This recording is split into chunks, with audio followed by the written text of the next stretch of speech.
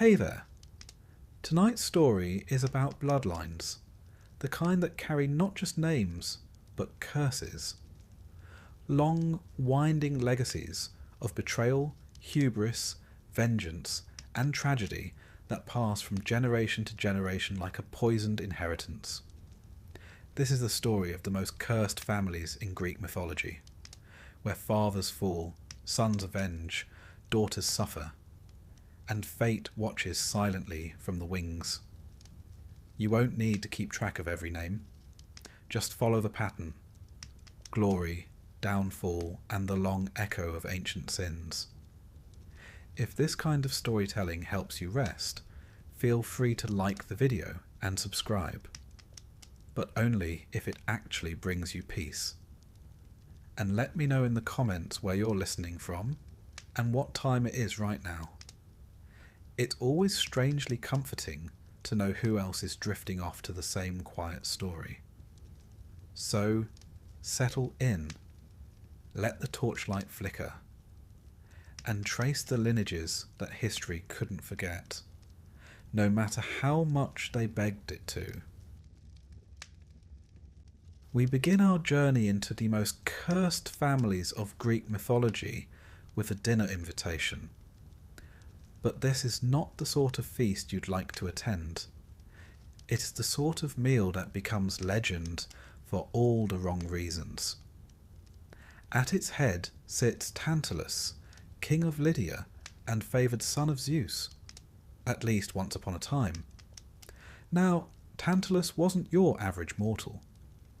He was granted the rare honour of dining at the table of the gods themselves, lounging amongst ambrosia and nectar, partaking in divine conversation. For a while it seemed he had it all: status, wealth, access to Olympus. But as with most mortals given a seat too close to the heavens, he made the rather unfortunate choice of trying to outwit the gods. And so, in a gesture of pure madness, or perhaps twisted curiosity, Tantalus invited the gods to a feast of his own. A banquet prepared in his palace with golden vessels and ivory platters. And at the centre of it all he served stew, rich, fragrant stew, the main ingredient, his own son, Pelops. This was not a culinary misstep. This was a test. Tantalus, in his arrogance, wanted to see whether the gods could tell what they were eating. Could divine beings truly detect mortal meat when disguised with garlic and herbs? Could he trick omniscience?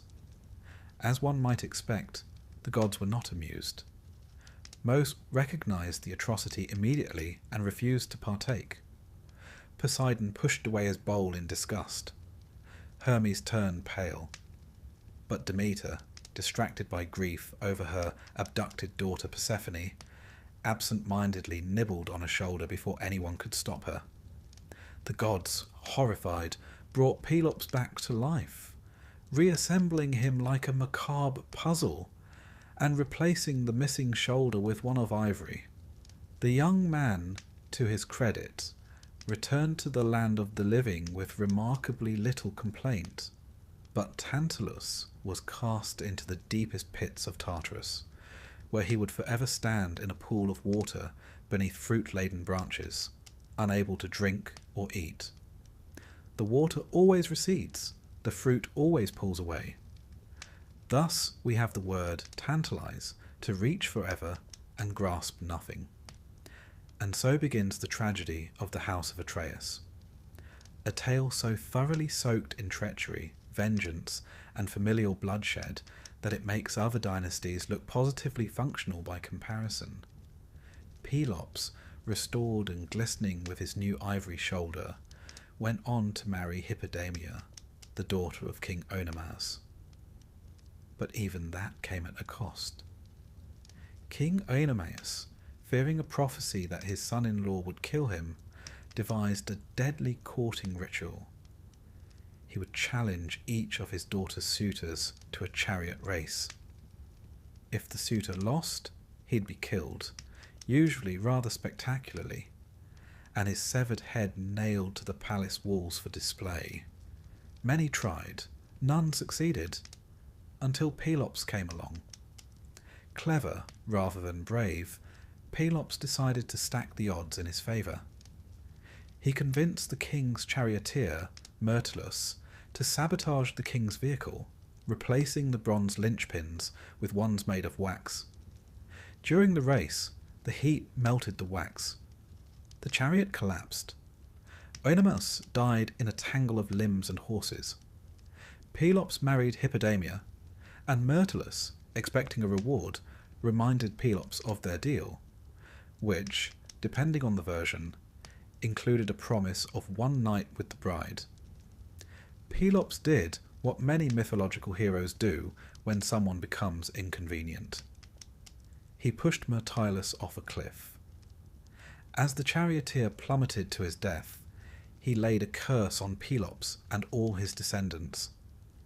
It is this curse, born not of divine wrath, but of personal betrayal, that truly haunts the House of Atreus. Pelops and Hippodamia had children, sons who would carry the curse forward like a poisoned torch. Chief among them were Atreus and Thyestes. Now, the feud between Atreus and Thyestes is the stuff of family nightmares. It makes sibling squabbles over inheritance look charming. When the throne of Mycenae became vacant, the two brothers competed for power. Initially, Atreus seemed the rightful heir, but Thyestes tricked him out of the throne by seducing Atreus's wife and stealing a golden lamb, a symbol of kingship. Having been thoroughly betrayed, Atreus plotted revenge with the same culinary flair that had defined his grandfather. He invited Thyestes to a reconciliation banquet. The wine flowed, the courses were lavish, Thyestes ate heartily. Then Atreus presented the heads and hands of Thyestes' sons on a platter, revealing that he had unknowingly dined on his own children. Yes, again with the cannibalism. You might be noticing a pattern. The gods, if they were still watching, must have winced. But there were no lightning bolts this time. No divine retribution.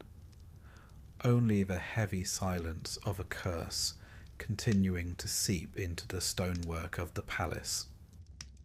Thyestes, devastated, fled. He consulted an oracle, hoping for some form of justice. The oracle, cryptic as always, told him the only way to avenge his children was to father another child with his own daughter, Pelopia, which he did, quietly, disguised. Pelopia later gave birth to a son named Aegisthus. And yes, if you're counting, that makes Aegisthus both son and grandson to Thyestes. Aegisthus was raised under strange circumstances and only later discovered his true parentage. Meanwhile, Atreus maintained power, and the next generation began to come of age. Atreus had two sons of his own, Agamemnon and Menelaus. They were raised in a court haunted by betrayal and blood. When Agamemnon came of age, he married Clytemnestra, and Menelaus married Helen. Yes, that Helen, the one whose abduction sparked the Trojan War. But before ships could sail, the winds died. The fleet sat motionless in the harbour. Agamemnon had offended Artemis, goddess of the hunt. Some say he killed one of her sacred stags. Others claim he boasted of being the better hunter. Either way, Artemis demanded a price, the sacrifice of his daughter, Iphigenia. Agamemnon faced an impossible choice. He chose ambition. Iphigenia was summoned under false pretenses, told she was to marry Achilles, and then led to the altar. In some versions, Artemis replaced her with a deer at the last moment. In others, she died. Either way, the moral debt was incurred, a debt that would be collected soon enough. Agamemnon sailed to Troy. 10 years passed, 10 long, brutal years. And when at last he returned home triumphant, he brought with him a Trojan princess, Cassandra, as a war prize and concubine. An insult Clytemnestra did not take lightly. she had waited. She had brooded. She had taken Aegisthus as her lover, and when Agamemnon stepped into his palace, she welcomed him with warm smiles, soft robes, and a bath. Then she killed him, possibly with an axe, possibly entangled in a net. The details vary, but the outcome does not. Cassandra, cursed always to speak truth, and never be believed, was murdered too. The palace once again soaked in royal blood. Now the curse turned to the children of Agamemnon, Electra and Orestes. Exiled, grieving, and vengeful, they plotted their return. Years later, Orestes crept back into Mycenae. With Electra's help, he killed Aegisthus. Then in a final shattering act, he murdered his mother. Matricide. A crime so terrible, even the gods refused to look away. Orestes fled, hounded by the Furies, ancient spirits of vengeance. They were relentless, shrieking, clawing, driving him mad. He found no peace. He begged Apollo for help.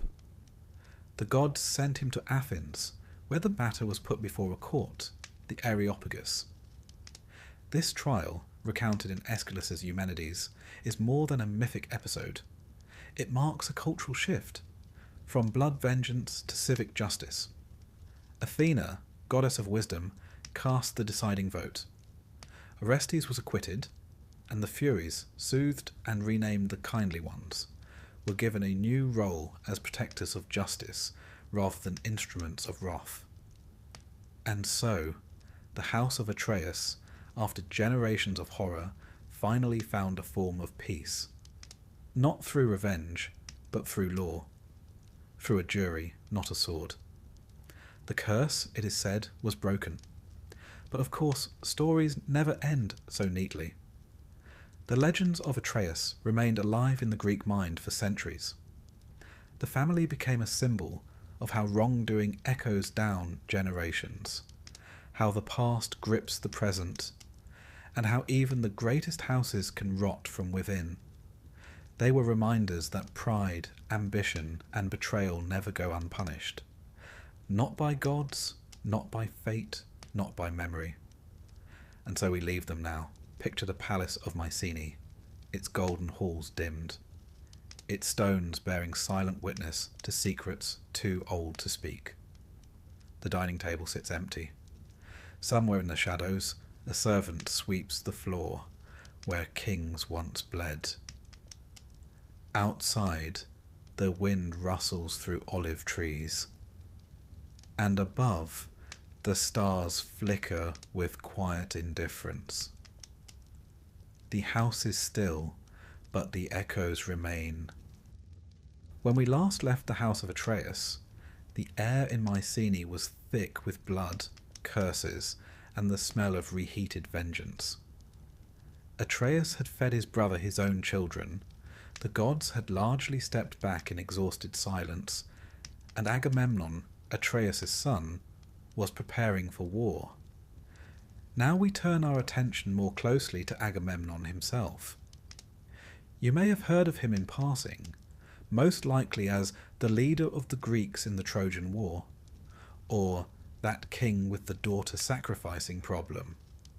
And both are true, though neither does justice to the man's particular talent for choosing the worst possible option in almost any situation. To begin, Agamemnon was king of Mycenae, a powerful Bronze Age city-state said to glitter with gold, command armies, and echo with secrets. His wife was Clytemnestra, a formidable woman in her own right, clever, proud, and with a memory like a steel trap. Together they ruled Mycenae and had several children, including Iphigenia, Electra, and Orestes. Then came Paris, not the city, the Trojan prince. He arrived in Sparta and stole away Helen, who happened to be Clytemnestra's sister, and, unfortunately for everyone involved, the wife of Agamemnon's brother Menelaus. What followed was less a family reunion and more a pan-Hellenic temper tantrum. Menelaus wanted his wife back. Agamemnon, ever the statesman, agreed to lead the charge. The other kings and warriors of Greece, some eager and some less so, were gathered under Agamemnon's banner. But the gods had ideas of their own. As the fleet prepared to sail from Aeolus, the winds died. The ships bobbed listlessly in the water, sails hanging limp as laundry. Days passed, supplies dwindled, morale waned. The seers consulted omens, birds, bones, and bits of burnt liver. The answer came: Artemis was angry. The reason? That depends. One version says Agamemnon killed a sacred stag in one of her groves. Another claims he boasted that he was a better hunter than the goddess herself. A laughable thing to say about a deity who could shoot a flea off a galloping deer. Regardless, Artemis demanded recompense. A life for a life, specifically the life of Iphigenia. The command was clear. Sacrifice your daughter, and the winds will return. Refuse, and the fleet rots at harbour. Your allies turn on you, and the war ends before it even begins. Agamemnon hesitated. He was, after all, a father, but he was also a king, a general, and a man of ambition. Eventually, ambition won. He sent word to Clytemnestra, telling her to bring Iphigenia to Aeolus under the false pretense that she was to marry Achilles. One can only imagine the mood when mother and daughter arrived. The joy of a royal engagement, the dressing in white, the proud father waiting, not with a ring, but a knife. What happened next depends on the storyteller. In some versions, Iphigenia is sacrificed on the altar, her cries silenced by the wind that finally returns. In others, Artemis has a last-minute change of heart, swaps the girl for a deer, and whisks Iphigenia away to serve in her temple at Tauris. But regardless of whether she died or was spirited away, one thing is certain. Clytemnestra believed her daughter was murdered, and Clytemnestra never forgot.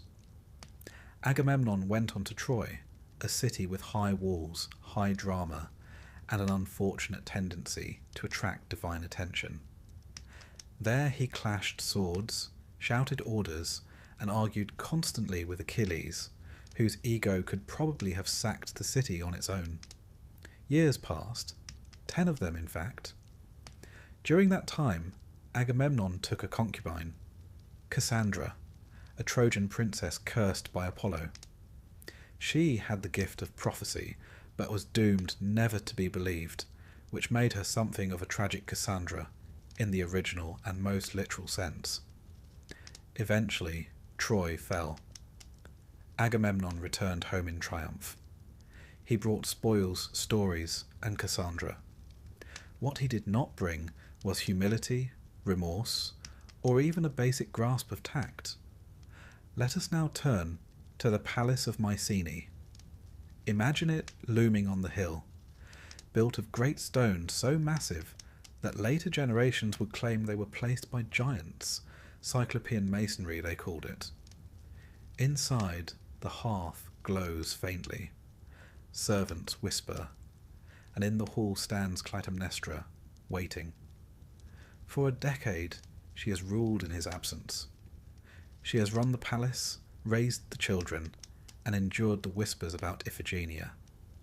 And, most notably, she has taken a lover, Aegisthus, cousin to Agamemnon, and that same child born of incest between Thyestes and his daughter Pelopia. In many ways, Aegisthus was the curse personified, a walking, brooding embodiment of all the unresolved blood debts in the family. When Agamemnon arrived, he expected garlands and praise. What he received was a bath. Clytemnestra welcomed him graciously, helped him into the palace, and encouraged him to walk upon rich tapestries, an honour typically reserved for gods. Agamemnon hesitated, sensing hubris in the gesture, but relented. It was his last proud decision. Inside the bath, as he relaxed from his long journey, Clytemnestra threw a net over him, some say a robe or a fishing net, and struck him with an axe repeatedly. Some versions have Aegisthus deliver the blow, but most agree it was Clytemnestra who killed him. Not in a fit of passion, but in cold, ceremonial vengeance. Cassandra, ever the prophet, knew it was coming. She had seen her own death and Agamemnon's before they stepped off the ship. No one listened, of course. They never did. She was dragged inside and murdered as well. And so Agamemnon, hero of Troy, fell not on the battlefield but in his own home, in his own bath, at the hands of his wife. Was it justice? Revenge? Curse? All of the above, really. The Greeks, who had a knack for tragic reasoning, understood that blood begets blood, and every wrong, even one sanctioned by the gods, carries a price. Clytemnestra took power, ruling alongside Aegisthus. For a time there was uneasy stability, but Orestes, son of Agamemnon and Clytemnestra, did not forget. He was exiled, growing up in another court, told again and again of his father's murder. His sister, Electra, remained in Mycenae, nursing her own slow-burning fury. Years passed. Then Orestes returned. What followed was not swift. Greek revenge never is. Orestes plotted with Electra. He crept into the palace disguised, perhaps as a messenger or a stranger bearing news of his own death. The plan was theatrical, almost ritualistic. When the time came, Orestes killed Aegisthus. Then, face to face with his mother, he hesitated, but not for long. He struck her down, his mother. Her blood joined that of her husband, her lover, her daughter. The floor of the palace must have known its way around a stain by then. Yet this act, unlike Agamemnon's sacrifice, was not accepted in silence. The Furies came. Ancient, primal goddesses of vengeance, they pursued Orestes without rest. In every temple, in every dream, they howled. Not even Apollo could shield him for long. He sent Orestes to Athens to plead his case before the Areopagus, a jury of Athenian citizens presided over by none other than Athena. And for the first time in Greek mythology, justice became a matter not of blood, but of law. The trial was close. Half voted for acquittal, half for guilt. Athena cast the deciding vote, acquittal.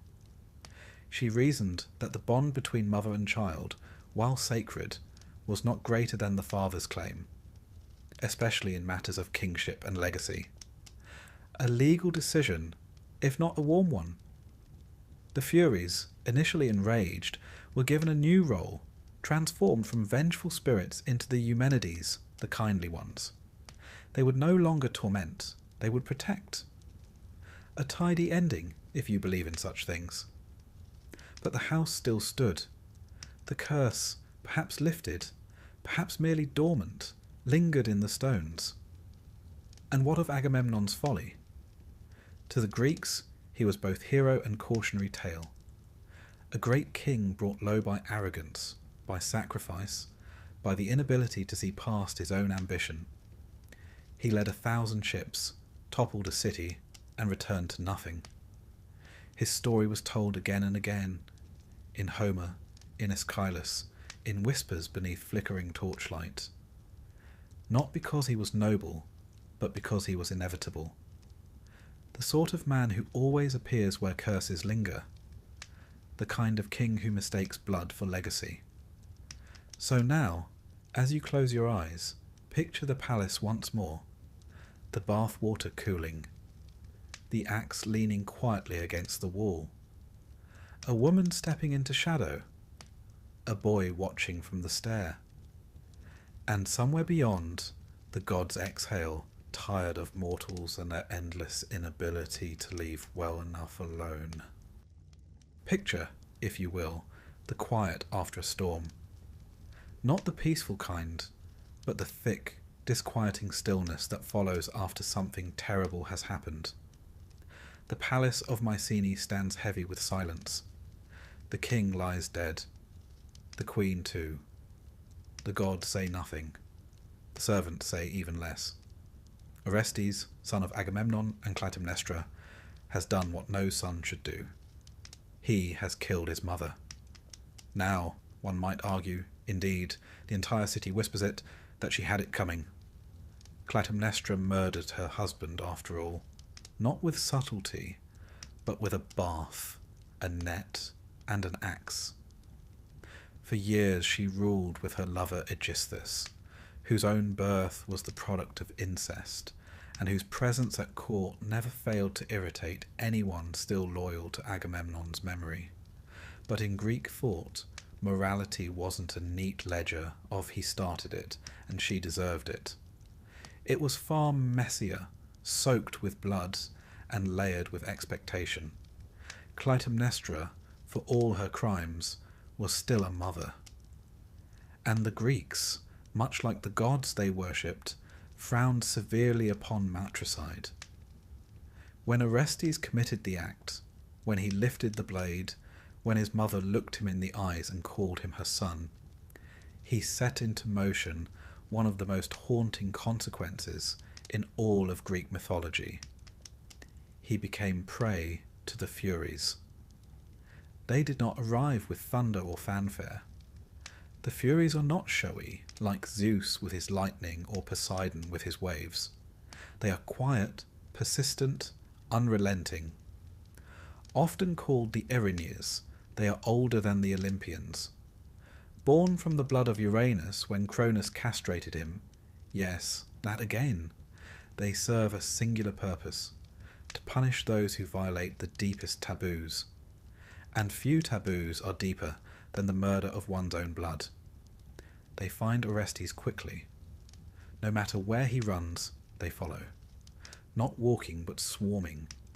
Clad in dark robes, their hair a nest of writhing serpents, their hands dripping with unseen gore. They are not monsters exactly, but they are terrifying in their inevitability. Like guilt personified, like justice when it forgets to be kind. Orestes flees Mycenae. His sister Electra, who helped plan the revenge, stays behind. She had her own reasons, her own ghosts to placate. But Orestes is now alone, and madness settles over him like a second skin. He cannot sleep. He cannot eat. He hears whispering where there is none. His eyes twitch toward shadows. The Furies do not strike him down. They do something worse. They pursue him into exhaustion, into sickness, into the fraying edges of his mind. And yet they never touch him. That is not their way. At last, in desperation, Orestes seeks refuge at the temple of Apollo at Delphi. He collapses before the god's image, still reeking of blood and remorse.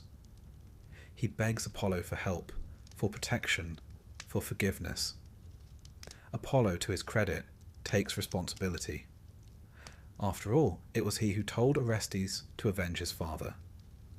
Some say it was through an oracle.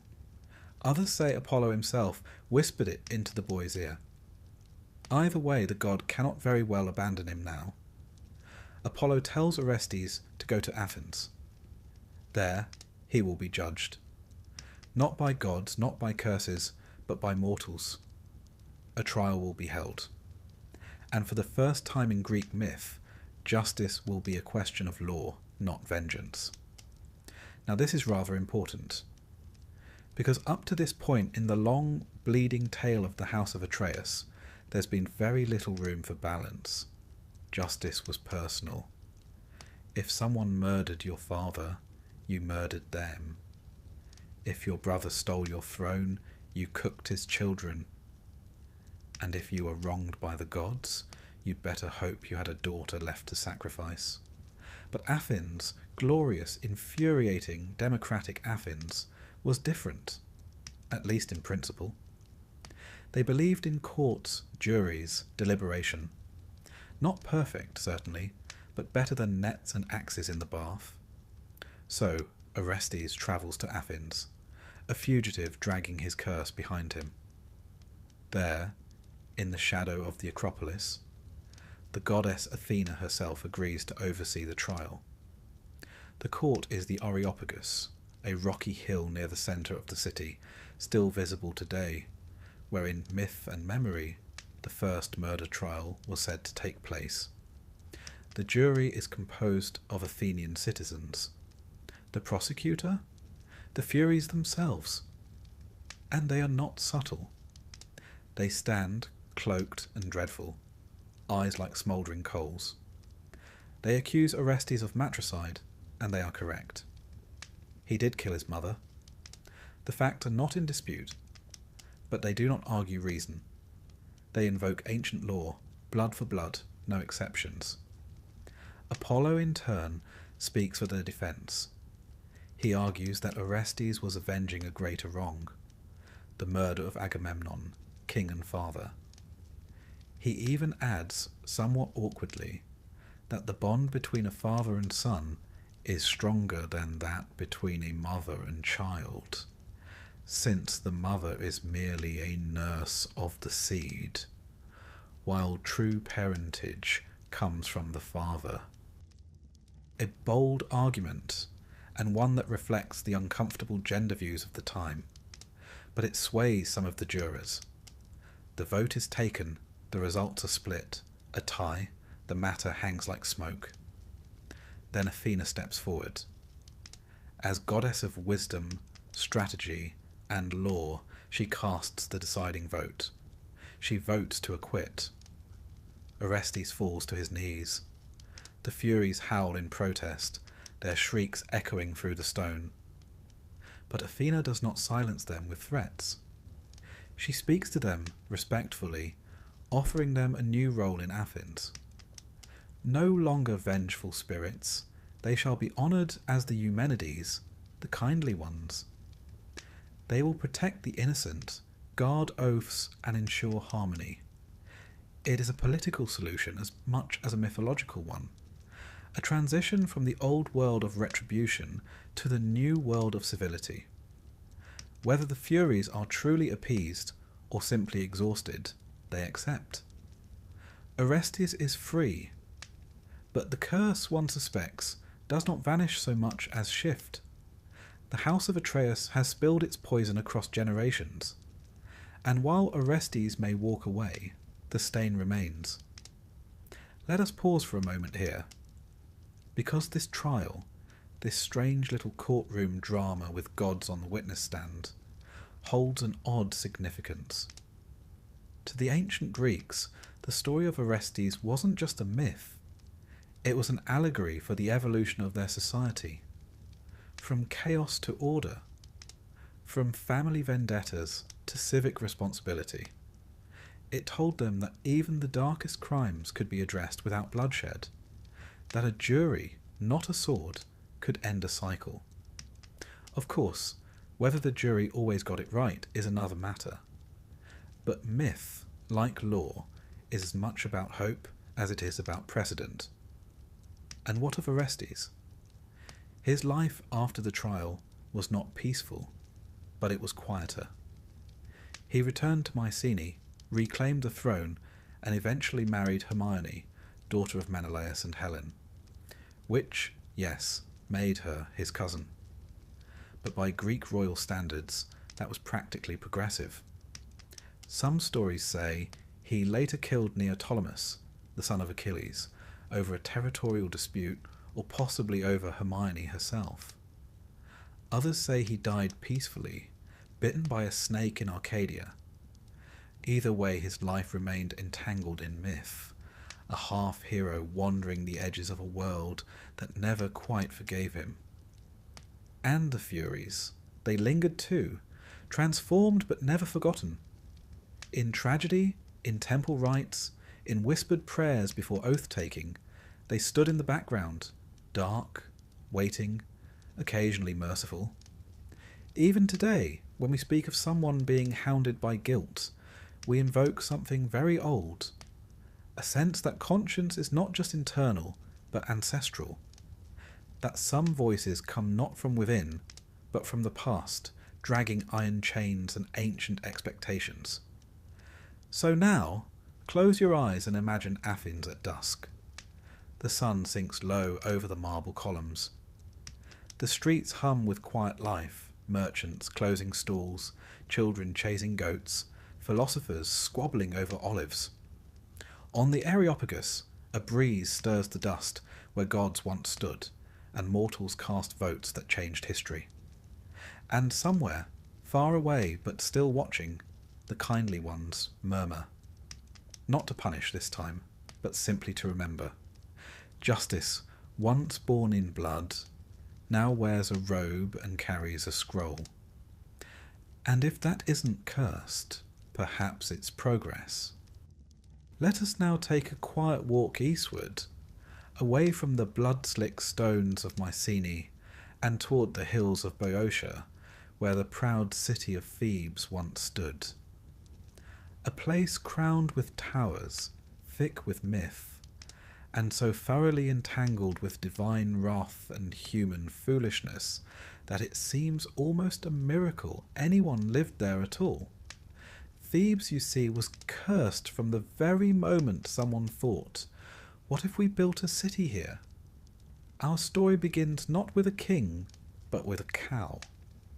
A white one, sent by the Phoenician prince Cadmus to guide him to the spot where he was to found his city. Apollo, never one to offer straightforward advice, had told Cadmus to follow the cow and build where it lay down. So Cadmus obeyed. He followed the cow until it collapsed from exhaustion, and there he began to lay the first stones of Thebes. Then he made the mistake of needing water. Nearby was a spring, guarded by a serpent. A very large one. Some called it a dragon. Others said it was sacred to Ares, god of war. Either way, Cadmus killed it, as one does when confronted by a large, hissing thing between you and your water source. The gods, predictably, were unimpressed. Ares in particular held a grudge. As punishment, Cadmus was sentenced to serve Ares for 8 years. Something not many mortals lived to describe. But more importantly, before leaving the spring, Cadmus buried the serpent's teeth into the soil. Whether this was divine instruction or a peculiar gardening impulse is unclear. What matters is what grew. Warriors. Fully formed, armoured men, erupting from the earth like crops. They were called the Sparti, or sown men, and they immediately started killing each other. Cadmus, sensibly, threw a rock among them, tricking them into thinking one of their own had attacked first. By the end of it, only 5 remained. These 5 would become the ancestors of Thebes' noble families. Yes, the ruling houses of Thebes descended from magically grown murderers born of a dragon's tooth. That rather sets the tone.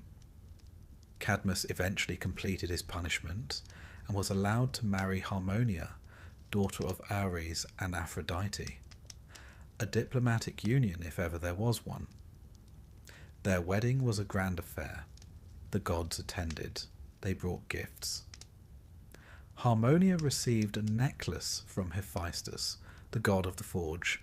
A beautiful thing. Possibly cursed, almost certainly cursed.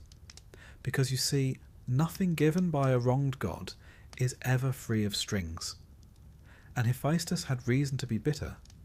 Aphrodite, his wife, had cheated on him with Ares, many times, publicly. So perhaps this necklace was not so much a gift as a time-delayed act of pettiness. Regardless, it would travel through generations of Theban women, bringing tragedy wherever it went. A sort of deadly family heirloom, passed down with care and blood. Cadmus and Harmonia eventually left Thebes behind, transformed into serpents by the gods, and slithered off to live in exile. One of the few happy endings, if you're fond of scales. But their descendants stayed, and the curse remained. Several generations later, we come to King Laius. Laius was descended from Cadmus and inherited the Theban throne. Unfortunately, he had a prophecy problem. The oracle at Delphi warned him never to have children, as any son he fathered would one day kill him.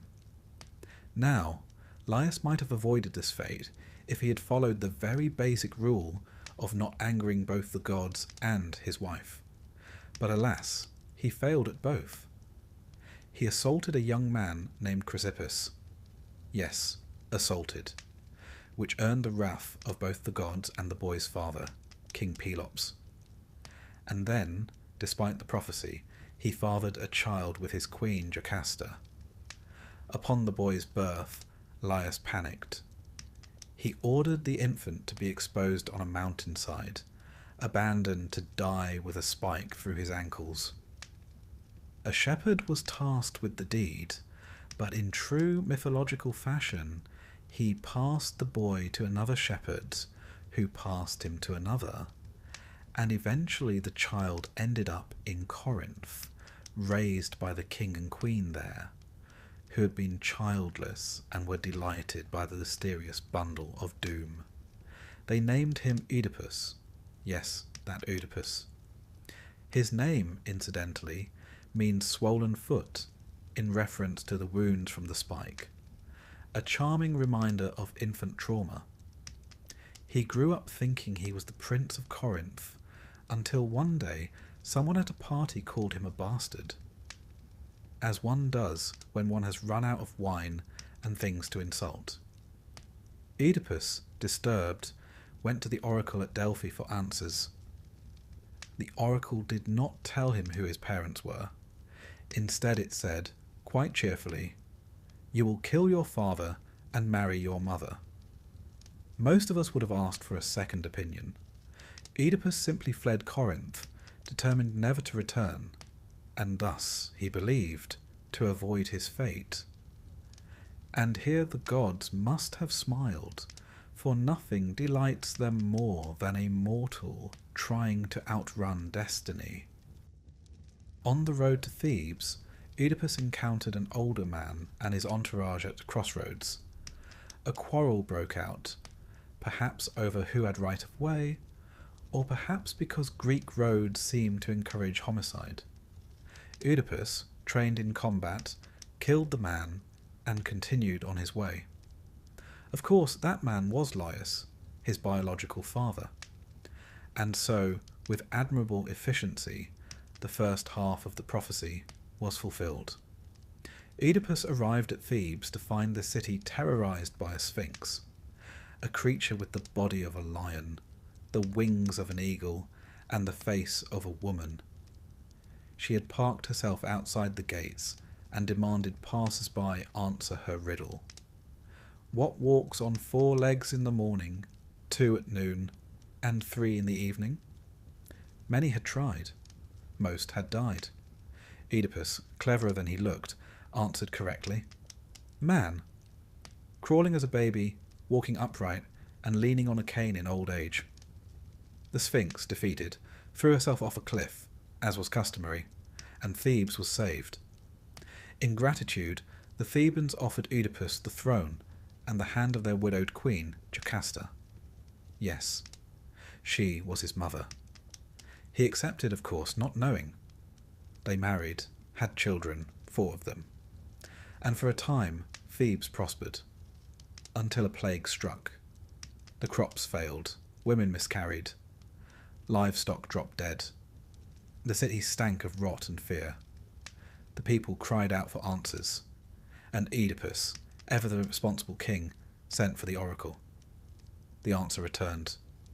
The plague is punishment. The land is unclean. A murderer walks among you, unpunished. And so Oedipus, with tragic resolve, begins to investigate. He follows the clues like a detective in a very grim procedural drama. Bit by bit, the truth emerges. The man he killed on the road was Laius. The queen he married is his mother. His children are his siblings. The prophecy has been fulfilled in full, Jocasta, upon realizing the truth, hangs herself. Oedipus stabs out his eyes with the pins from her dress. There's a certain symmetry in it. He who was blind to the truth now literally blinds himself. He abdicates the throne and wanders into exile, led by his daughter Antigone. Now, if this were any other story, this would be the end. But this is Thebes. The curse has more work to do. Oedipus's sons, Eteocles and Polynices, inherit the kingdom. They agree to share power, ruling in alternate years. But Eteocles refuses to step down when his turn is over.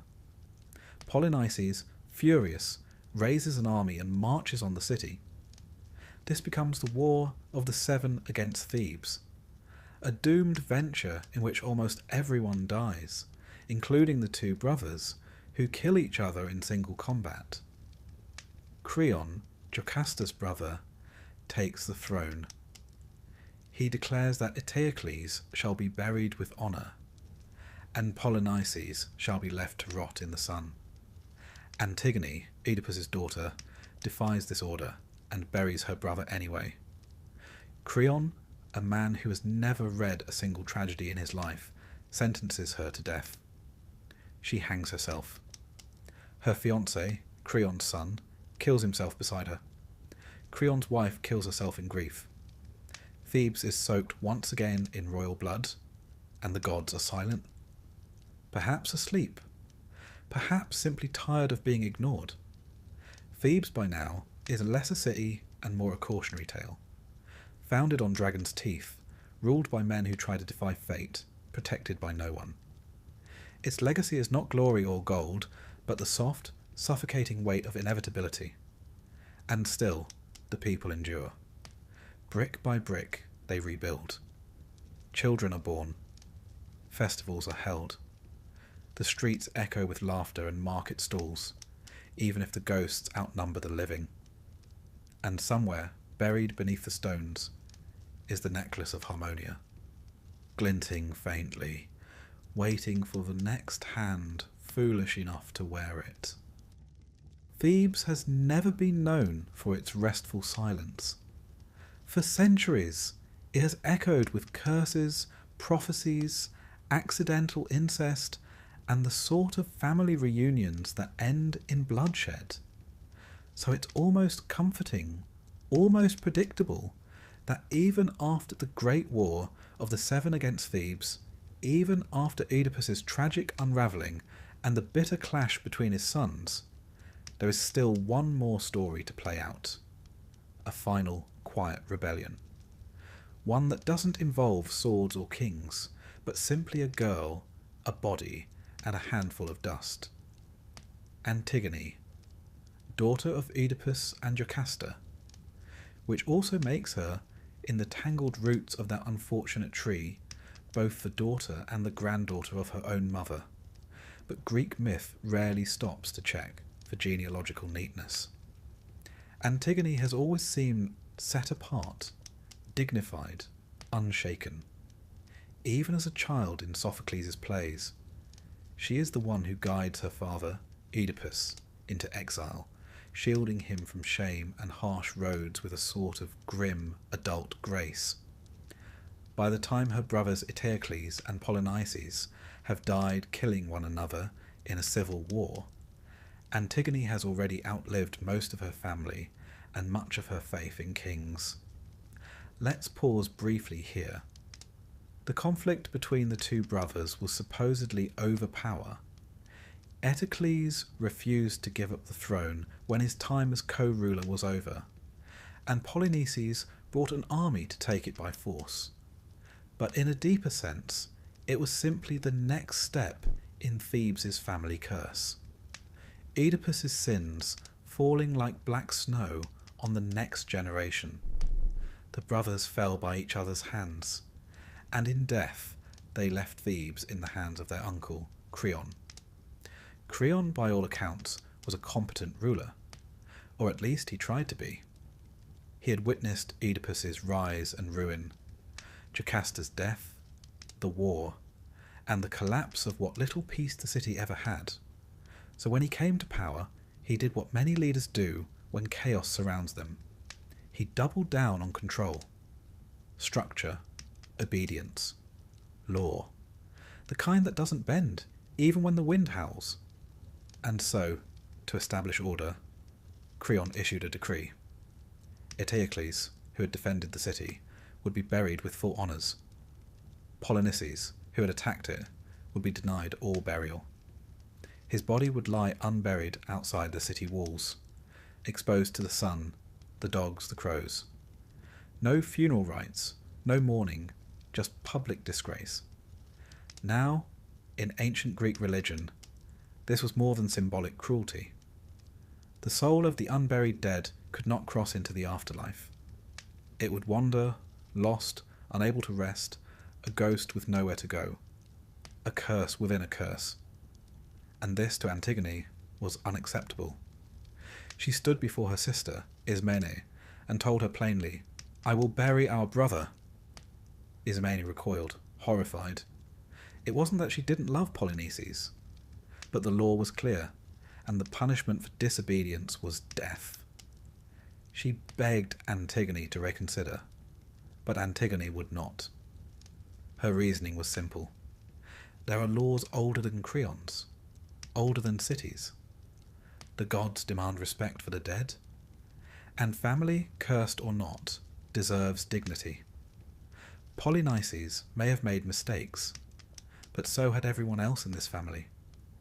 Antigone would not let his soul drift in darkness because a king feared disorder. So, under cover of night, Antigone slipped out past the walls of Thebes. She found her brother's body, and she did what no law could forbid. She gave him burial. Not a full ceremony, there was no time for that, but enough. A scattering of earth. A whispered prayer. Enough for the gods to know someone remembered. It should have ended there. But tragedy, like bureaucracy, loves an escalation. The next day, a guard reported that the body had been disturbed, buried in fact, not deeply but symbolically, just enough to count. Creon was enraged. He ordered the culprit found, and soon, the guards, terrified of being blamed, set a trap. They uncovered the body and waited. Antigone returned. Perhaps she knew they were watching. Perhaps she didn't care. Either way, she approached the corpse again and began to rebury it. The guards seized her and brought her to Creon. And now the tragedy sharpens. Creon is faced with the niece of his late sister, the woman engaged to his son Haman, and a citizen of noble blood. But none of that matters to him. The law, he insists, is the law. If it is broken without consequence, what is the point of any order? If one woman is allowed to ignore a decree, who else will follow? Antigone does not flinch. She admits to the burial. She says she would do it again. She says the law of the gods is higher than the law of kings. And she says it all calmly, with a serenity that unsettles everyone present. Creon, though shaken, sentences her to death. Haman arrives and pleads for her life. He tries to reason with his father. He reminds him that the people of Thebes sympathize with Antigone, that her act was one of piety, not rebellion. But Creon will not be swayed. The more he is challenged, the harder he digs in. He accuses his son of betrayal, of weakness. Haman, heartbroken, leaves. Creon decides to spare himself the political risk of a public execution. Instead, he orders Antigone sealed inside a stone tomb in the wilderness, left with just enough food to technically claim she wasn't directly killed. It's a particularly Greek form of logic. Indirect cruelty with a veneer of formality. So Antigone is led away, her head held high. She sings laments not for herself, but for Thebes, for her brother, for the world that allows injustice to wear a crown. And then the tomb is sealed, but the gods finally stir. Tiresias, the blind prophet who has seen every generation of Theban disaster, comes to Creon with a warning. The gods are angry. The sacrifices are not burning properly. The birds no longer sing. The city is unclean. Creon must bury Polynices, and he must free Antigone, or ruin will follow. At first, Creon resists. Then slowly fear seeps into his spine. He relents. He orders Polynices buried. Then he hurries to the tomb, but he is too late. Antigone has taken her own life, hanging herself by her veil. Haman, who arrived moments before his father, found her and attempted to cut her down. But when Creon entered, he saw his son, covered in blood, embracing the lifeless body. Haman pulled his sword, not against his father, but against himself, and died beside her. And when word reached Eurydice, Creon's wife, she too took her life. Her final words, delivered by messenger, were a quiet curse against the man who had cost her both her sons. And so Creon, who set out to preserve order, is left with silence. His niece, his son, his wife, all gone. He sits in the palace alone. No triumphant music, no final chorus of praise, just the dull echo of footsteps in a place that has forgotten how to be a home. Now let us reflect, softly, on what this myth has offered. It is not the story of a rebellion, at least not in the grand, theatrical sense. Antigone was no revolutionary. She did not seek to overthrow the government or lead a mob. She simply saw her brother's body abandoned and chose not to look away. She acted with conviction, and she paid the price. But her defiance became something more. Not in her lifetime, certainly, but in memory. Sophocles' play would be read for centuries as a meditation on law, conscience, and the terrifying simplicity of doing what one believes is right. Philosophers argued over it. Politicians quoted it. Writers echoed it in plays and novels and manifestos. Even in modern times, Antigone remains the figure of moral clarity in a world of noise. And what of Creon? He is not a villain in the traditional mould. He is a man crushed by duty and too afraid to be wrong. His laws are not evil, they are rigid. His downfall is not cruelty.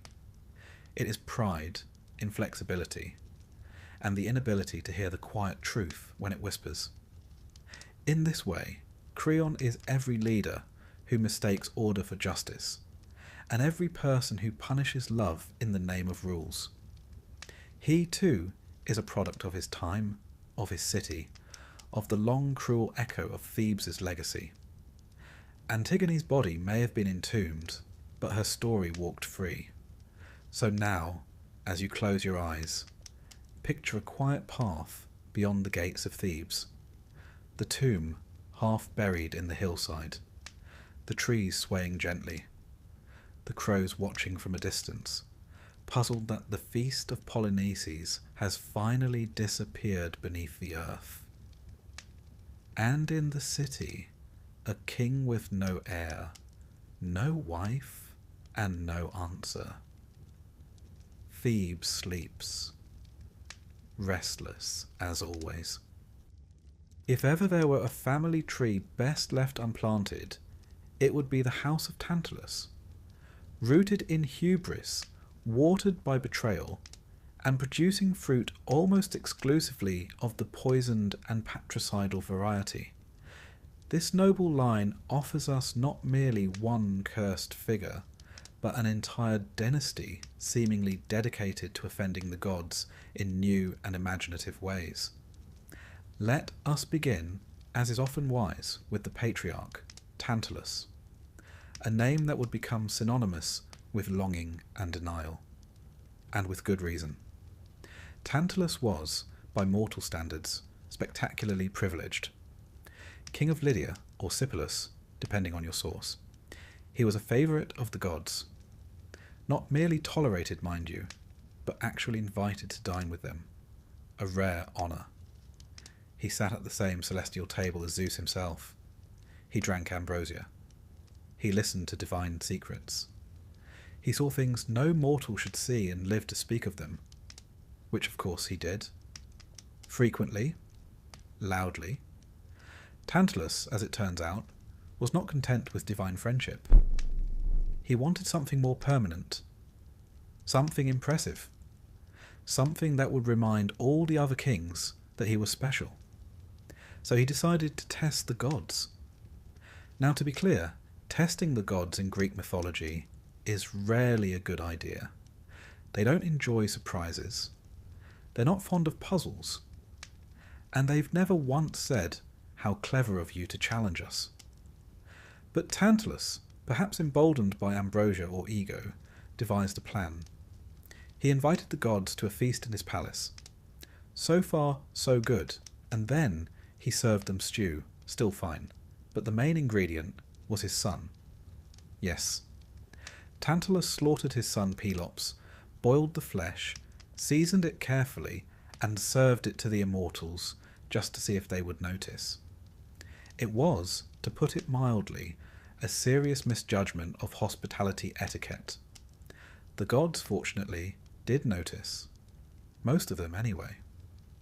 Apollo, Hermes, and Zeus immediately set their spoons down with grim expressions.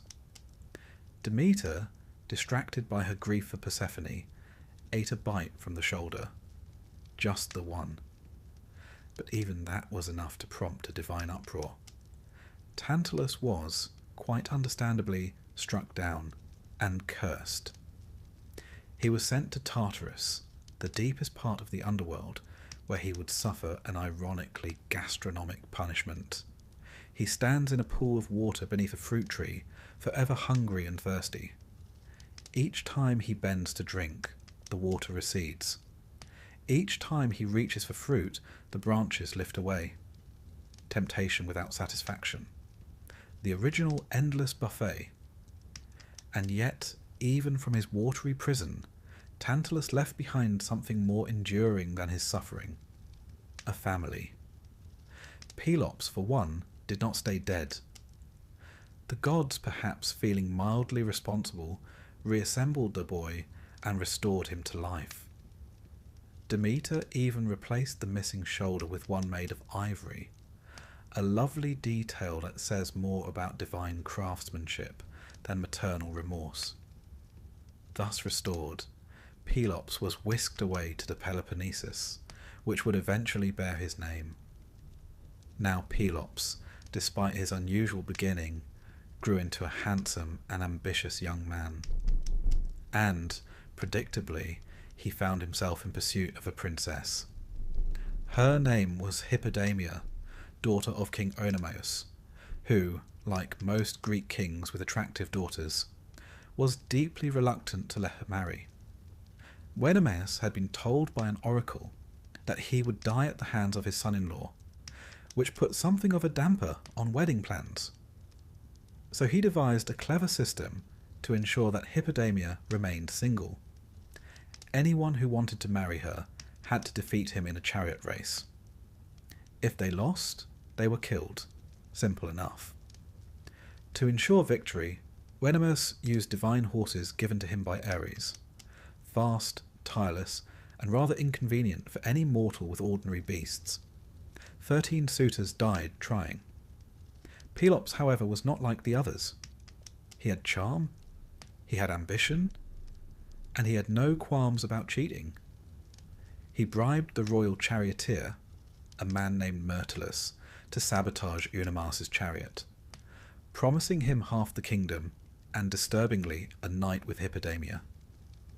The charioteer agreed. Wax pins were placed in the wheels. The race began. And inevitably Oenomaus crashed and died, perhaps screaming, definitely betrayed. Pelops won the race, won the girl, and had the charioteer thrown off a cliff. One imagines he explained the reward was metaphorical. As Myrtilus plummeted, he cursed Pelops and all his descendants. This is, mythologically speaking, where the housewarming party ends and the bloodbath begins. Pelops and Hippodamia had many children, but two in particular would carry the curse forward: Atreus and Thyestes. Brothers, rivals, and very much cut from the same gory cloth. The kingdom eventually passed to Atreus, but Thyestes, ever ambitious, seduced Atreus's wife and stole the throne. In response, Atreus invited his brother to a reconciliation feast. You can see where this is going. Atreus killed Thyestes' sons, cooked them, and served them to their father. When Thyestes had finished eating, Atreus revealed the truth by showing him the severed heads and hands. Yes, again with the feast. One must assume Theban dinner invitations were viewed with some suspicion at this point in mythological history. Thyestes, understandably devastated, fled, but the curse was not done. In exile, he was told by the oracle that he must father a child with his own daughter, Pelopia. The child of this incestuous union, another horrific echo of Oedipus, would kill Atreus. That child's name was Aegisthus. Now, let's pause to reflect on the architecture of this curse. We have betrayal, murder, incest, cannibalism, and revenge, layered generation upon generation, each new horror echoing the last. The gods are largely silent, as if even they are too weary to intervene any more. Aegisthus was raised by Atreus, who believed him to be his nephew. Later, when the truth emerged, Aegisthus killed Atreus and returned the throne to Thyestes. For a moment, the curse seemed to shift into a holding pattern. And then came Agamemnon, son of Atreus, leader of the Greeks at Troy, brother to Menelaus, husband to Clytemnestra, father to Iphigenia, Electra, and Orestes, a man whose own choices would once again light the fuse. Agamemnon, as we've already seen in earlier chapters, sacrificed his daughter to win fair winds for the war. He returned home after 10 years to find Clytemnestra bitter, Aegisthus ambitious, and fate waiting with a familiar net and a sharpened blade. Agamemnon was murdered in his bath. Aegisthus and Clytemnestra ruled for a time, and then Orestes returned, and the cycle completed another grim rotation with yet more blood and yet more madness. And so, what began with Tantalus's pride became a lineage of unrelenting tragedy. The house of Tantalus, like the fruit that forever eluded its founder, was cursed never to find peace. Every gain led to loss. Every victory fed the fire of the next calamity. But here's the curious thing. For all the horror, for all the sleepless guilt and divine silence, the myths do not end in despair. Not quite. Orestes, after his trial in Athens, was acquitted. He founded cities. He married. He ruled. Some say the curse was lifted with him. Others say it simply went quiet. Pelops' ivory shoulder remained as a symbol, perhaps of restoration, perhaps of artifice. His descendants would continue to shape the Greek world, founding dynasties, erecting temples, commissioning poets to sing of their lineage. Even as whispers of cannibalism and betrayal clung to their names like shadows. And Tantalus still stands in Tartarus, still thirsting, still reaching. A reminder that some appetites, once indulged, never leave you. So as you drift into sleep tonight, think not of the boiling pots or crumbling thrones. Think instead of the quiet ripples in a cursed family line. How one moment of pride, one terrible meal, can echo for centuries. And perhaps, somewhere in the dark, Pelops' ivory shoulder gleams faintly, whole again, almost. There are curses that cling like shadows, and others that blaze like fire, consuming everything in sight. The Labdacus line, the royal house of Thebes before and during the reign of Oedipus, was burdened with both. If the house of Tantalus gave us banquets of horror, the Labdacus dynasty gave us psychological ruin, political disaster, and more botched prophecies than should reasonably occur within 3 generations. Let's take a quiet walk, once again, through the troubled streets of Thebes, city of 100 gates and one unending headache. It begins, as it often does in Greek tragedy, with a choice. Labdacus was the grandson of Cadmus, the city's founder, and the son of Polydorus, who had ruled briefly before dying young, presumably from being related to Cadmus. Thebes was still a young city then, old enough to have towers but not old enough to have learned its lessons. Labdacus inherited the throne, but not for long. He died while his son, Laius, was still a child. Some say Labdacus died in battle. Others say he offended the gods by defying the cult of Dionysus, and that divine retribution swiftly followed. But one way or another, the throne of Thebes was once again left in the uncertain hands of regents and whispers. Young Laius, the last male of his line, was raised under the care of Lycus, the regent of Thebes, and later taken in by another noble household in exile. One might have hoped that absence from Thebes would bring clarity, maybe even a chance to escape the family curse. Unfortunately, exile did little to polish Laius's moral compass. When staying with Pelops, yes, that Pelops, he of ivory shoulder and cursed banquet fame, Laius repaid his host's hospitality by abducting Pelops' son, Chrysippus. Not just abducted. Some versions say he seduced the boy. Others say he raped him. Either way, Laius committed an act of profound violation, one that would echo down through the generations. Chrysippus died by suicide, murder, or shame, and Pelops, understandably enraged, laid a curse upon Laius and all his descendants. This, in case you're keeping track, is curse number 2. Thebes was already dealing with Cadmus's dragon-toothed warriors and the cursed necklace of Harmonia, and now it inherited a brand new curse from the House of Pelops. It's a wonder the gods didn't just fence off the entire city and label it uninhabitable due to mythological hazards. When Laius returned to Thebes, he became king. He married Jocasta, a descendant of the Spartoi, the Sown men, and might have enjoyed a quiet reign if not for the minor problem of another prophecy. This time, the oracle at Delphi warned Laius not to have children. If he did, his son would kill him and marry his wife.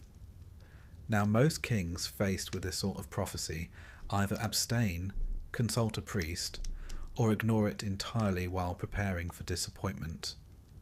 Laius and Jocasta chose the last option. They had a son, and immediately regretted it. In a panic, Laius ordered the child exposed, abandoned to die on the mountainside. His feet were pinned together with an iron spike, earning him the name Oedipus, meaning swollen foot. A shepherd tasked with the grisly deed took pity on the baby and passed him along until he was adopted by the childless royal family of Corinth. Oedipus grew up never knowing who he truly was. Now, this all might sound familiar. The myth of Oedipus is among the most famous in Western literature, thanks largely to Sophocles, who gave us the most enduring version, but it's worth pausing not just on what Oedipus did, but how thoroughly his life was shaped by a curse he never asked for. As a young man, Oedipus learned from a drunk at a banquet, always a reliable source, that he was not the true son of the Corinthian king. Troubled, he visited the oracle at Delphi. But instead of getting answers about his parentage, he was given a prophecy. He would kill his father and marry his mother. Naturally, he resolved never to return to Corinth. A sensible precaution, if misinformed. On the road away from the city, at a crossroads, he encountered a rude old man with a chariot who tried to run him off the path. Oedipus, not yet known for his temper, but apparently quite good in a fight, killed the man and his small entourage. Yes, that man was Laius, his real father.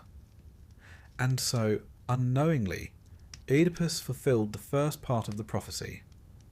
He continued on to Thebes, where the city was being terrorized by a sphinx. This curious creature, with the body of a lion, the wings of an eagle, and the face of a woman, had taken up residence outside the gates and posed riddles to all who passed. Those who failed to answer were devoured. The riddle she posed was this: what walks on 4 legs in the morning, 2 at noon, and 3 in the evening? Oedipus answered correctly: man. As a baby he crawls on all 4s. As an adult he walks on 2 feet. In old age he uses a cane. The Sphinx, defeated by logic, threw herself from a cliff, as is traditional. The Thebans rejoiced. They offered Oedipus the throne and the hand of the widowed queen, Jocasta. Thus, without knowing, Oedipus fulfilled the second part of the prophecy. He married his mother and ruled Thebes, bearing children who were also his siblings: Antigone, Ismene, Eteocles, and Polynices. For a time, Thebes prospered. Oedipus was regarded as a just and clever king. The family curse seemed dormant, but curses do not die, they only sleep. Years later, a plague struck Thebes. Crops failed, infants perished, the altars smoked without fire. The city called upon Oedipus to save them. He sent Creon, Jocasta's brother, to consult the oracle. The answer? The city harboured a killer. Laius's murderer still lived unpunished in Thebes. And so began one of the most painful investigations in myth.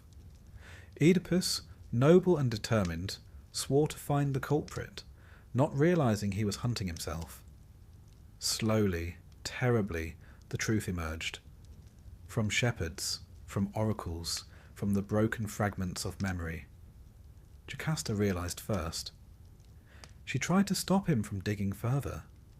He refused. When the truth was undeniable, Jocasta hanged herself. Oedipus, in horror, took the brooches from her gown and blinded himself. This wasn't just self-punishment. It was metaphor, theatre, and spiritual horror all at once. The man who was blind to his identity now lived in darkness. He abdicated the throne and went into exile, led by his daughter Antigone, who remained his quiet anchor. And thus the Labdacus line once again spiralled into ruin. But it doesn't end there, of course. Greek families never settle for one tragedy when 3 or 4 will do. Oedipus's sons, Eteocles and Polynices, inherited the throne. Rather than rule together, they agreed to alternate years. Eteocles ruled first, then refused to step down. Polynices raised an army, the famed 7 against Thebes, and marched on the city. The brothers killed each other in single combat. The war ended with Thebes bloodied, broken, and under the rule of Creon. It's worth noting that Creon, despite his later errors, was not of the cursed line. He was merely unlucky enough to marry into it. And then came Antigone's tale, the quiet defiance, the unburied corpse of Polynices, the tomb, the suicides. You know it by now. The curse of the Labdacus family had burned through every name, leaving only ash. At the centre of it all, like a cracked mirror, stands Oedipus. A man punished for the sins of his parents, doomed by prophecy, ruined by knowledge. And yet, even in ruin, he remains strangely dignified. He never denies his actions. He does not rail against the gods. He accepts what he is and what he has done. His story is not about guilt, but fate, about the terrible price of trying to escape what is written. The Labdacus line is often remembered only through Oedipus's name, so much so that Freud borrowed it to describe an entire psychological complex. But it is, in truth, the story of Thebes itself, a city born in violence, ruled by men who tried to outwit the divine, and undone not by monsters, but by ordinary human choices. The gods, for once, did not need to intervene. The humans did it all themselves. So now, as you settle in, picture Thebes at night. The stones are quiet, the Sphinx is gone, the palaces are dark. Somewhere in the hills, the ghost of Oedipus walks slowly, hand on his daughter's shoulder. In the dust behind them, nothing but footsteps and silence. There are families in Greek myth that fall like trees, loud, spectacular, and abrupt. And then there are families like the House of Aeolus, which unravel like a long thread caught on a bramble. The curse here is not swift. It is meandering, gusty, prone to drift, and fittingly so, for this is a family bound to the winds, forever restless, forever just missing the shore. Now there were several figures in myth called Aeolus, which makes things deliciously complicated. The Aeolus who gave Odysseus his infamous bag of winds was a king of a floating island, possibly divine, definitely fed up with sailors. But the Aeolus we'll concern ourselves with here is his mortal namesake, grandson of Helen, the progenitor of the Hellenes, not the one with the face that launched ships, and forefather to a series of individuals whose biographies read like an inventory of Greek misfortunes. We begin with Athamas, grandson of Aeolus, a respectable start, king of Orchomenus in Boeotia, lord of rich fields, and at first glance not particularly mad. He married Nephele, a cloud nymph, wispy, yes, but respectable in mythological circles. She bore him 2 children, Phrixus and Helle. Now Nephele was not Athamas's only love. At some point, likely distracted by earthly affairs, Athamas decided to marry again, this time to Ino, daughter of Cadmus and sister of Semele. Ino was not a cloud. She was very much flesh, blood, and teeth. And though she may have had her charms, she regarded her stepchildren as unfortunate clutter. It wasn't that she didn't want children around. She simply preferred her own. So Ino devised a plan. First, she roasted the kingdom's seed grain in secret, ensuring that nothing would grow. Then, as famine settled in, she bribed the messengers sent to consult the oracle. Their fabricated reply? That the gods demanded the sacrifice of young Phrixus. A delicate solution if your idea of parenting includes ritual murder. Athamas, ever the sponge in a toga, agreed. Perhaps he wept. Perhaps he frowned thoughtfully. But either way, he ordered the boy to be taken to the altar. Just as the knife was raised, Nephele intervened. She hadn't vanished entirely, just hovered nearby, as clouds do. She sent a miraculous creature, a golden ram with wings, a gift from the gods to rescue her children. The ram scooped up Phrixus and Helle, and off they flew across the Aegean, safe for a moment, then tragedy. Somewhere above the narrow strait between Europe and Asia, Helle lost her grip and tumbled into the sea. The waters would thereafter bear her name, the Hellespont. Her fall is one of the quieter tragedies in mythology. No scream, no fury, just a girl lost to the wind, and a sea that forgot to be merciful. Phrixus survived. He landed in Colchis, far to the east, where he sacrificed the ram in thanks. The fleece, gleaming divine, absurdly valuable, was nailed to a tree and guarded by a dragon. As you may recall, this golden fleece would one day lure Jason and the Argonauts into their own dismal epic. But for now, it simply shimmered. A monument to a family's escape, and to a sister who did not. Meanwhile, back in Boeotia, things were unravelling. Having failed at stepmotherhood and crop management, Ino focused on her own children. She and Athamas had 2 sons together, Lurcus and Melicertes. But her nephew, Dionysus, god of wine and inconvenient truths, had recently been born under chaotic circumstances. Zeus had incinerated Semele, Ino's sister, by showing her his full divinity. As a result, baby Dionysus was dropped off with Ino for safekeeping. This naturally did not sit well with Hera, who had by this point developed a hobby of ruining people who helped Zeus's illegitimate children. And so she drove Athamas mad. Not mildly eccentric, mind you. Not talks to the furniture mad. No, he went into a frenzy, believing his son Lurcus was a wild beast, depending on the source, a lion or a deer. Either way, Athamas smashed the child's skull against a wall. Ino, understandably horrified, fled with Melicertes in her arms. She reached the sea, clutched her son tightly, and leapt. The gods, perhaps moved by pity or exhaustion, transformed them. Ino became Leucothea, a sea goddess who aids sailors. Melicertes became Palaemon, who rides dolphins and probably doesn't remember much about his past life. They drifted into myth, serene and salt-washed, far from the madness that spawned them. As for Athamas, he wandered, howling and broken. Eventually he was sent to Thessaly, where the locals, lacking context, made him king. It is perhaps the most baffling chapter in his life.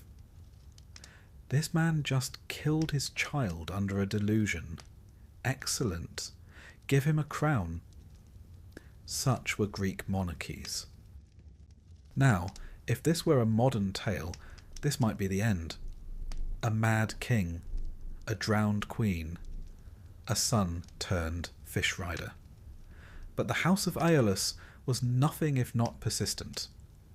It continued to tangle itself into other tales, snaring cousins and grandchildren into ever stranger fates. For example, Sisyphus, yes, he of the Rolling Stone, was also a descendant of Aeolus. His crimes were not of madness but cleverness. He tricked death, chained Thanatos, and ratted out Zeus's abduction of a nymph. As punishment, he was condemned to roll a boulder uphill for eternity. So here we have the 2 poles of Aeolian doom. On one end, madness and child sacrifice. On the other, brilliant defiance, followed by absurd punishment. Whether you screamed into the sea or rolled rocks forever, you are still part of the club.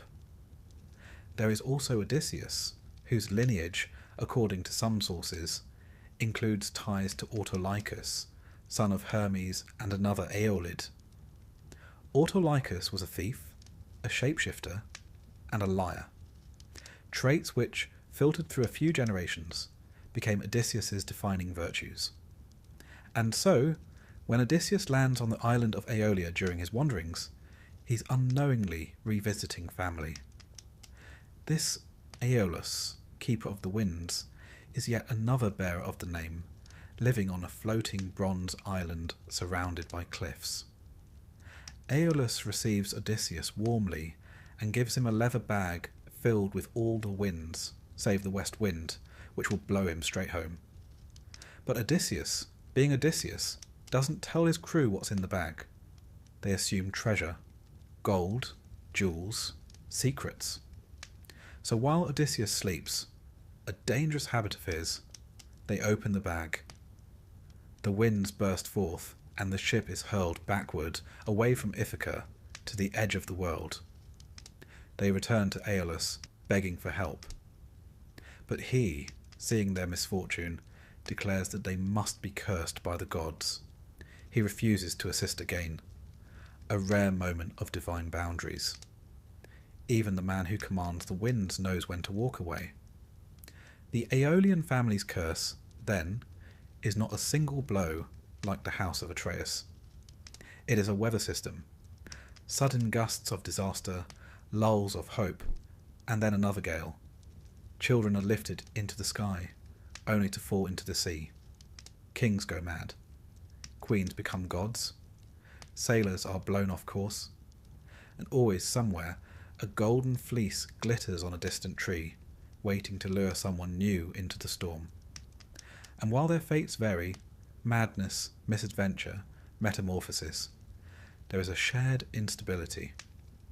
In these tales, identity slips like sand. Clouds become women. Children become constellations. Men become monsters. And no one ever quite makes it home the way they intended. Even the geography bears witness. The Hellespont remembers the girl who fell. The Isthmian Games, held in honour of Melicertes, mark the transformation of grief into ritual. The Aeolian legacy is carved into coastlines and customs alike. So what do we make of them, these wind-born figures? Perhaps their curse is the inability to stay still. Aeolus bound the winds, yes, but even he could not bind his descendants. They drift from place to place, from form to form, always chasing something. Home, safety, justice, memory, and always it slips through their fingers. Now, as the wind murmurs against your window, and the sea of sleep begins to rise, imagine a golden ram soaring across the sky. Below, a girl tumbles soundlessly into the waves. Somewhere, a king mistakes his son for a lion. A bag of wind waits to be opened. A stone rolls down a hill. A boulder waits patiently to return. And the wind never rests. In the shadow of Troy, beneath the falling towers and the echo of clashing bronze, there stands one figure who glows brighter than all the rest. He is beautiful. He is terrible. He is fast, angry, and fated. His name is Achilles, and he leads the Myrmidons, a band of warriors loyal not just in battle, but in a kind of silent, fatal devotion. But before there was a heel, before there was the wooden horse, before Hector was dragged through the dust, there was a curse already coiled around this house. For the story of the Myrmidons is not just about Achilles. It is about a lineage born of stone, shaped by obedience, and undone by pride. And in their wake lie burnt cities, broken oaths, and a curse that is more inheritance than accident. Let us go back. Not to the Trojan War, but to a time far earlier. A time when Aeacus, grandfather of Achilles, ruled the island of Aegina. Aegina, as you may know, was a green, sea-wrapped place, nestled not far from Athens. It was named for Aeacus' mother, Aegina, who had the misfortune of attracting Zeus's attention. A recurring occupational hazard for mortal women. Zeus, being Zeus, abducted her in the shape of an eagle and flew her to this quiet island. There he fathered Aeacus, who was raised on Aegina and eventually made king. A lonely reign, though, for the people of the island were wiped out by a plague, sent, depending on the version, either by Hera for the usual reasons, or simply because the gods were in a mood. Aeacus, desperate, prayed to Zeus to repopulate his kingdom. Zeus, ever inventive, took the ants crawling on an old oak tree and transformed them into people. Thus were born the Myrmidons. Name for the Greek word moimex, meaning ant, They were a people known for discipline, silence, and unquestioning loyalty. They followed their leader like a hive, fought like a swarm, and, some said, never forgot a command. It's all quite poetic until you consider the implications. These were people who once crawled, faceless, beneath the soil, then were made into soldiers. Obedience was baked into their bones. They weren't meant to question, they were meant to follow. Aeolus' line was noble, but not immune to divine interference. He had sons, Peleus and Telamon, and, as so often happens with mythological brothers, things went badly. Telamon, father of the great Ajax, was eventually exiled after being implicated in the murder of their half-brother. Peleus, too, was driven out, although his crime is more ambiguous. Possibly accidental murder, possibly just politics as usual. Peleus fled to Phthia, where he was purified by King Eurytion and married his daughter. But that wife died. Eventually Peleus remarried, this time to a sea goddess. Not just any goddess either.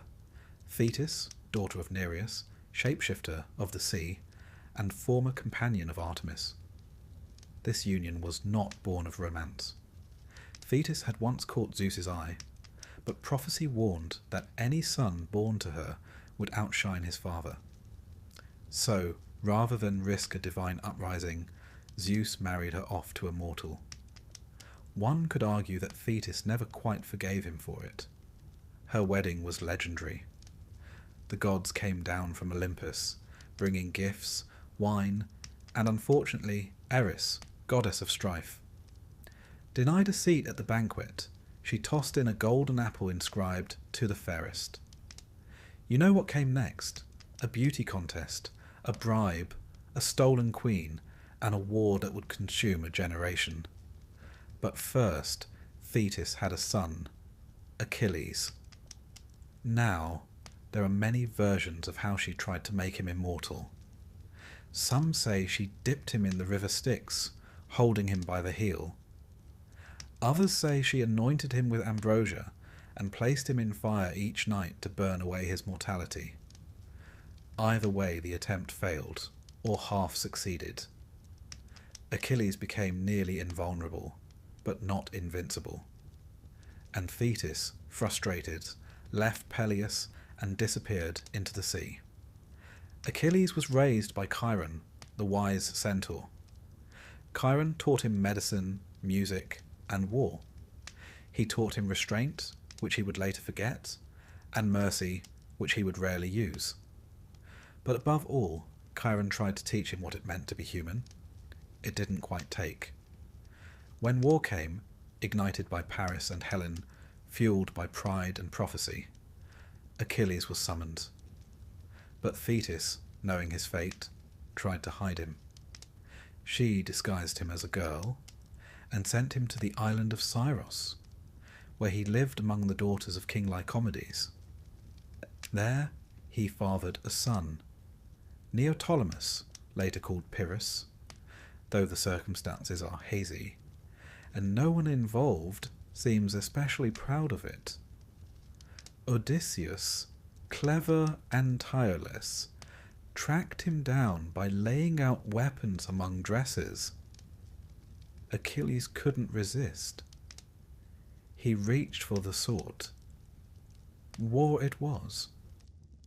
And so he sailed to Troy, bringing with him the Myrmidons, the Ant-Men, loyal as ever. Their arrival turned the tide. Achilles was a whirlwind, unmatched, unchallenged, incandescent in battle. But then came the quarrel with Agamemnon, the taking of Briseis, and the rage. Rage that Homer immortalized, not as a feeling, but as a character in itself. Achilles refused to fight. His absence nearly lost the war. Then his dearest friend, possibly lover, Patroclus, donned Achilles' armour to rally the Greeks. Patroclus fought bravely but was slain by Hector, and that was the end of Achilles' sulk. his grief turned to wrath. He slaughtered Hector, dragged his body round the city, and rejected ransom. Even the Myrmidons looked on in silence. Eventually, Achilles himself met his end, shot in the heel by Paris with an arrow guided by Apollo. That famously vulnerable heel left unprotected, perhaps, by Thetis's hasty grip. Or perhaps because no one, not even Achilles, escapes the story written for them. But the curse didn't die with him. His son, Neoptolemus, came to Troy after his father's death. He was young, untested and cold. He murdered Priam at the altar. He threw Astyanax, Hector's infant son, from the walls. He was not his father's equal in glory, but he surpassed him in cruelty.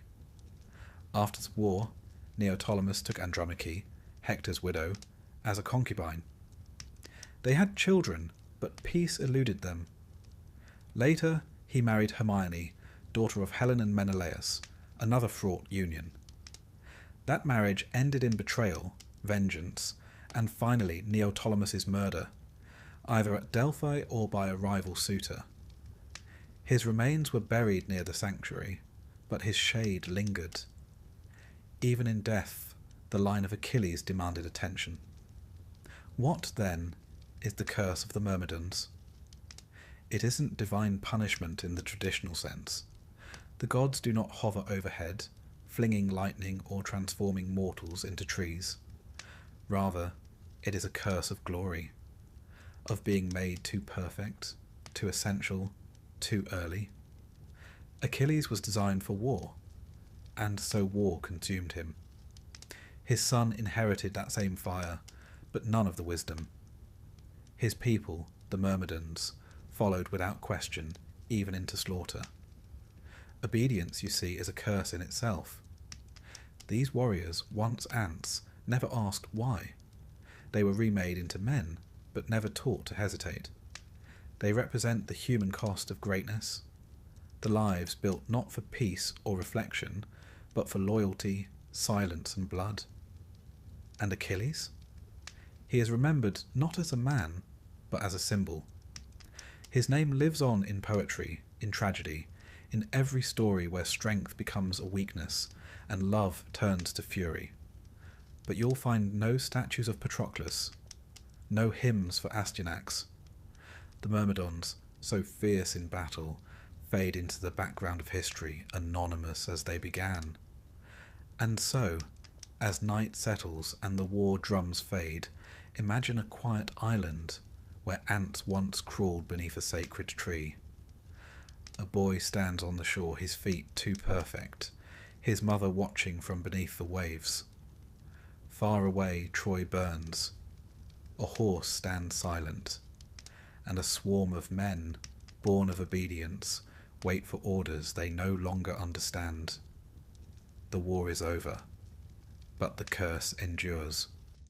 Imagine, if you will, an enormous line of women in long white robes, each holding a jar of water. The jars are heavy, the women are silent, and they are walking toward a great stone basin. They tip the jars in, pour the water out, and turn back again to refill. Only the basin has a hole in the bottom. The water never rises. The work is eternal. This is the punishment of the Danaids, the 50 daughters of Danaus, and they have been carrying water into a leaky tub for over 2,000 years. In mythological terms, this is a metaphor. In family terms, it's a legacy. Let's begin, as one must, with the genealogy. Danaus was a king of Libya, twin brother to Aegyptus, who ruled nearby Egypt. Now these two brothers, Danaus and Aegyptus, did not get along. That alone should not be surprising. Twinship in Greek myth is less about matching tunics and more about divine rivalry, betrayal, and, more often than not, homicide. Aegyptus had 50 sons. Yes, 50. Perhaps he was competitive. Perhaps he simply had a productive household. Danaus, not to be outdone, had 50 daughters by several different women. In time, Aegyptus proposed that the sons marry the daughters, uniting the two houses. Danaus, however, suspected treachery. Whether this suspicion was justified or simply the result of having 50 teenage daughters is unclear, but Danaus fled. He sailed with his children across the Mediterranean and landed in Argos, where the local king gave him sanctuary. The Danaids were welcomed as foreigners, guests, refugees perhaps, though ancient Greece wasn't especially consistent with those terms. Eventually, the 50 sons of Aegyptus followed, demanding their marriages be honoured. Under political pressure, or perhaps just tired of fleeing, Danaus agreed. The weddings were held, garlands were worn, oaths were exchanged. But there was a twist.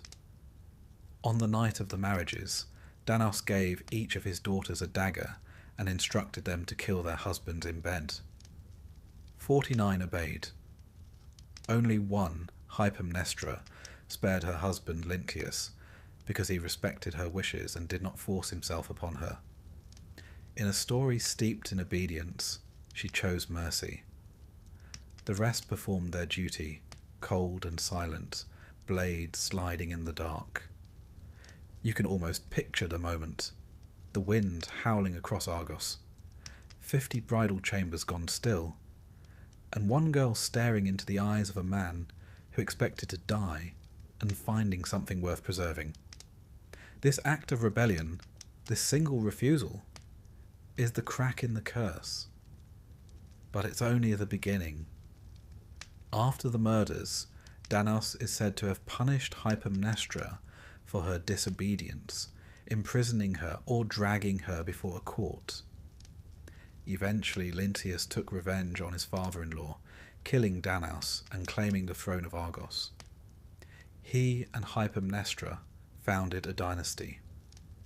Their line would one day include Perseus, Heracles, and Helen herself.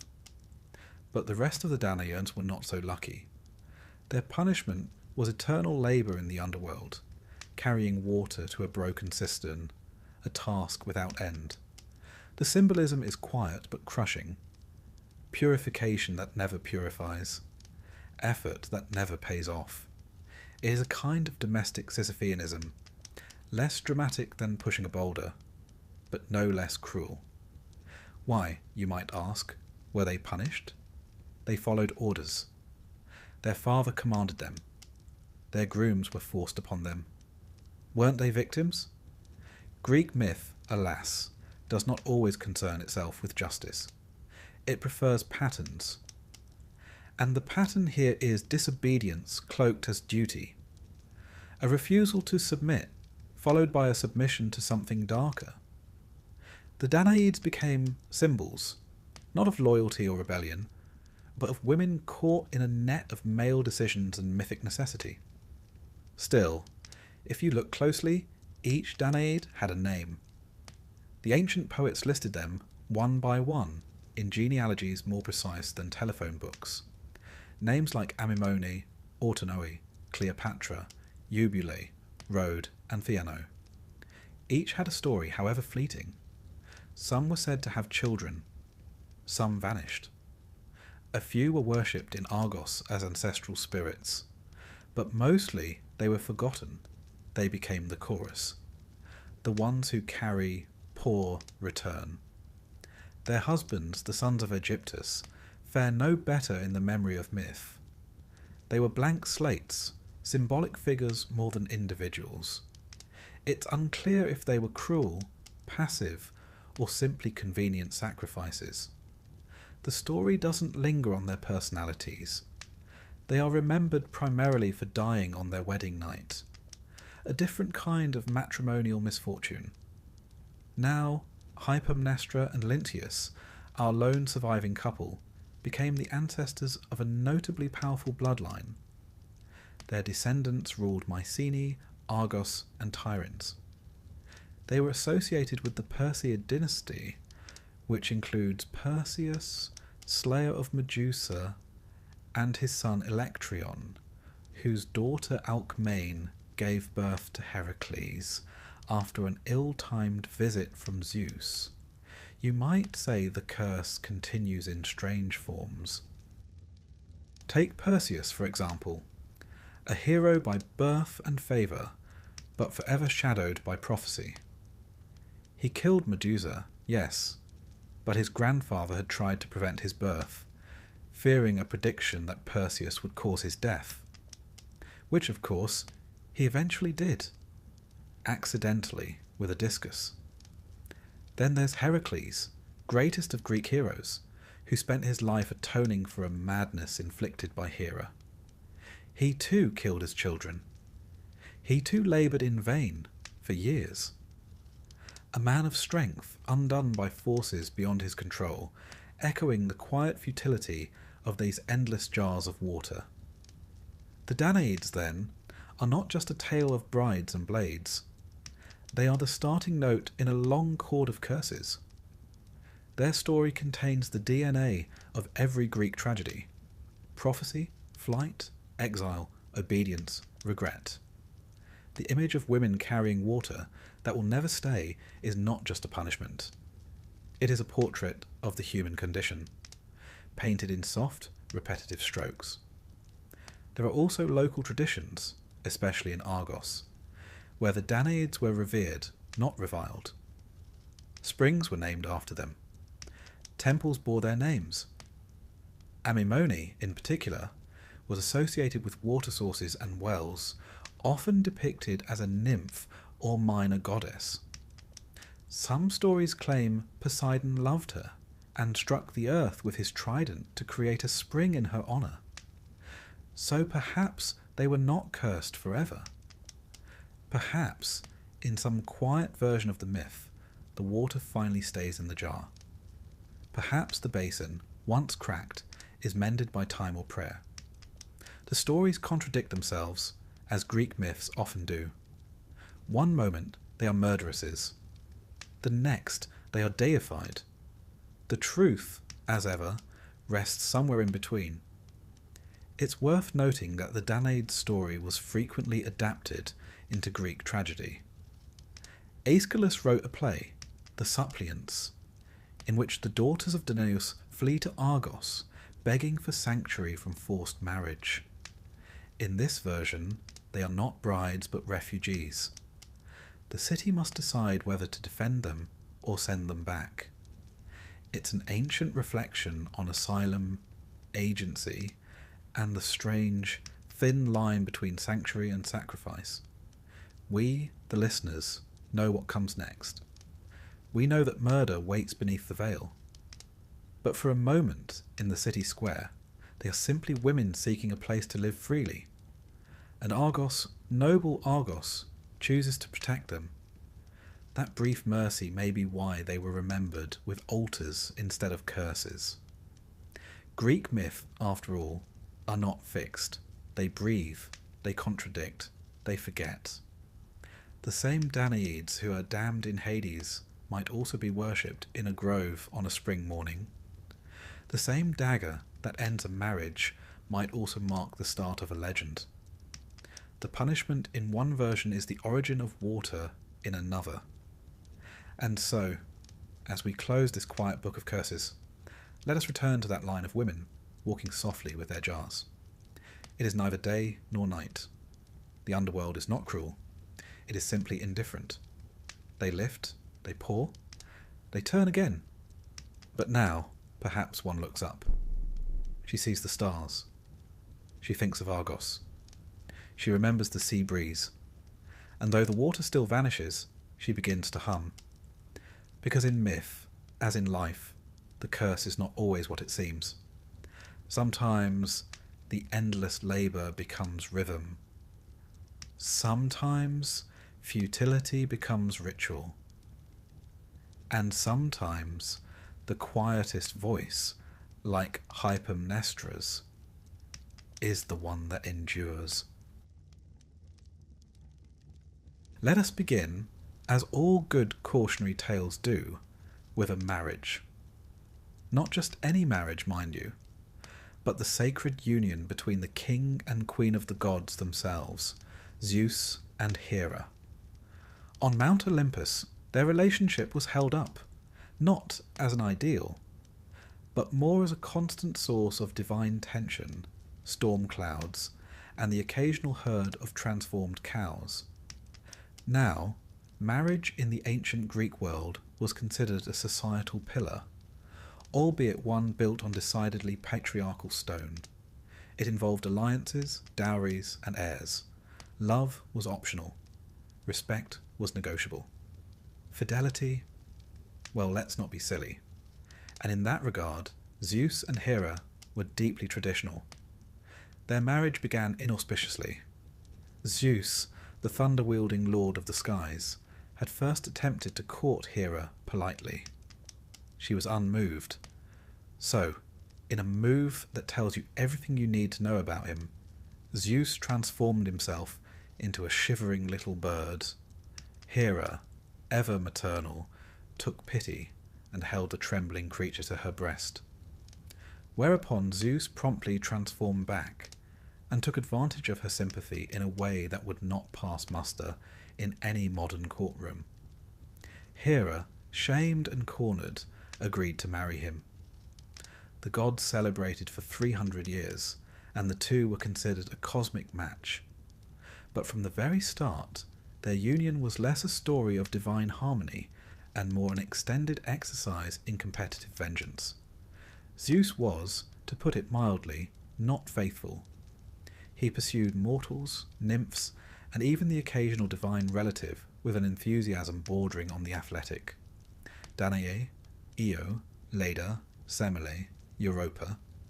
The list of his conquests would require its own Homeric catalogue, and each liaison was accompanied by a transformation.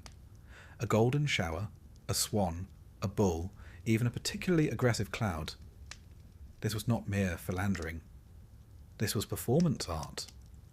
Now, Hera, as goddess of marriage, might have been expected to preserve domestic order with grace and patience. But patience was not her strong suit.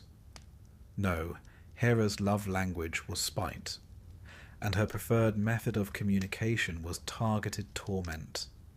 Not against Zeus, mind you, but against his lovers and the children that resulted. Io, a priestess of Hera, was seduced by Zeus and promptly transformed into a white cow to hide her. Hera, seeing through the ruse, requested the cow as a gift. She then appointed the 100-eyed Argus to guard her new bovine prisoner. When Argus was later slain by Hermes, Hera memorialized him by placing his eyes on the tail of the peacock. A petty flourish, if ever there was one. Semele, mother of Dionysus, was tricked by Hera into asking Zeus to reveal his full divine form. He did. She perished in a blaze of celestial overkill. Hera won Semele ashes. Leto, another lover, was harassed across the world by a furious Hera who forbade her from giving birth on any land under the sun. Leto finally found refuge on the floating island of Delos, where she delivered Artemis and Apollo. It was said even the land trembled at Hera's wrath. And of course, there was Heracles. Zeus's favourite illegitimate son, born to the mortal Alcmene. Heracles became the lifelong object of Hera's ire. She sent snakes to his cradle. She drove him mad so he would kill his own family. And when he set off on his famous 12 labours, it was Hera who ensured that each task was as miserable as possible. One might almost call it constructive parenting, if not for the malice. Yet Hera's vengeance was not limited to mortals. She once attempted a coup against Zeus himself, enlisting Poseidon and Athena in a plot to bind him in unbreakable chains. It failed, of course. Zeus was eventually freed by Thetis, incidentally, mother of Achilles, and punished Hera by hanging her from the sky in golden manacles with anvils tied to her ankles. One imagines the marriage counselling sessions after that were rather tense. But what truly made Hera and Zeus, the Mount Olympus power couple, wasn't the grandeur of their domains, sky, and marriage, but their sheer persistence. No matter how many betrayals, plots, imprisonments, or cattle transformations occurred, they remained married. Their union was less about affection than inevitability, a divine metaphor for endurance, if not exactly romance. It's worth noting that in ancient Greek culture, the gods weren't supposed to be paragons of virtue. They were reflections, larger-than-life versions of human instincts and emotions. Zeus and Hera weren't failing at marriage. They were enacting it in mythological proportions. If the gods couldn't manage fidelity or patience, what hope had mortals? Hera herself was not without admirable qualities. She was regal, majestic, and fierce. A protector of women in childbirth, a symbol of queenship. In Argos, Samos, and Olympia, her cults rivaled even Zeus's. Her iconography, often seated, sceptre in hand, diadem gleaming, exuded dignity. But her stories rarely endear. She is usually the antagonist in someone else's tragedy, a figure of cold rage and calculated cruelty. Whether she ever truly loved Zeus is unclear. What is clearer is that she hated being made a fool, and she made sure no one forgot it. Zeus, for his part, remained unrepentant. He was, after all, the sky. He thundered. He flung lightning. His infidelities weren't expressions of passion so much as dominance, symbolic of his rule over gods and mortals alike. He was not punished for these affairs. He was celebrated even. The mortals he seduced were often elevated, literally turned into stars, trees, or constellations. The children he fathered became heroes. His lovers, though, were ruined, scorned, transformed, or dead. It's here we see the double standard of divine politics. Zeus was the king. Hera was the queen. But she ruled over order, and he ruled over chaos. She enforced loyalty. He flouted it. She punished, he pardoned, and yet, despite it all, they were inseparable. In art, they are depicted side by side, often enthroned, surrounded by peacocks and thunderbolts, embodying the permanence of rule. In myth, they act as a unit, never quite at peace, but never divided. There's a particularly curious tale, preserved in some later sources, where Hera attempts to regain Zeus's attention by withdrawing from him entirely. She retreats to the ends of the earth. Zeus, finding her absence unsettling, stages an elaborate ruse. He has a statue of her made, declares he's marrying someone new, and parades the fake bride through the heavens. Hera, predictably, appears in a fury and, in some accounts, laughs at the deception. They reconcile, at least temporarily. Even in their trickery there was mutual recognition, a divine Cold War, punctuated by absurd peace offerings. The Greeks, for their part, were fascinated by the psychology of this celestial bickering. Tragedians like Euripides and comedians like Aristophanes often leaned into the absurdity of divine squabbles. The gods weren't moral guides, they were cautionary tales. Children in Athens might have heard of Hera's endless vendettas and learned a simple lesson. Don't annoy your wife, especially if she has access to serpents and weather systems. And in religious practice, Hera remained deeply revered. Her festivals, like the Heraia, celebrated feminine strength and social order. Marriages were consecrated in her name. She was feared, yes, but respected.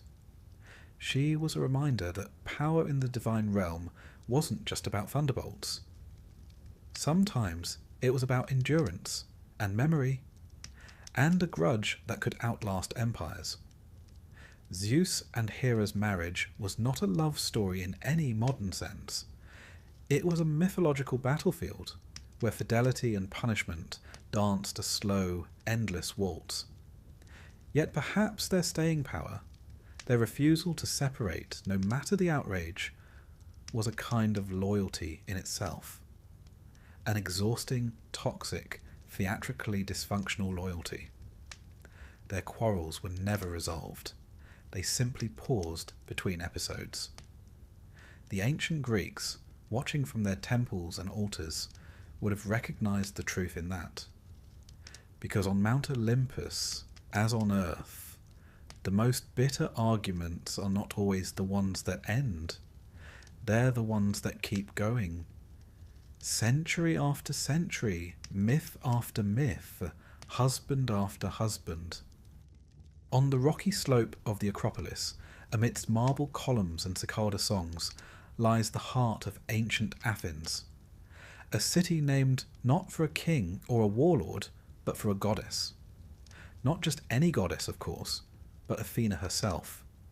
Warrior, strategist, weaver of fate and cloth. The story of how she came to lend her name to the city is, predictably, one of divine competition, public drama, and yes, petty divine squabbling. It begins, as many good disputes do, with Poseidon. Poseidon, god of the sea, horses and earthquakes, was not known for his subtlety. He was a god of impact, trident in hand, beard bristling with salt and ego, and like most Olympians, he had a taste for dominion. Cities, temples, worshippers, all fair game.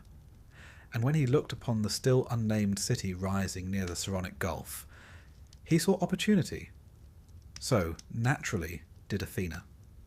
Athena, born from the head of Zeus fully armed, was everything Poseidon was not: measured, strategic, composed. Where he stormed, she planned. Where he roared, she reasoned. But make no mistake, she was no less ambitious. She too wanted a city. And so it was proposed, or more likely demanded, that there be a contest. The city would go to whichever deity could offer the better gift to its people. Now, we might pause to ask, better by what standard? Usefulness? Aesthetic appeal? How well it aged over time? The myths, as usual, are a bit fuzzy on details.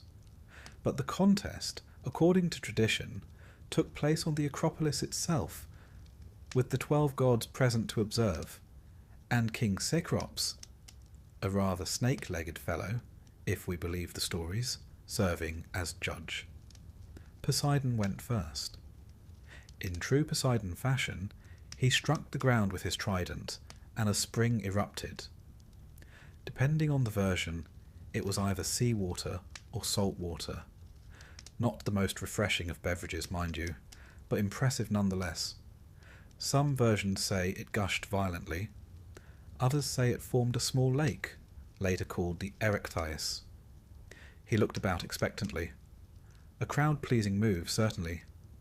Flashy, loud, moist. Then came Athena's turn. She stepped forward, no theatrics, and planted an olive branch. Silence. A tree? Just a tree? But as it grew, slowly, steadily, the people began to murmur. The olive tree would provide food, oil and wood. It was not just a gift, it was a way of life. In a dry land with shallow soil, olives could thrive. They could be traded, they could feed a city. And so the decision was made. Athena had won. The city would be named Athens.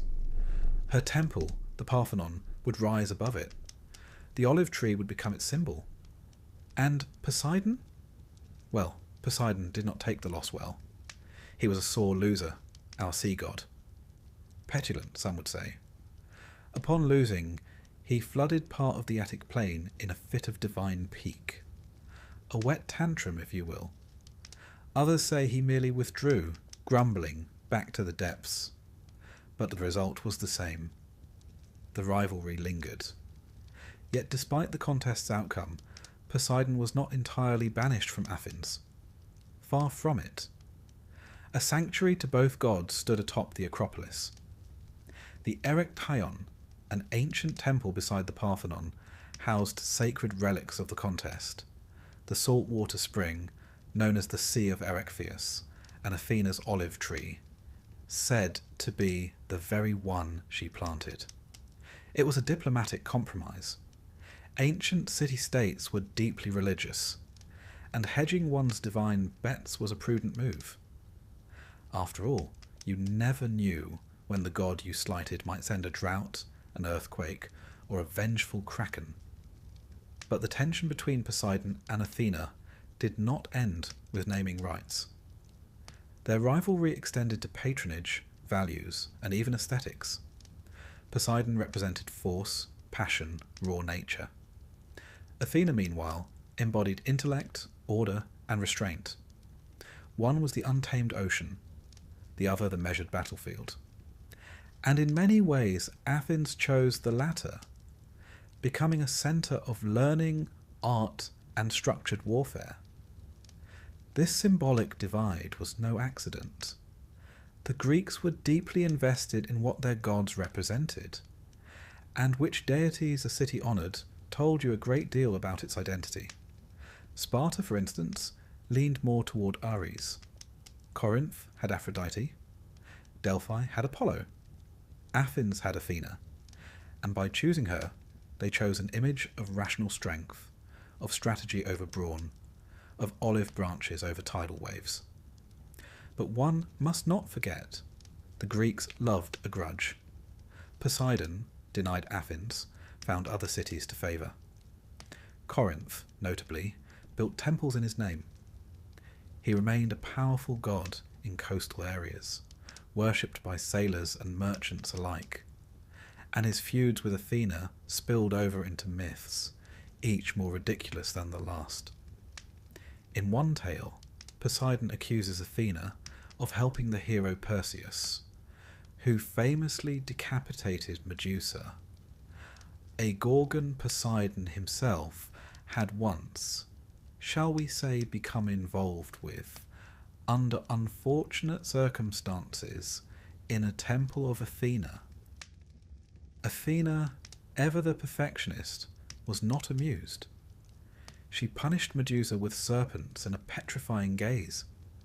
Whether Poseidon objected is unclear. He tended to move on quickly. Then there was the Trojan War, where Poseidon and Athena found themselves on the same side. At least initially. Both supported the Greeks, both detested the Trojans.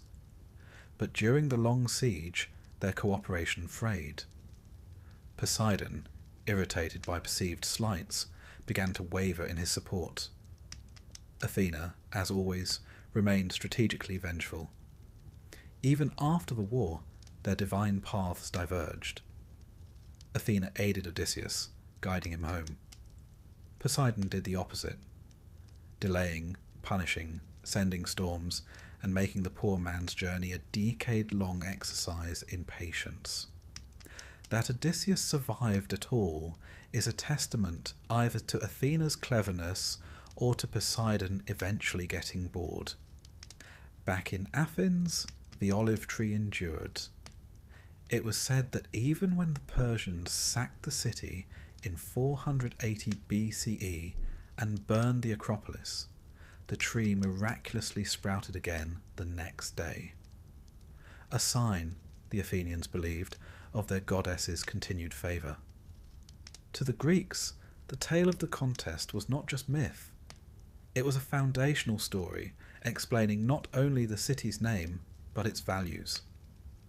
The olive tree symbolised peace and prosperity. Athena's victory reinforced the city's image as a place of wisdom, craft, and measured might.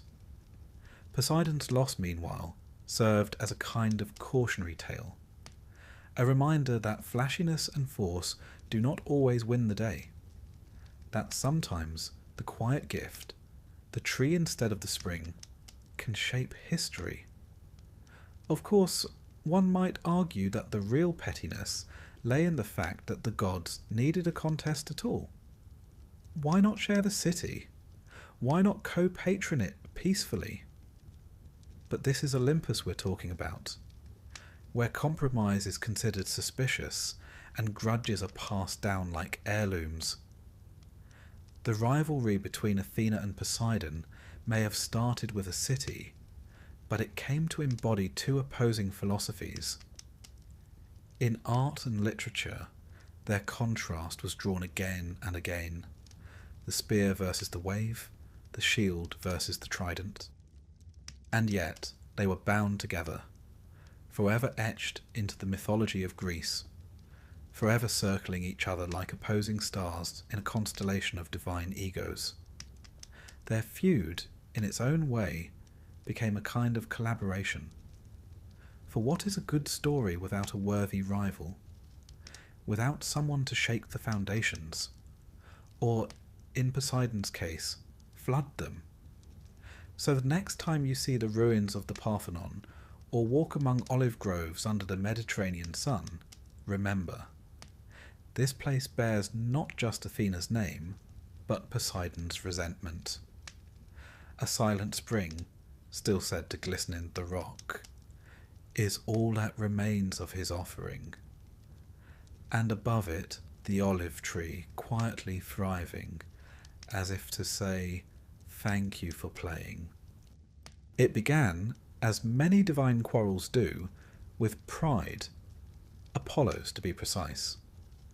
The golden god of music, prophecy, and a rather inconvenient lack of humour, was basking in the radiance of his own brilliance.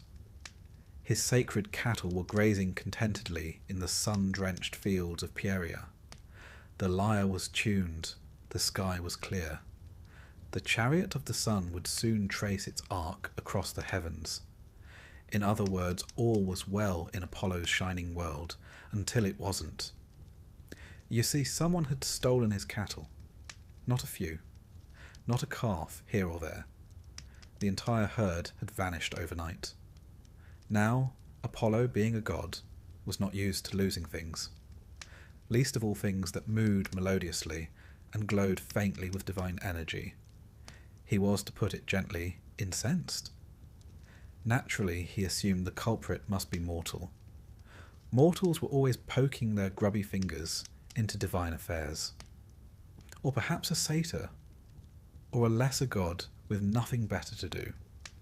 What he did not expect, what no one in their right mind would have expected, was that the thief in question was a newborn. Not a youthful god, not a child, an actual freshly born infant. His name was Hermes. Born just the previous morning to Maia, a reclusive mountain nymph and one of the Pleiades, Hermes was the latest in Zeus's long line of somewhat spontaneous offspring. Maia, ever private, had hidden away in a cave to give birth. Perhaps she hoped her son would grow up quietly, without the chaos of Olympus. But fate and Hermes had other plans. The moment he was born, Hermes began scheming. While Maia slept, exhausted from labour, her son slipped from his cradle and toddled outside. He hadn't yet reached his second hour of life, when he saw Apollo's cattle grazing in a distant field. Most babies look for milk. Hermes looked for targets. He didn't just steal the cattle, he engineered the theft. To mask the tracks, Hermes reversed the hooves of the cows, forcing them to walk backwards. This meant that anyone following the trail would believe the cows had walked in the opposite direction. As for his own footprints, he wore sandals woven from bark and grass, the better to obscure his steps. For a being scarcely able to blink, his ingenuity was unnerving. He herded the stolen cattle into a cave near the river Alpheus, a good distance from their original pasture. There, he sacrificed 2 of them to the 12 Olympians. Well, 11 Olympians, actually, as Hermes cheekily left himself out of the offering, claiming it would be improper.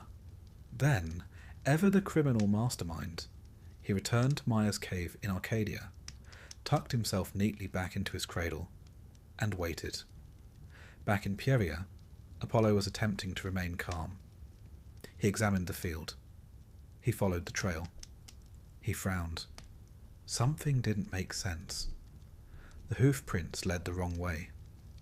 There were no human footprints, no signs of wild animals, and his divine intuition told him that this wasn't some simple act of nature. Eventually, after much wandering and some divine prodding, Apollo arrived at Maia's cave, and there, swaddled sweetly and blinking up with disarming innocence, lay the thief himself. Apollo confronted the infant.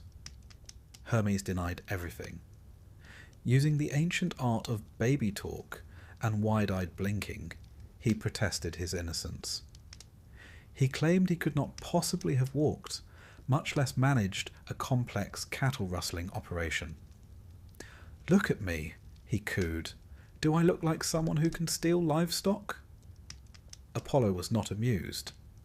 Dragging Hermes from his cradle, gently, one assumes, Apollo stormed up to Olympus and demanded justice from their father, Zeus.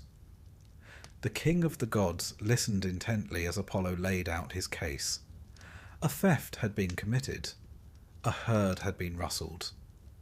And the guilty party, shockingly, was an infant with a suspiciously smug expression.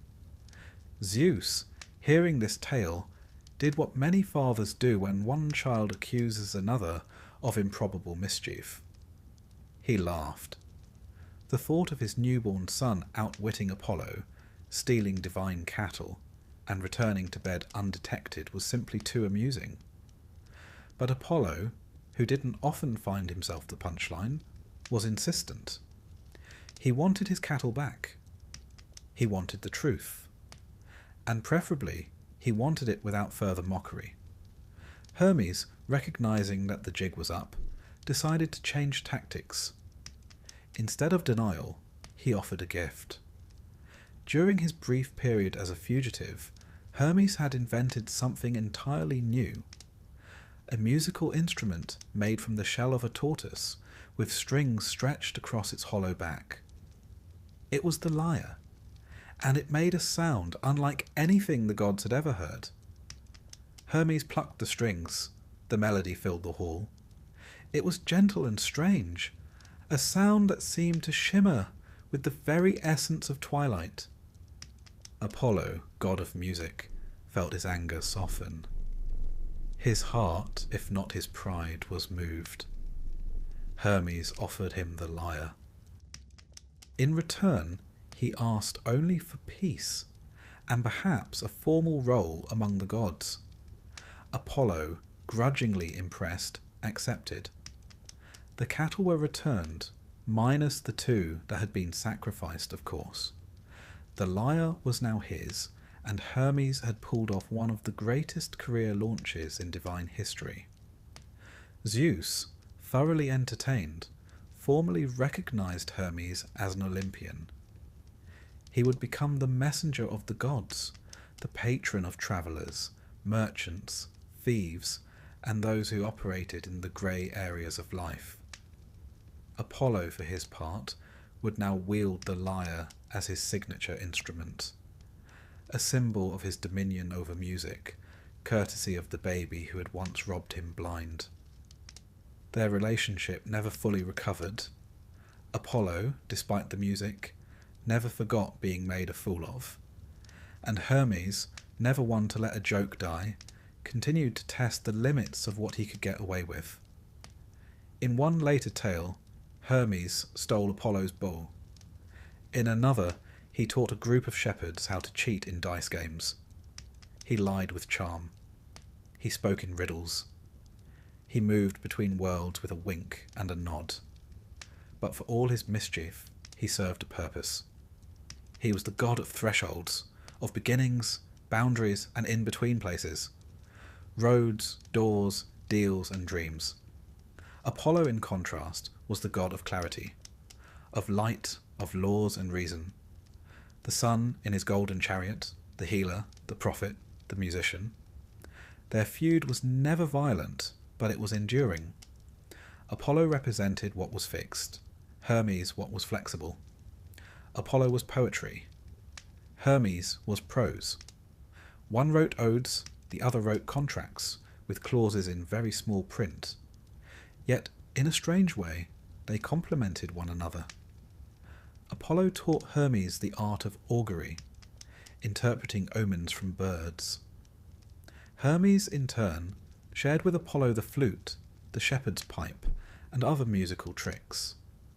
There was beneath the irritation a kind of grudging mentorship. Still, one imagines that Apollo never quite shook the sting.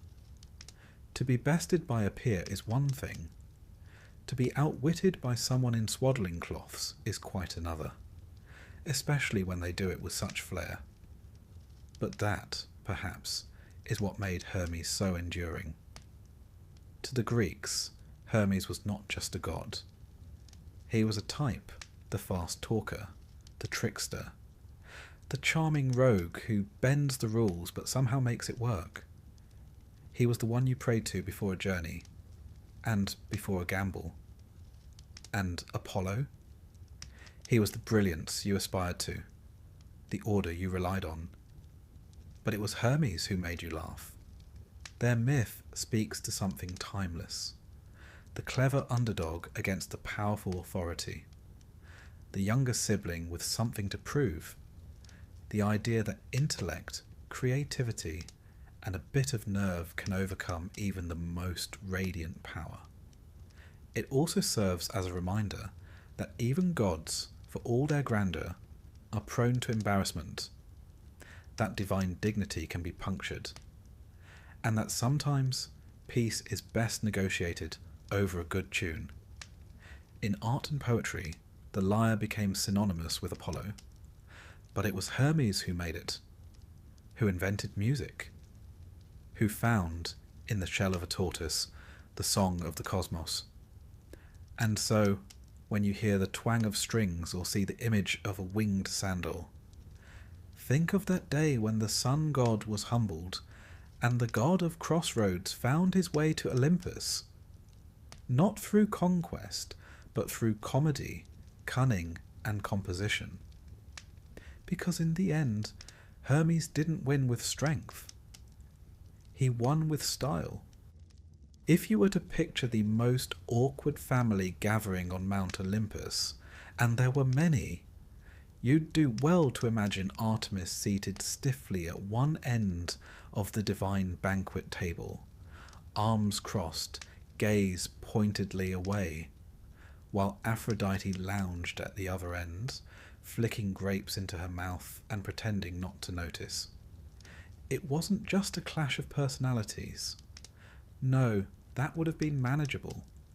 This was a deep, philosophical incompatibility masquerading as divine rivalry.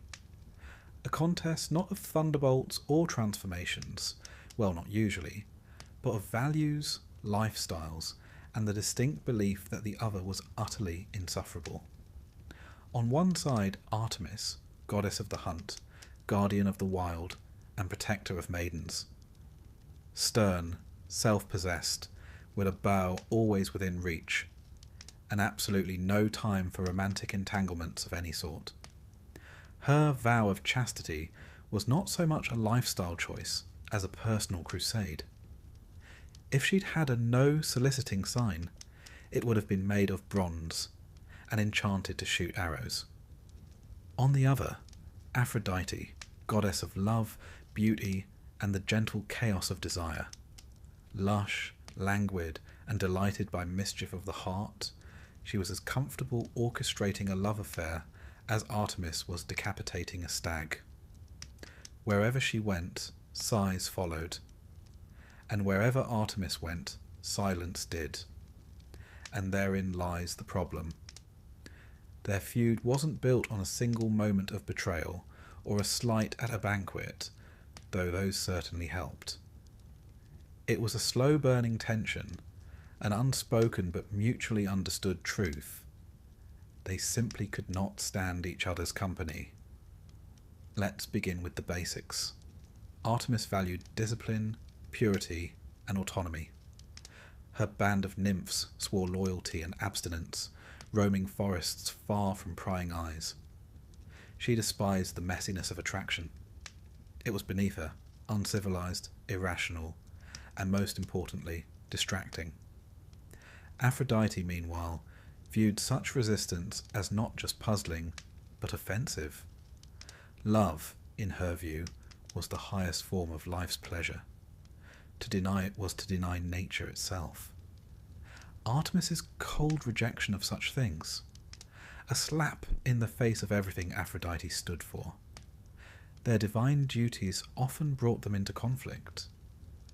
Aphrodite would inspire desire. Artemis would punish those who acted on it. Take, for instance, the case of Hippolytus, a noble young man devoted to Artemis. He shunned love entirely and gave all honour to the virgin goddess. Aphrodite naturally took this as a personal insult. Not just indifference, but disdain. And no one disdains Aphrodite without consequences. So she orchestrated a tragic chain of events. She caused Hippolytus' stepmother, Phaedra, to fall desperately in love with him. He rejected her, horrified. She lied, claimed he had tried to seduce her. His father, Theseus, cursed him. Poseidon obliged. The boy's chariot crashed and he died. Now one might think Artemis would take action, and she did, but only after the boy lay broken and lifeless. She swore revenge, and later arranged for his rebirth and veneration, but by then the damage was done.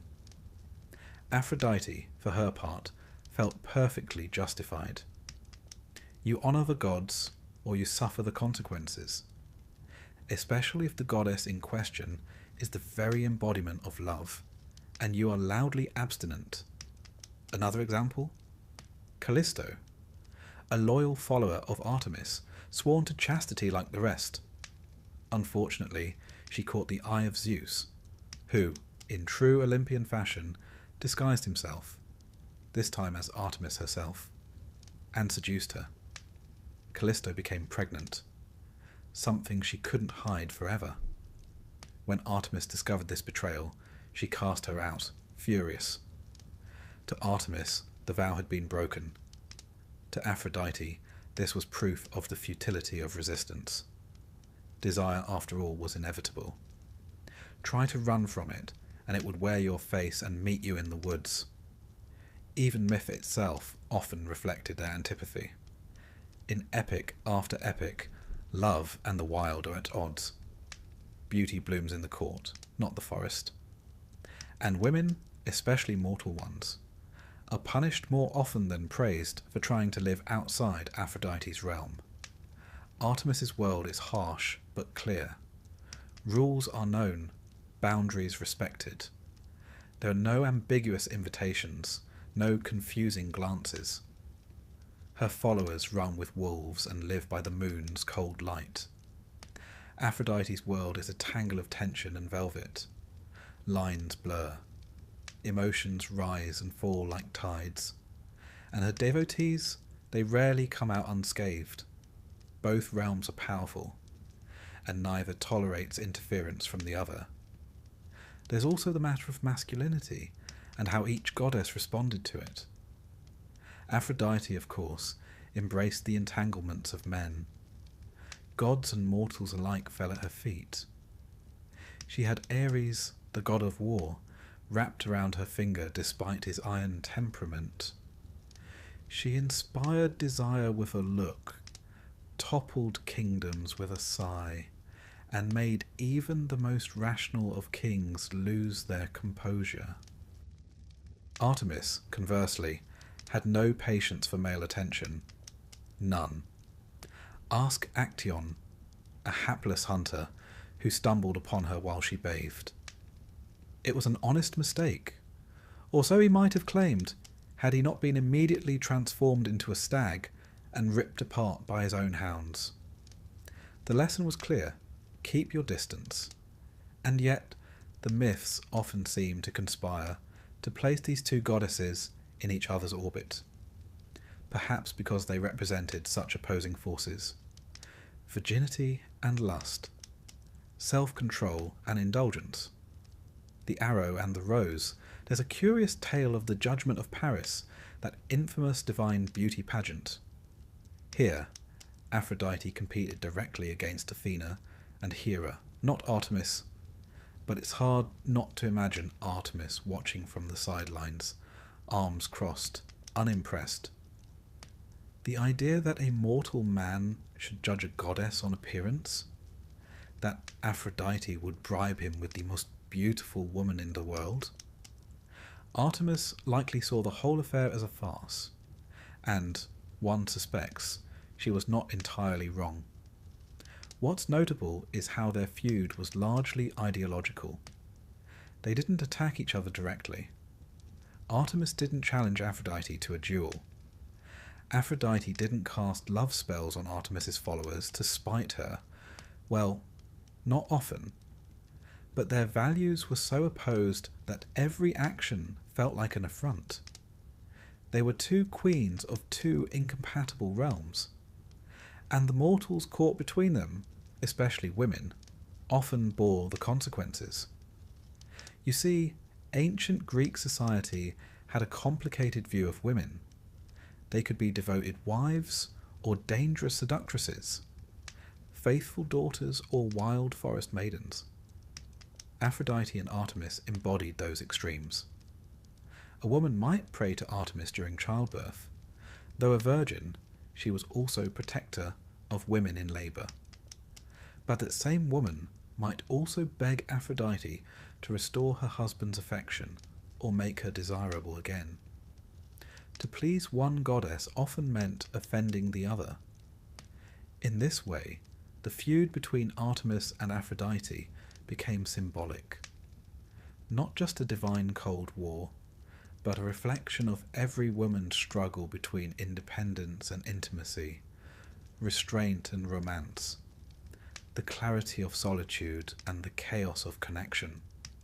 Artemis offered escape from marriage, from expectation, from entanglement. She and her followers ran freely, wielding weapons, answering to no man. But such freedom came with isolation, and in some cases tragedy. Aphrodite offered power through allure, through softness, through the ability to bend hearts and shift fates. But her gifts came at a cost. Jealousy, obsession, loss. In their own ways, both goddesses demanded devotion, and both punished disloyalty, though in very different styles. Artemis would hunt you down. Aphrodite would make you fall in love with someone entirely unsuitable and watch you unravel. Yet despite, or perhaps because of, their opposition, both remained revered. Their temples stood firm. Their myths endured. And not once, in all the chaos of Olympus, did either admit the other had a point. That's the pettiness of it, really. Not the grand punishments or tragic consequences, but the simple refusal to yield an inch. Aphrodite knew Artemis would never soften. Artemis knew Aphrodite would never stop meddling. They were fixed stars in the same sky, circling each other warily, always shining, never touching. And so the forest and the boudoir remained separate realms. One ruled by the silent hunter in silver, the other by the smiling goddess of roses. And heaven help the mortal who tried to please them both. If ever there was a queen who could turn a raised eyebrow into an instrument of destruction, it was Hera. Wife of Zeus, queen of Olympus, patroness of marriage, and guardian of oaths.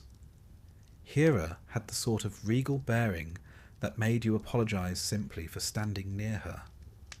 With a crown perched high upon her brow, and a scowl finely honed from centuries of divine disappointment, she ruled not only Olympus, but also the bitter art of holding a grudge, especially when it came to her husband's infidelities, which were quite frankly frequent enough to qualify as a weather pattern. Which brings us to Leto. Leto was no seductress, no schemer. She was, if myth is to be believed, one of the more mild-mannered figures in the chaotic soap opera of Olympus. A Titaness by birth, daughter of Coeus and Phoebe, Leto possessed a calm dignity, a quiet presence in a family of loud ambitions. Unfortunately, she also caught the wandering eye of Zeus, and Hera, predictably, was not pleased. Zeus, ever the amorous storm cloud, was charmed by Leto's serenity. She didn't swoon, she didn't scream. She simply accepted, as one might accept the sudden arrival of a thunderstorm. The result, inevitably, was a pregnancy. But this particular pregnancy would not go unnoticed, nor would it go unpunished. Hera's wrath was swift, but not in the thunder and lightning sense. No, this was a slow, strategic revenge, the sort only Hera could devise. She issued a decree: no land under the sun was allowed to offer Leto sanctuary to give birth. It sounds almost poetic, doesn't it? Until you imagine the logistics. Pregnant with twins, swollen and exhausted, Leto was now forced to wander the known world in search of a place to rest. Every island, city, plain and peak turned her away. Not out of cruelty necessarily. Consider the tale of Niobe. Niobe, queen of Thebes, had many children, some say 12, others 14. Flush with pride, she mocked Leto for having only two children. What was that compared to her own brood? She taunted, boasted, and paraded her children through the streets. Apollo and Artemis heard the insult. They descended, swift and merciless. With divine arrows, they slaughtered Niobe's children, boys and girls alike. In most versions, all were slain. In others, a few were spared, but the result was clear. Leto's children did not suffer insults. Niobe fled, weeping, and was eventually turned to stone. To this day, a cliff in Mount Sipylus is said to weep with her tears. It wasn't the only act of vengeance. When mortals doubted Apollo's parentage, he reminded them with prophecies so precise they cut like blades. When Artemis heard whispers of Leto's disgrace, she silenced them with arrows. The gods were many things, but they were above all loyal to their narratives. Leto, meanwhile, never sought revenge. She remained serene, withdrawn, a quiet figure amidst Olympus's drama. Her dignity became her weapon. She never raised her voice. She never plotted. And that, more than anything, infuriated Hera. Because Hera's feud with Leto wasn't about passion. It was about principle. Leto had broken no vows. She hadn't seduced Zeus. She had simply existed, gracefully, calmly, and carried divine children. And that quiet success, that gentle defiance, was the deepest insult of all. Other lovers of Zeus had been transformed into cows, trees, or stars. Io had wandered as a heifer. Callisto became a bear. Semele was incinerated. But Leto? She gave birth, survived, and was honoured. She didn't fall. She rose. Delos became one of the most sacred sites in the Greek world. Pilgrims sailed across seas to honour Apollo and Artemis. Poets wrote hymns. Kings sent offerings. Leto's name, once whispered, now echoed in marble halls. And Hera, seated atop Olympus, watched. Perhaps she plotted. Perhaps she muttered, but she never succeeded in bringing Leto low. Because Leto had already won, not by fighting, but by enduring. The feud between Hera and Leto stands apart in Greek mythology. It's not a story of dramatic confrontations or screaming matches. It's not loud. It's not violent. It is a tale of exclusion, resistance, and grace under pressure. Leto's trials, wandering the world while pregnant, barred from shelter, abandoned by her divine peers, mirror the struggles of countless women through history, cast out for reasons beyond their control, punished not for actions, but for mere existence. Yet Leto persisted. She found a loophole. She gave birth, and her children loved her fiercely.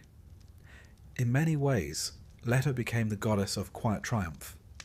Her name doesn't inspire fear, but it does command respect. As for Hera, well, she remained Hera, regal, rigid, perpetually aggrieved. And the feud, though it faded from myth, lingered in the background. Every time someone honoured Delos, Hera must have felt the sting. Every time Apollo's oracle spoke, or Artemis hunted by moonlight, Hera's defeat whispered through the wind. But Hera had her own victories. She remained Queen of Olympus. She guarded marriage. She kept the divine order. And while she could never quite erase Leto, she made sure the memory remained tinged with difficulty. Such is the nature of petty feuds. They're not always loud. Sometimes they live in the corners of silence, in the withheld invitation, in the subtle sneer, in the decree no one questions. And in the end, Hera versus Leto is not the story of a mother-in-law and a rival. It's the story of two women navigating a world ruled by Zeus and finding very different ways to survive it. One through power, the other through perseverance. And so, on that little island in the Aegean, where two of the greatest gods were born, the memory of Hera's spite still lingers. Not in the waves, but in the way the stones seem just a little defiant. As if even the earth itself remembers what it meant to shelter Leto. And stand up, however quietly, to a queen. In the turbulent pantheon of Greek mythology, divine disputes are as common as olive trees in Attica. But few rivalries carry the heavy, quiet weight of Demeter versus Poseidon. It's not a feud fueled by theatrics, nor one immortalized in epic poems. No monstrous transformations, no epic showdowns, no dramatic verdicts from Mount Olympus. Just one goddess, wounded and silenced, and one god striding through myths with the self-assurance of someone who rarely faces consequence. This is not merely a feud, this is a reckoning.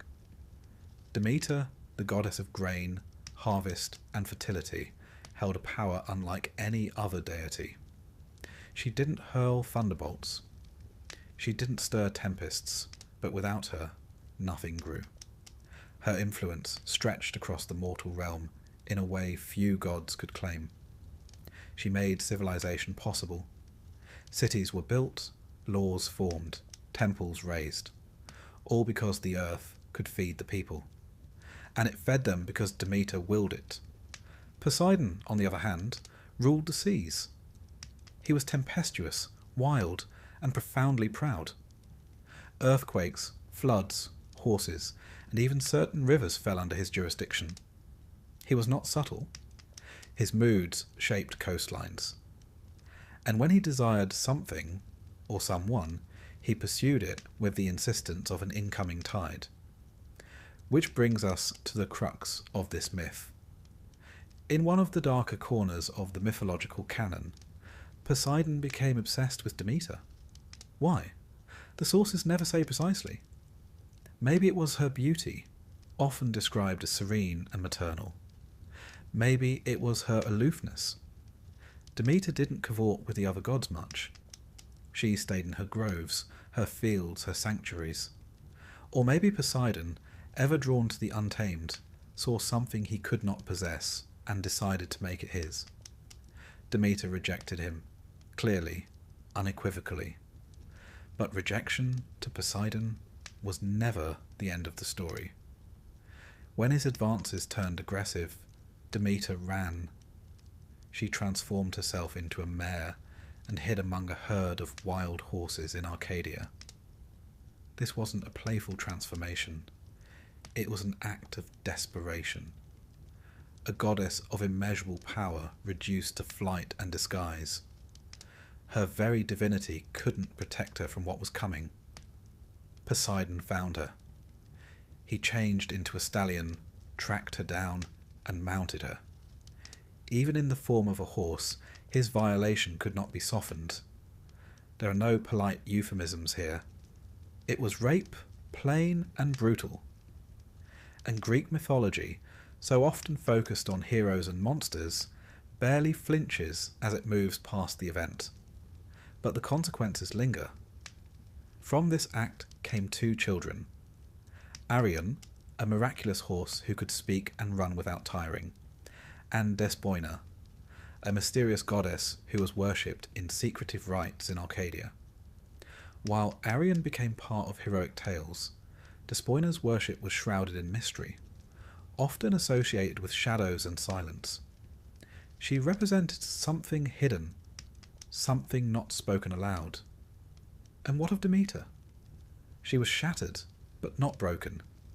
Rather than confront Poseidon in open defiance, she did something more devastating. She withdrew.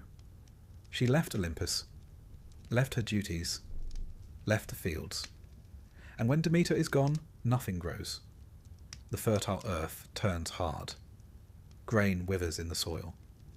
Animals die. Hunger spreads. The world begins to starve. This wasn't her first disappearance. She would later vanish again during her daughter Persephone's abduction. But this departure was different. It was personal. Demeter did not scream. She did not wage war. She simply allowed the world to feel the full weight of what it meant to lose her. Eventually the gods noticed. Mortals cried out. Sacrifices ceased. Worship faltered. And without mortal belief and offerings, the gods themselves began to weaken. It was not lightning or war that threatened Olympus. It was famine. And famine, in this world, was Demeter's to command. The myths are vague on how long this period lasted. Weeks, months, perhaps longer. But eventually, something had to give. And so, Demeter was coaxed back. Not by Poseidon, not by apology, but by necessity. She returned to the world. Crops grew, fields turned green again. The cycle resumed. But her grudge remained. Unlike other goddesses who faded after trauma, Demeter did not become a tragic footnote. She emerged stronger. She would become the heart of the Eleusinian mysteries, a deeply sacred cult that offered promises of rebirth and eternal life. These rites, cloaked in secrecy, centered on the story of Demeter and her daughter Persephone, but they also drew from her deeper narrative, that of suffering, withdrawal, and return. And Poseidon? He did not suffer. He continued as ever, ruling the sea, striking the ground with his trident, fathering strange children. He never faced retribution. There was no trial, no punishment, no divine intervention. This, too, is part of the myth's uncomfortable truth. But there was a consequence, nonetheless. Exile from her world.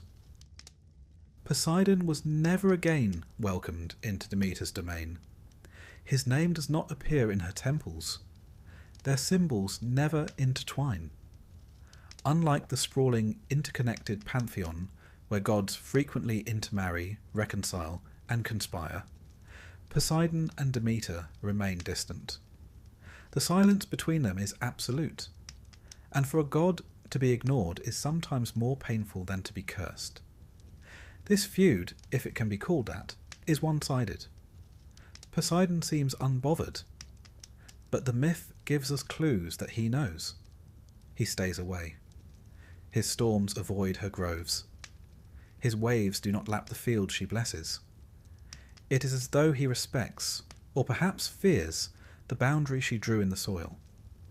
Demeter's strength lay not in revenge, but in presence, in returning, in thriving.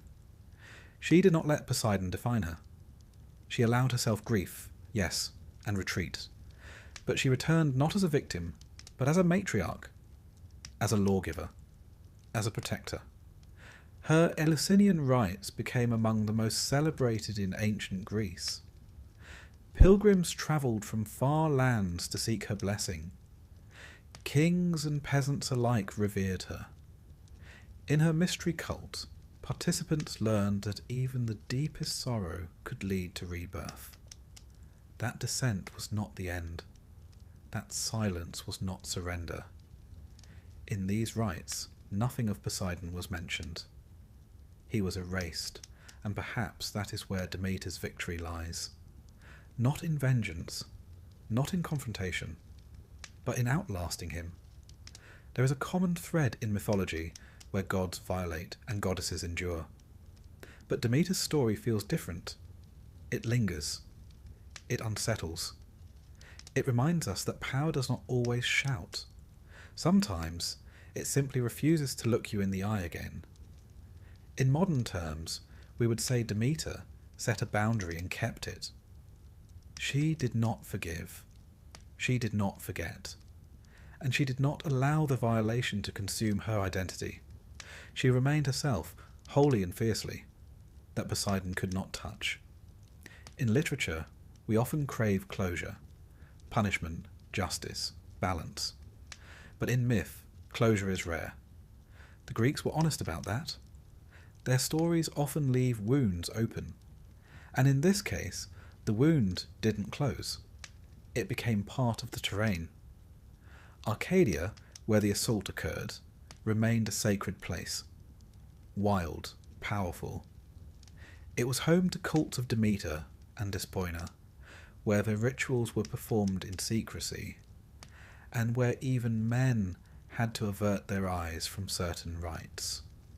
The horses that galloped across its fields were seen not just as animals, but as symbols of the divine, and of the power that rides with women who reclaim their dignity. Even in the animal kingdom, horses were sacred to both Poseidon and Demeter. But where Poseidon represented their wild strength and chaos, Demeter was linked to their service in agriculture, the yoke, the plough.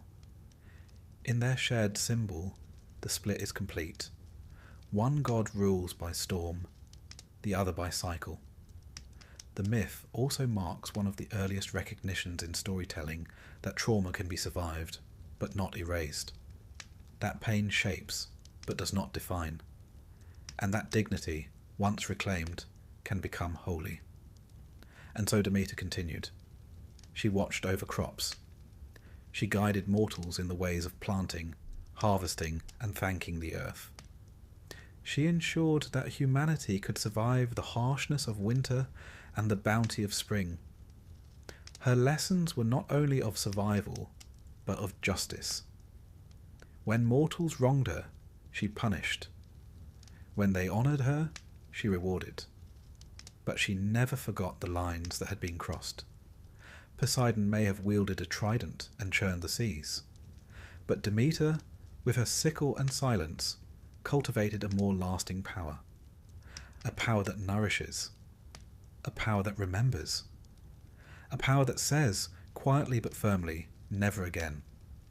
And so, when we think of the petty quarrels and grand feuds of Olympus, remember this one, not for its spectacle, but for its endurance. Not every grudge needs a thunderbolt. Sometimes it just needs a field that refuses to grow. In the labyrinthine halls of Greek mythology, where gods are as petty as they are powerful, and mortals are regularly squashed like insects for daring to excel, there is one tale that unravels slowly, beautifully, and with biting irony. It begins not with war, or lust, or prophecy, but with the hum of a loom. Athena versus Arachne is a feud so petty it feels almost modern. Not the type to inspire Iliads or epic sea voyages. No ships are launched over a loom. And yet, it is one of the most enduring tales in mythology, precisely because it is so achingly human. Pride, talent, truth, and consequences. Let's start with Athena, the goddess of wisdom, strategy, and crafts. a divine paradox, a war goddess who favoured diplomacy, a virgin deity who oversaw marriage, and a proud goddess of reason who, occasionally, lost her temper in the most unreasonable ways. Among her many domains, weaving was one of Athena's proudest claims. In ancient Greece, weaving was far more than domestic drudgery. It was an art form, an economic engine, and a deeply gendered ritual. Women wove the textiles that clothed families, outfitted warriors, and adorned temples. Skill with a loom was synonymous with virtue, patience, and intelligence. Naturally, Athena was considered the divine patron of this essential craft. She was said to have woven her own armour and designed the first loom. In fact, her gift of the olive tree to Athens was often accompanied in art and poetry by the gift of weaving. Enter Arachne, a mortal girl from the region of Lydia, known not for her lineage or her beauty, but for her utterly astonishing weaving. Her father was a humble dyer of purple wool. Important work, but not noble. Arachne was no princess, no muse-touched maiden, just a common girl with uncommon hands. People travelled miles to see her tapestries. Her threads shimmered like sunlight through leaves. Her designs were so intricate, birds seemed to flutter and gods to breathe on the fabric. It was said that even the nymphs came to marvel at her work. And soon the whispers began. She weaves like Athena herself, they said. She weaves better, murmured others, perhaps with a glance over their shoulders. Arachne heard these whispers, and she did not correct them. When questioned about her talent, she shrugged off the idea that the gods had anything to do with it. "It's my skill," she said, matter-of-factly. "I learned it. I practiced. No goddess guided my hand." Now, hubris in Greek mythology is less about ego and more about overstepping. Mortals can be proud. They can even be great. But to claim equality with the gods? That's like juggling thunderbolts while standing on Zeus's dining table. So, naturally, Athena heard about Arachne, and naturally, she decided to pay her a visit. In some tellings, Athena arrives disguised as an old woman, her cloak wrapped around her like a winter fog. She warns Arachne gently, "Be careful. Show humility. Thank the gods for your gift." Arachne snorts. "Why should I? I earned this skill. Let Athena come if she dares. Let her try me." In that moment, the old woman disappears. In her place stands Athena, radiant, armoured, eyes like storm clouds on the verge of a downpour. "So be it," she says. Thus begins the great weaving contest. 2 looms, 2 sets of hands, one divine, one mortal. An audience of nymphs, mortals, and the invisible watchful presence of fate. Athena sets to work. Her tapestry is a celebration of the god's glory. At the centre, her contest with Poseidon for the city of Athens. She shows herself victorious, offering the olive tree. Around the borders she weaves cautionary tales. Mortals who challenged the divine and paid dearly. Niobe, who lost her children. Capaneus, who defied Zeus and was blasted from his siege ladder.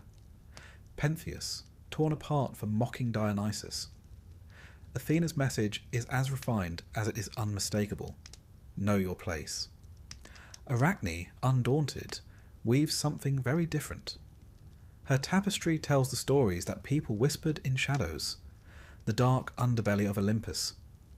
She shows Zeus transforming into animals and rain to seduce or overpower mortal women. Leda and the swan, Europa and the bull, Danae and the golden rain. She depicts Poseidon pursuing Medusa inside Athena's own temple, Apollo chasing Daphne, Dionysus, wild and staggering, corrupting innocence, the gods as lechers, deceivers, bullies, and the artistry, perfection. not a thread out of place. Each panel breathes. The fabric itself seems to judge its audience. When they finish, Athena stands in silence. She inspects the tapestry. She cannot find fault, not in the craftsmanship, and not painfully in the truth. And that is what breaks her. She does not praise, she does not concede, she destroys. With divine fury, Athena tears Arachne's tapestry to shreds. She rips the loom apart, and she turns on the girl who dared to speak truth to Olympus. In some versions, she strikes Arachne. In others, she simply curses her. The result is the same. Arachne, humiliated, rejected, and crushed by the injustice of it all, hangs herself. And here, the story could end. Another mortal destroyed for daring too much. But Athena, perhaps moved by regret, perhaps seeking poetic balance, revives Arachne, not as a girl, but as a spider. You shall live, Athena says, but you shall weave forever, and never again will you challenge the gods. Arachne's body shrinks, her limbs lengthen, her fingers become legs. She hangs from a thread, and thus the first spider spins her web. This myth, more than many, demands unpacking. On the surface it reads as a cautionary tale. Mortal pride meets divine wrath. The end. But look closer. Arachne's pride was not unfounded. She truly was the best. Her tapestry didn't insult the gods. It revealed them. She held a mirror up to Olympus and said, "Look." Her punishment was not for lying. It was for telling the truth. And that makes this feud uniquely uncomfortable. Athena, goddess of wisdom, behaves not with reason but with rage. She cannot tolerate criticism. She cannot reward honesty. She chooses destruction over grace. Why? Because Arachne committed the unforgivable sin of being right. This story resonates today because it captures the timeless struggle between talent and power. Arachne was an artist, a young woman from nowhere who dared to be better than the system. She created beauty, yes, but she also spoke truth. And power hates truth when it undermines control. In silencing Arachne, Athena also silenced every artist who might dare speak too clearly. Yet in transforming her, Athena ensured that Arachne's legacy would endure. Spiders became sacred to weavers. In medieval Europe, they were sometimes associated with diligence and patience. And today, Arachne lives on not only in literature, but in biology, arachnids, named for the girl who wove too well. Even her punishment was laced with irony. Athena meant to reduce her, to make her small. But spiders are, in their way, powerful. Their webs are marvels of engineering, stronger than steel by weight. Invisible traps, spun from nothing. Every thread a monument. In transforming Arachne, Athena ensured that her art would survive where temples crumble and statues fade. There's another layer to this myth too, the role of women and voice. Weaving in the ancient world was one of the few socially acceptable means of storytelling for women. They couldn't speak in the agora. They rarely held power. But through cloth, they recorded weddings, funerals, myths, and memories. A tapestry could speak when a woman could not. And Arachne used that voice unflinchingly. She wove not romance, but violation. Not glory, but cruelty. She refused to whitewash. In doing so, she crossed not just a divine boundary, but a societal one. And for that, she was punished, not by mortals, but by the goddess of logic herself. Some scholars see Athena's act as a betrayal of her own principles. Others interpret it as a test. Arachne failed, not in talent, but in diplomacy. She didn't couch her critique. She didn't offer flattery. She was blunt, and bluntness, especially from women in myths, or anywhere, rarely ends well. Yet the myth endures. Writers and artists have returned to it for centuries. Dante references Arachne in the Inferno, suspended in her own web. Ovid tells a tale with sympathy in the Metamorphoses. Modern poets and feminists have reclaimed her as a symbol of silent genius. She is everywhere, really. Every time a girl draws something controversial and is told to be nice. Every time an artist is told to stay in their lane. Every time someone in power bristles at uncomfortable truth told beautifully. Arachne spins still, and Athena, for all her wisdom, remains a cautionary tale in her own right. Her legacy is not just the olive tree or the city named for her, it is also the silence she tried to impose. The truth she couldn't bear to see made real. So the next time you see a spider's web, fragile, geometric, gleaming in the dawn, remember the girl who wove gods into truth, who refused to lower her eyes, who paid the price. And remember this too, not all feuds are loud. Some are stitched in silk. Some last forever. Arachne won in the end, not because she lived, but because she was remembered. Because she wove what could not be unseen. And Athena, however reluctantly, ensured that the loom would never fall silent again. Among all the divine squabbles and Olympian theatrics, there is perhaps no feud more enduring and more deeply steeped in the peculiar mix of love, pride, and jealousy than the one waged by Hera, queen of the gods. Her battles were not fought with swords or lightning, but with glances, punishments, transformations, and curses. Subtle, symbolic, and, frequently, brutal. And the targets? Almost always women. Women, it must be said, who had the misfortune of catching Zeus's wandering eye. Now, to properly understand Hera's position, let's begin with context. Hera was not merely the wife of Zeus, she was a powerful goddess in her own right, a daughter of Cronus and Rhea, and the goddess of marriage, women, and childbirth.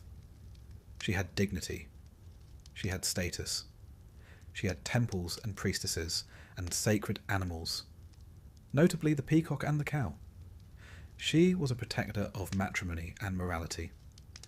And yet, her mythological legacy is one of near constant bitterness. Why? Because she was married to Zeus, the king of the gods, and a world-class philanderer.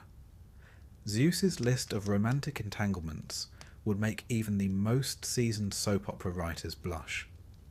Nymphs, mortals, titans, even the occasional goddess, none were safe from his attention. And for each of his escapades, Hera responded not by striking Zeus down, which, one might argue, would have been both fair and efficient, but by targeting the women involved, whether they were willing participants or not. This, of course, has puzzled and irritated generations of readers. Why, we ask, didn't Hera punish Zeus? Why turn her divine fury on women who more often than not were victims of trickery, force, or transformation? The answer, if there is one, lies in the strange emotional logic of myth. Hera's wrath wasn't fair. It wasn't rational. It was deeply personal. And in the ancient world, where marriage was about loyalty, status, and dominance, her fury made a kind of mythological sense. So let's take a quiet stroll through some of the pettier, sadder, and more unforgettable moments of Hera's vendetta. Let us begin with Io, a priestess of Hera. Zeus fell in love with her, no surprise there, and, to hide his affair, turned her into a cow. A literal cow, Hera, ever suspicious, demanded the animal as a gift. She then appointed a watchman, Argus, who had 100 eyes, to guard Io. Zeus, being Zeus, sent Hermes to lull Argus to sleep with music and kill him. Hera was livid. She took Argus's eyes and placed them on the tail of the peacock, one of her sacred animals. Then she sent a gadfly to torment poor Io, who, still a cow, wandered across Europe and Asia in misery until she finally reached Egypt and was restored to human form. From priestess to cow, to exile to goddess, a journey dictated by divine infidelity and divine vengeance. Next up, we have Callisto, a follower of Artemis sworn to chastity. Zeus seduced or assaulted her, depending on the version, and she became pregnant. When Hera discovered the affair, she did not confront Zeus. She transformed Callisto into a bear. Eventually, Callisto's son nearly killed her during a hunt. To prevent this, Zeus placed them both in the stars, as the constellations Ursa Major and Ursa Minor. A touching ending, perhaps. But Hera, not to be outdone, was said to have persuaded Oceanus and Tethys never to let those stars bathe in their waters, hence why those constellations never set below the horizon. Even in the heavens, Hera's wrath lingered. Then there was Leto, mother of Apollo and Artemis. Hera, furious that Leto was pregnant by Zeus, banned her from giving birth on any land under the sun. Every island and country turned her away, fearing Hera's vengeance. At last, Leto found Delos, a floating island not anchored to the earth, and gave birth there. Even then, Hera delayed the birth by holding back Eileithyia, the goddess of childbirth. Only after 9 agonizing days did the twins arrive. In each of these stories, Hera's fury is relentless, but the most infamous of her targets may be Semele, a mortal woman and the mother of Dionysus. Zeus, enamoured of Semele, visited her in secret. Hera, discovering the affair, disguised herself as an old woman and sowed doubt in Semele's mind. "If Zeus truly loves you," she said slyly, "ask him to reveal himself in his true divine form." Semele, trusting in her lover, did exactly that. Zeus, bound by a promise, appeared in his full glory, thunder, lightning, radiance, and Semele was incinerated on the spot. Zeus, to salvage the situation, rescued the unborn child and stitched him into his own thigh. Thus, Dionysus was born, twice born actually, and Hera, once again, was left to stew. She did not stop there. Hera pursued Dionysus throughout his youth, driving him mad, exiling him, and making his followers suffer. She drove the mortal woman Ino insane for fostering the infant god. Her fury was a flood, affecting not just her rivals, but their children, their friends, their cities. She once drove Heracles, son of Zeus and Alcmene, into a madness so fierce that he killed his own wife and children. This was not a one-off punishment, it was a lifelong vendetta. Even after death, Hera's feud with Heracles continued. But perhaps the most chilling example of Hera's pettiness is the story of Echo. Echo was a mountain nymph with a lovely voice and a tendency to talk too much. She was also a useful distraction. When Zeus visited the nymphs, Echo kept Hera busy with long-winded conversations, allowing Zeus to sneak away. When Hera discovered the trick, she cursed Echo to only repeat the last word spoken to her. Echo's voice, once her greatest gift, was reduced to mimicry. She would later fall in love with the beautiful Narcissus, but unable to speak her feelings, she faded away until only her voice remained. So, what do we make of all this? On one hand, Hera's actions are, undeniably, petty. She punishes women for Zeus's misdeeds. She lashes out not at the source of her pain, but at its symbols. She is vindictive, unrelenting, and frankly, terrifying. And yet, Hera is also tragic. She is the goddess of marriage in a marriage that is perpetually broken. She is bound to Zeus not just by love, but by mythology, by the structure of the divine order. She cannot leave, she cannot punish him, so she strikes where she can. Her wrath is the wrath of someone who has been repeatedly humiliated, yet must still play the role of queen. She is expected to stand tall, dignified, serene, while her husband cavorts with mortals and immortals alike. Her feud, in a way, is not with individual women. It is with the system that traps her. Of course, myth doesn't excuse her behaviour. Her victims are often innocent. Her vengeance ruins lives. But it does make her story more complex. Hera isn't simply a villain. She's a symbol of how power, pain, and pride entangle. She embodies a very specific kind of fury, one that simmers beneath the surface, elegant and poised until it boils over. The ancient Greeks saw her not just as cruel, but as a guardian of oaths, a deity who reminded mortals and gods of the sanctity of promises. She punished not just infidelity, but betrayal. And perhaps that's why her rage endures. It's not just about jealousy. It's about betrayal of loyalty, the violation of trust, the breaking of sacred vows. Hera's feud with her rivals isn't just emotional, it's ideological. She cannot strike Zeus, so she strikes what he values. And in doing so, she asserts her power in the only way allowed to her. Her temples remained among the most revered in the Greek world. At Samos, Argos, and Olympia, she was worshipped with grandeur. She was not feared alone, she was respected. Queens and brides invoked her name. Her presence loomed large in wedding rituals and state ceremonies, because even in her pettiness, Hera remained the queen. And what is a queen, in mythology, if not a paradox? Loved and feared, dignified and wrathful, bound and unyielding. Hera's feud was eternal, but so was her influence.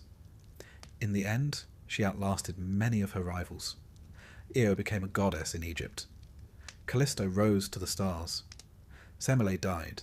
Leto gave birth to powerful gods. But Hera remained on Olympus, watching, judging, unforgiving. She was the storm behind the throne, the thunder beneath the crown. And though her targets changed, her fury never did. Greek mythology is not known for its warm family stories. If you're looking for examples of sibling affection, stable marriages, or happy inheritances, you would do better consulting a different canon entirely, perhaps something involving woodland creatures. But in terms of familial catastrophe, no line suffers more richly, repeatedly, and bloodily than the House of Atreus.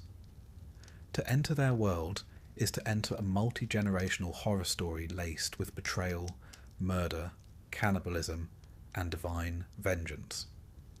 Every child of this family inherits not only a kingdom, but a legacy soaked in ancestral guilt. Even by mythological standards, their saga reads like a curse that festers across centuries.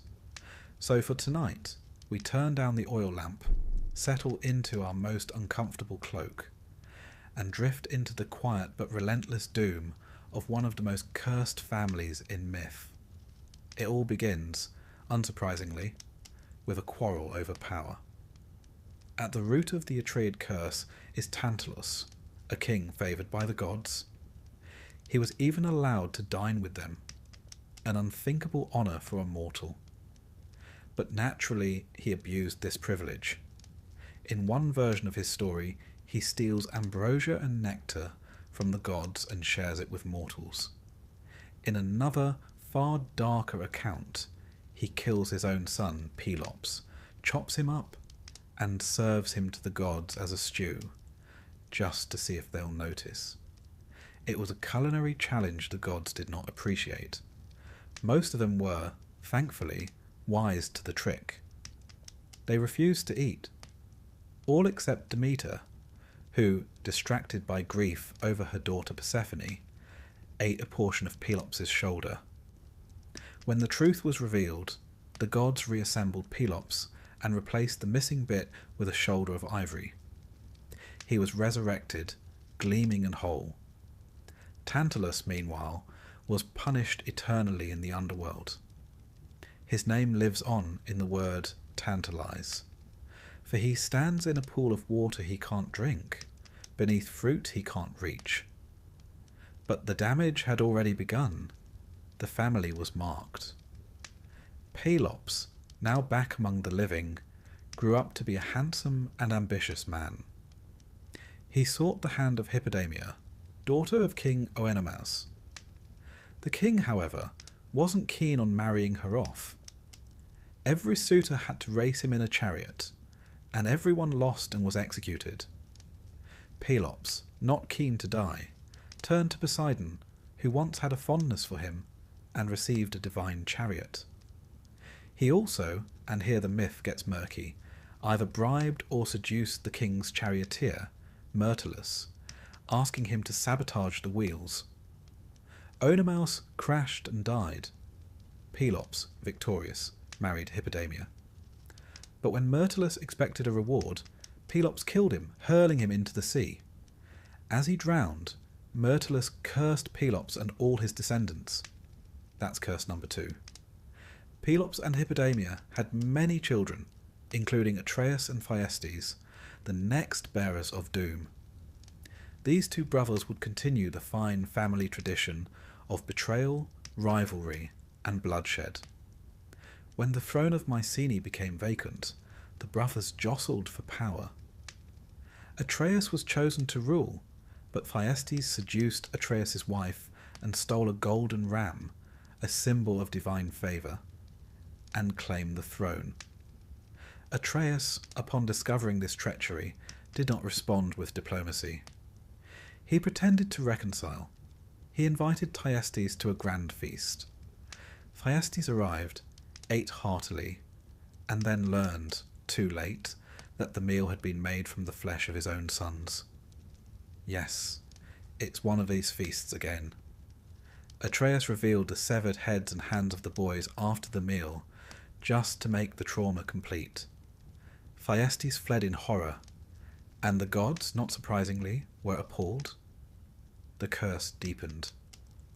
Eventually Thyestes, through an oracle's advice, realized that to truly avenge himself, he would have to father a child with his own daughter, Pelopia. That child, born of incest and revenge, was Aegisthus.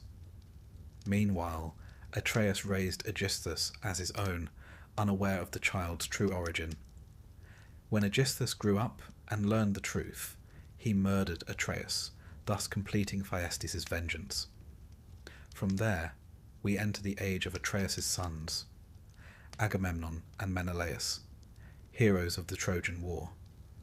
Menelaus, of course, is most famous for being the wronged husband of Helen, whose abduction by Paris sparked the war. But it's Agamemnon, the elder brother, who takes centre stage in the family's continued unravelling. Agamemnon married Clytemnestra, sister of Helen. When the Trojan War broke out, he led the Greek forces. But en route to Troy, the fleet was becalmed at Aeolus. The seer Calchas declared that the only way to appease the gods was to sacrifice Agamemnon's daughter, Iphigenia.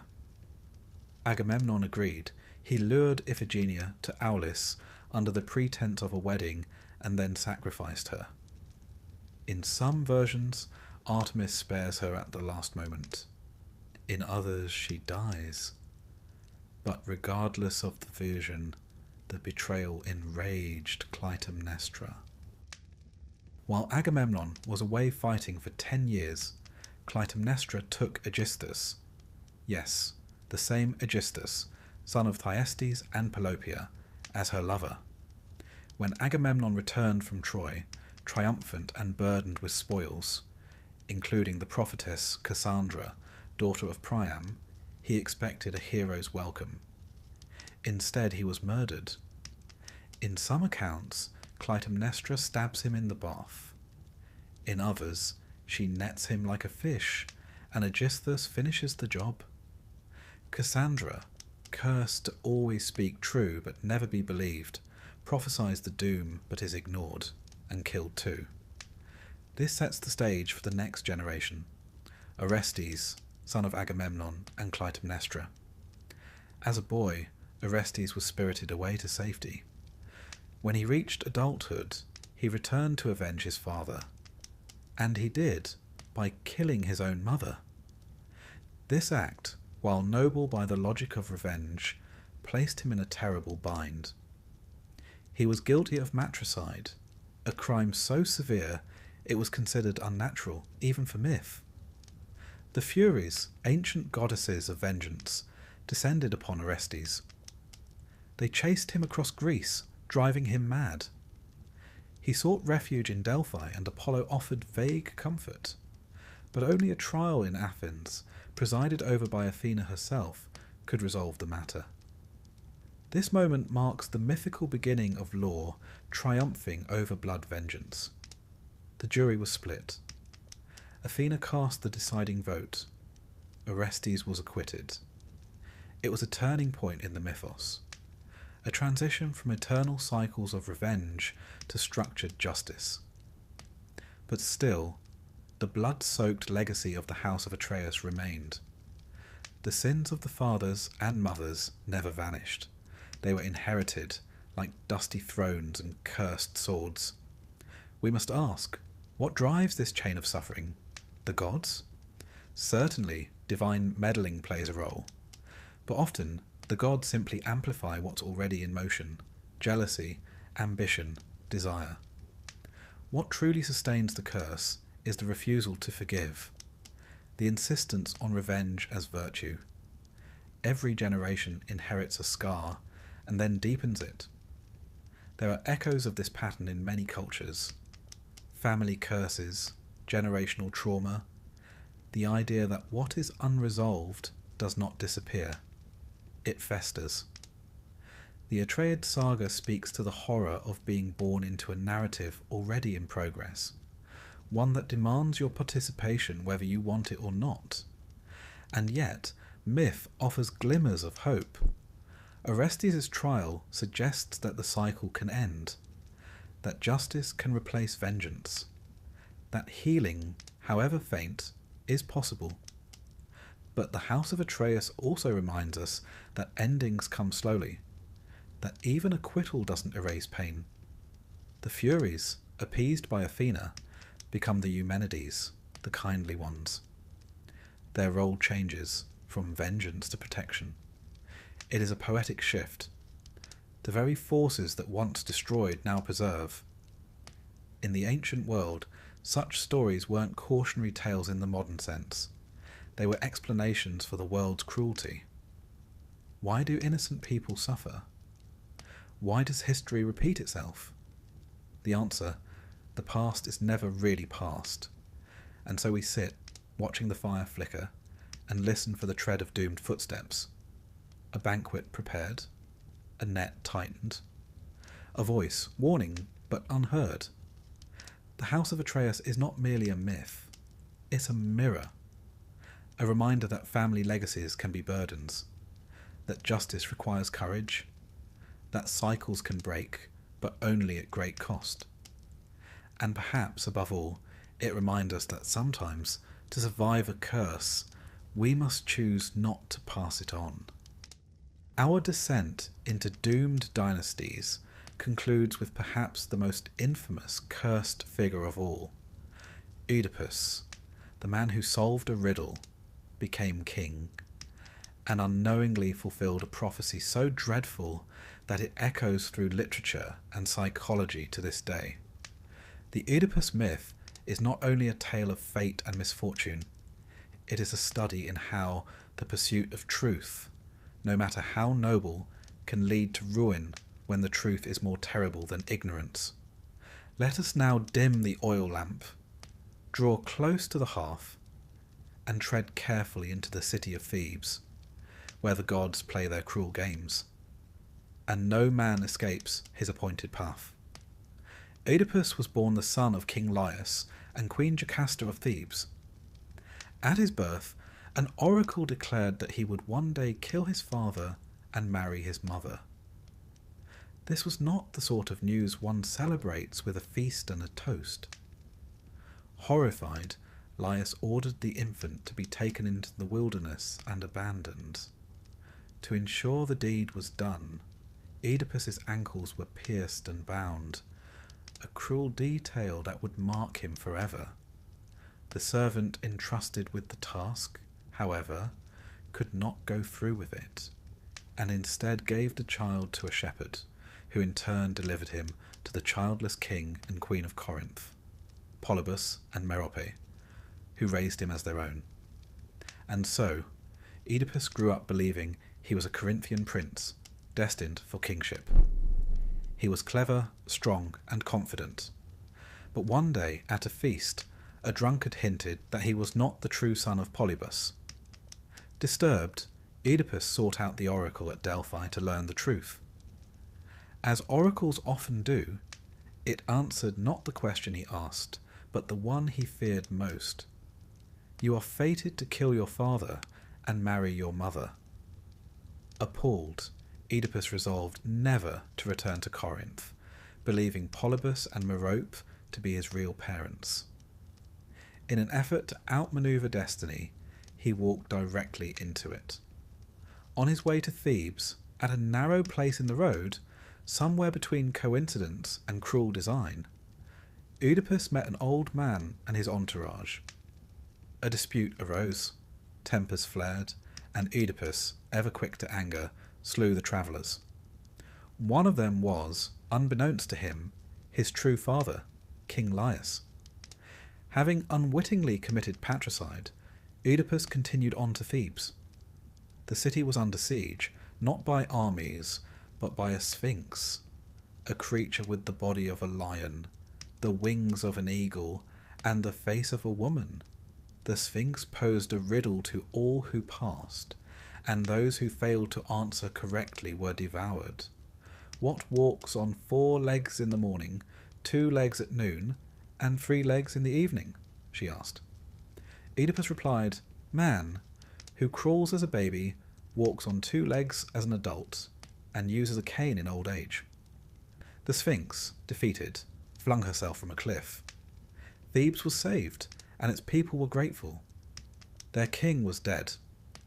Their queen, Jocasta, was widowed. And so they offered Oedipus the crown and the hand of the queen. He accepted both. Thus, the prophecy was fulfilled. Oedipus had killed his father and married his mother, but neither he nor Jocasta knew it. Years passed. Thebes flourished under Oedipus's rule. He and Jocasta had 4 children, 2 sons, Eteocles and Polynices, and 2 daughters, Antigone and Ismene. All seemed well until a second plague struck the city. Crops withered, livestock perished, and women stopped bearing children. The people cried out to the gods for relief. The oracle at Delphi was consulted once more. The message was clear. The plague would not lift until the murderer of King Laius was found and punished. Eager to save his city, Oedipus swore to uncover the truth. He called upon Tiresias, the blind prophet of Apollo. Tiresias was reluctant to speak, but when pressed he declared, "You are the one you seek." Oedipus, horrified and disbelieving, accused the prophet of treason. He suspected a plot. Perhaps Creon, Jocasta's brother, sought the throne, but Jocasta urged him to calm himself. Oracles were not always to be trusted, she said. After all, she and Laius had once received a prophecy that their son would kill his father. But the child had died, and Laius had been killed by bandits at a crossroads. At which point Oedipus paled. He, too, had killed a man at a crossroads. The timing, the location, the number of attendants, everything matched. Soon, a messenger from Corinth arrived with more news. King Polybus had died. Oedipus rejoiced, believing he had escaped the first half of the prophecy. But then the messenger added, almost casually, "You were adopted, you know." He had been given to Polybus by a shepherd from Thebes, the same shepherd who had once served King Laius. The last piece fell into place. Jocasta, realizing the truth, fled to her chamber and hanged herself. Oedipus followed shortly after and found her body.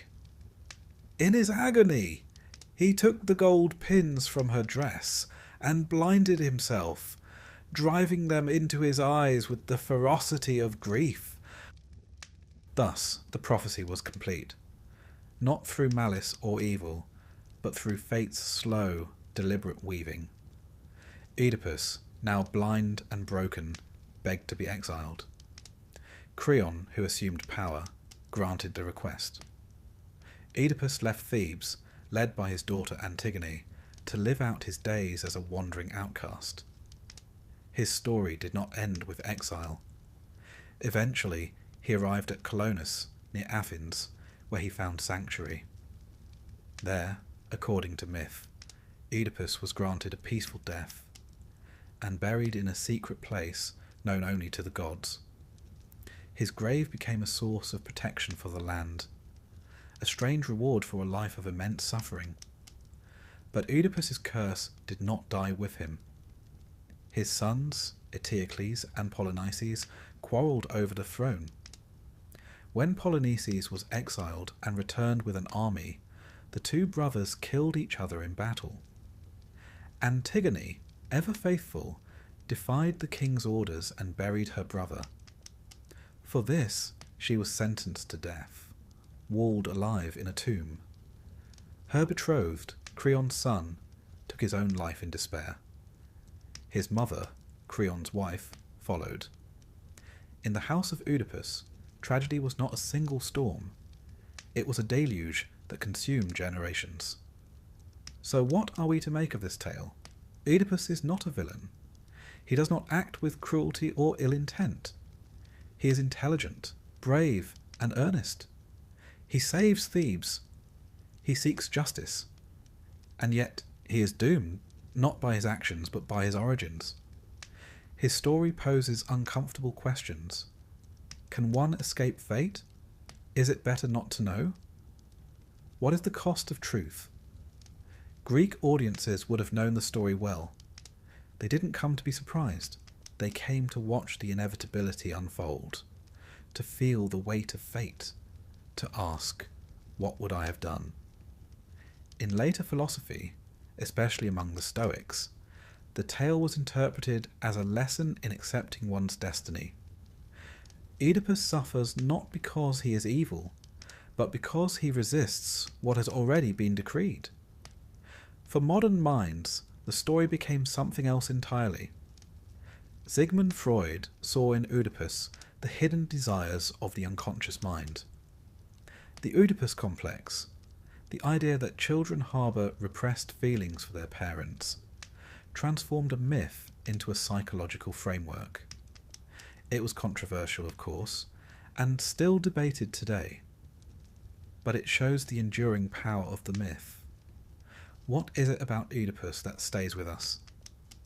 Perhaps it's the irony, the man who seeks the truth only to destroy himself with it, or the idea that our greatest virtues, intelligence, bravery, honesty, can also lead us to ruin. Or maybe it's the quiet horror of discovering that the life you built, the family you love, the person you believe yourself to be, is founded on a secret so terrible it can never be undone. And yet, there's something noble in Oedipus's fall. He does not run from his guilt. He does not deny it. He accepts it. He punishes himself. He begs to be cast out. In a way, he restores order, not through might, but through accountability. His story ends not in vengeance, but in atonement.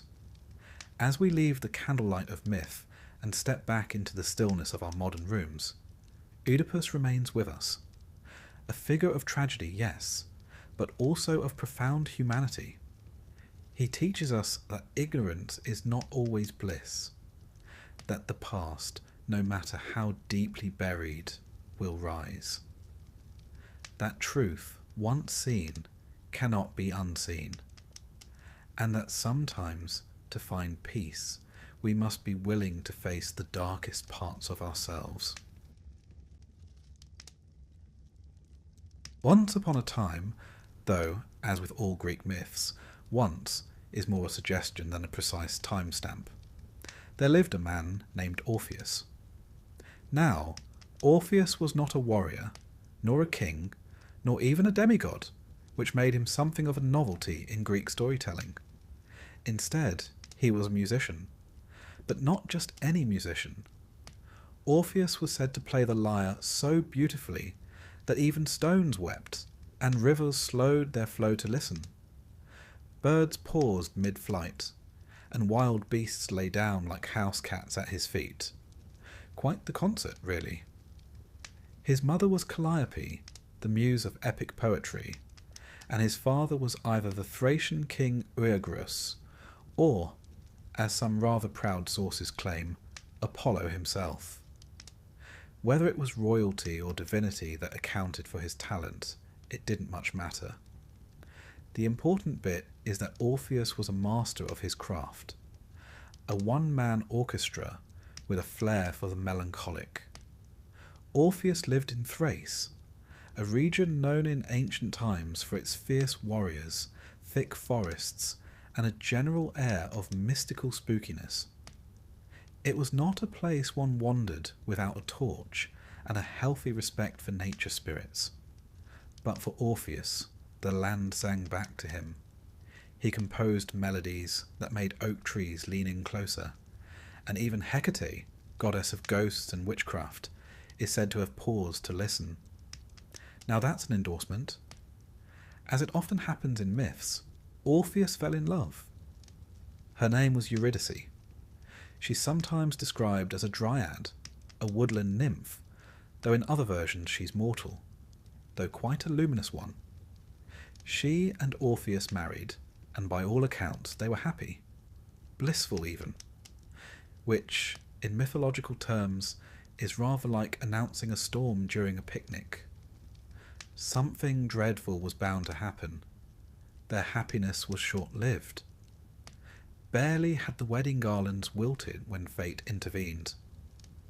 Eurydice, walking alone through a sunlit meadow, never a good idea in a Greek myth, was spotted by a shepherd named Aristaeus. Now, Aristaeus was the rugged, rustic sort, a son of Apollo and a minor god of beekeeping, among other agricultural talents. He saw Eurydice and was overcome with lust. Whether it was divine mischief or just very poor judgment, he chased her. Fleeing through the underbrush, Eurydice stepped on a serpent. One bite, one moment of excruciating pain, and she collapsed. The poison spread fast. By the time Orpheus reached her, she was gone. Just like that. Orpheus was shattered. His grief wasn't the loud kind. It was silent and heavy, like snowfall over a grave. He wandered the hills, playing his sorrow into the world. The birds didn't sing anymore, they listened. Even the rocks, notoriously hard-hearted, seemed to mourn. But sorrow, for all its weight, eventually stirs resolve. Orpheus made a decision no living man had made before. He would journey into the underworld and bring her back. Now, the underworld wasn't designed for round-trip travel. It was ruled by Hades, a god who believed firmly in no refunds. The land of the dead was shrouded in shadow, guarded by Cerberus, the three-headed dog, and accessible only by ferry, operated, of course, by Charon, who took only obels placed in the mouths of the deceased. Fortunately, Orpheus had not only charm, but also a certain confidence in his lyre. He arrived at the river Styx and played for Charon, whose grumpy demeanour melted like butter on a forge. For the first time in perhaps centuries, Charon ferried a living soul across. Next came Cerberus, a monstrous creature with 3 heads and a tail like a venomous whip. Cerberus was not a being easily reasoned with, but Orpheus didn't try reason. He played a lullaby so haunting and gentle that all 3 heads fell into slumber, dreaming perhaps of sticks and belly rubs. Finally, Orpheus reached the throne of Hades and Persephone. Hades was a ruler more feared than loved, a god of absolute finality. Persephone, the queen of the dead, was no less formidable, though her story, abducted from springtime fields, wedded to a death god, yet allowed to return to the surface for part of the year, makes her one of the more layered deities. Orpheus bowed, lifted his lyre, and began to play. No words were spoken, just music. Music that carried every ounce of his grief, every note soaked in love and mourning. He sang of Eurydice's laughter, of the wedding they barely had, of the days they should have spent growing old together. He sang of lost summers and ghosted futures. And the impossible happened. The Furies wept, Persephone covered her face, and Hades, cold-blooded custodian of the dead, was moved. He granted Orpheus his wish, with a condition. Eurydice would follow him back, but he must not look back at her until both had reached the surface. No glances, no whispers, no confirmation of her presence, just trust.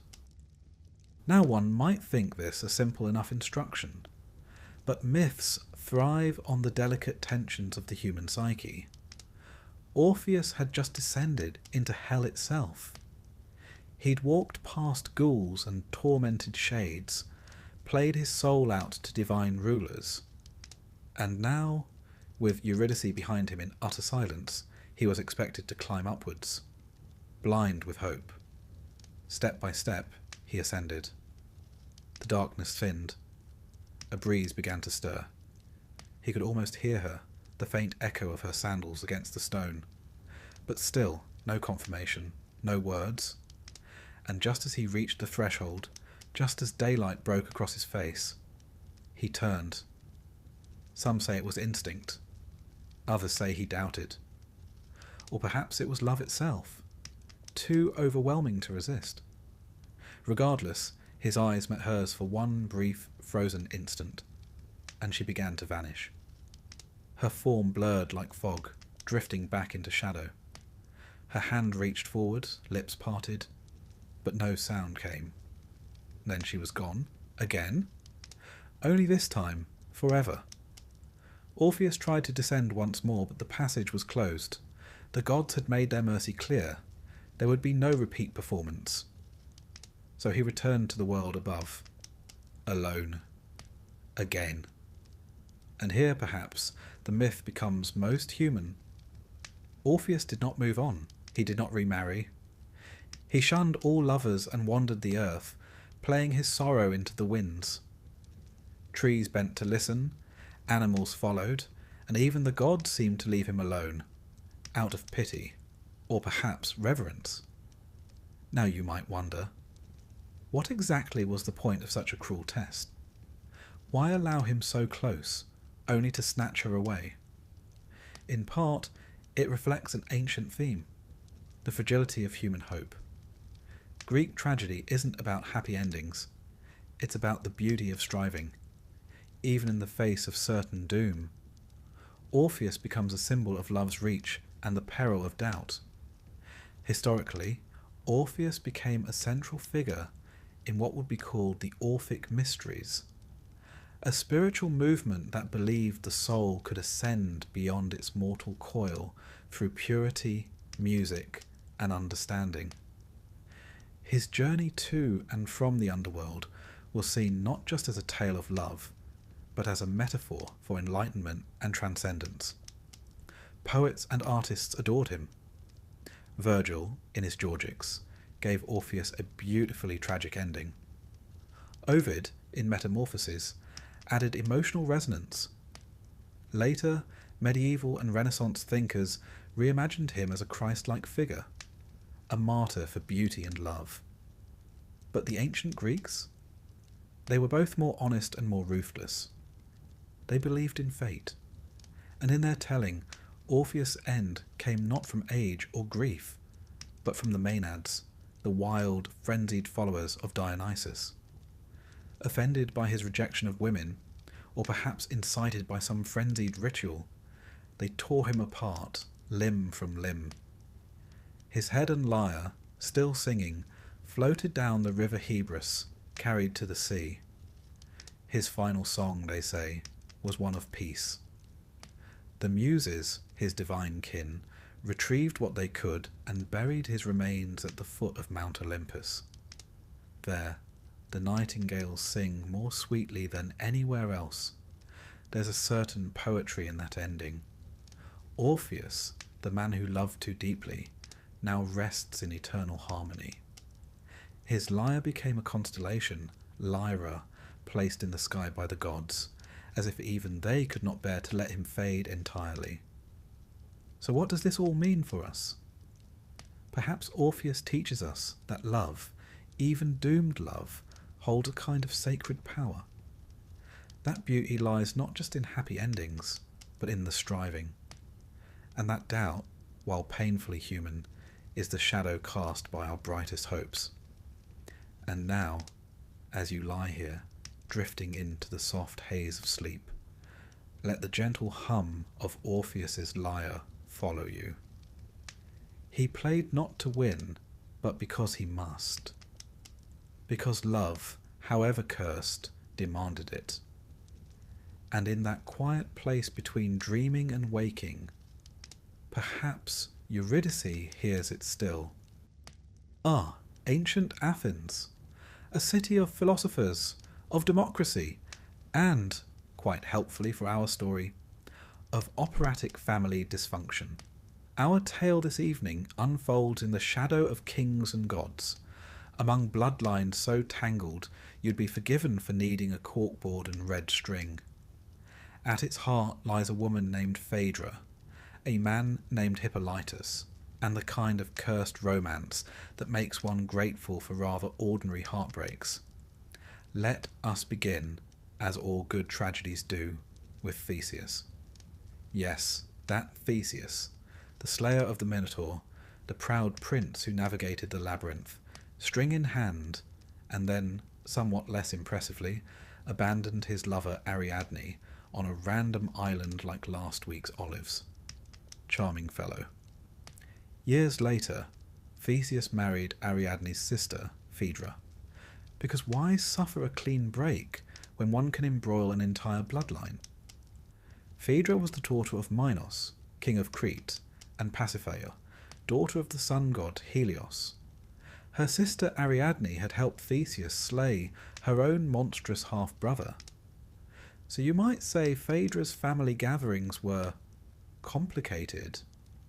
Now when she married Theseus, Phaedra became stepmother to his son Hippolytus, born of an earlier union with the Amazon queen, Hippolyta. The Amazons, you'll recall, were a fierce band of warrior women who didn't especially care for traditional domestic arrangements, or indeed men. So Hippolytus was raised more in their vein, aloof, chaste, and frankly more interested in hunting than in humans. He worshipped Artemis, goddess of the hunt and protector of virgins, and actively avoided Aphrodite, goddess of love and lust. This, as it turns out, was an ill-advised theological stance. You see, in Greek myth, the gods don't much care for being snubbed, especially not Aphrodite. She didn't just encourage passion, she demanded it. And when Hippolytus dismissed her realm in favour of Artemis and his virtuous, abstinent pursuits, Aphrodite was, shall we say, not amused. So, in a fashion that only the gods could consider just, she decided to teach him a lesson, not by striking him directly, but by orchestrating a most exquisite disaster. Her target, Phaedra. Aphrodite caused Phaedra, the respectable queen, to fall violently, hopelessly in love with her stepson. Now pause a moment. This is not your garden variety crush. This was a supernatural compulsion, a divine manipulation of the heart. Phaedra fought it, she tried everything. She prayed, she wept. She contemplated death as a preferable option. But the passion remained, feverish, shameful, and utterly destructive. Eventually, Phaedra confided in her nurse, an elderly servant with all the discretion of a town crier on market day. The nurse, thinking she was helping, approached Hippolytus and revealed the queen's feelings. Now Hippolytus, remember, was not exactly a people person. His reaction was one of horror, disgust, and high moral indignation. He rejected the idea outright, insulted Phaedra, and, depending on the version, threatened to tell his father, Theseus. And so Phaedra, humiliated and terrified, took the only path she saw open. She wrote a letter accusing Hippolytus of attempting to seduce her, and then took her own life. When Theseus found her lifeless body and read the note, he was consumed with grief and fury. Not known for his even temper or investigative rigour, he cursed his son without so much as a conversation. Here's where things take a divine turn. Theseus happened to be on friendly terms with Poseidon, god of the sea, who had granted him 3 wishes, like a cosmic gift card. With one of these wishes, Theseus asked for Hippolytus' death. Poseidon obliged. As Hippolytus drove his chariot along the shore, a monstrous bull, a gift from the sea god, rose from the waves, panicked the horses, and sent the chariot careening. Hippolytus was thrown, dragged, and fatally wounded. Only later, much too late of course, did Theseus learn the truth. Artemis herself descended, explaining the cruel game Aphrodite had played, the lie that cost a life, and the loyalty his son had shown to virtue and restraint. There is, needless to say, no scene more thoroughly Greek than a god turning up after everything's already gone to Hades. Theseus was devastated, and Hippolytus. He died in agony, having lost the love of his father, the clarity of his life's purpose, and, ironically, his life, despite never having loved at all. Now let us take a breath and peek behind the myth. The tale of Phaedra and Hippolytus has been retold across centuries. Euripides, that dark-hearted dramatist of the 5th century BCE, gave us one of the earliest full versions in his tragedy Hippolytus. In it, he explores themes of divine injustice, the dangers of repression, and the ruinous consequences of desire, particularly desire denied. In Euripides' hands, no one is wholly innocent. Phaedra is sympathetic yet weak. Hippolytus is virtuous but cold, even arrogant.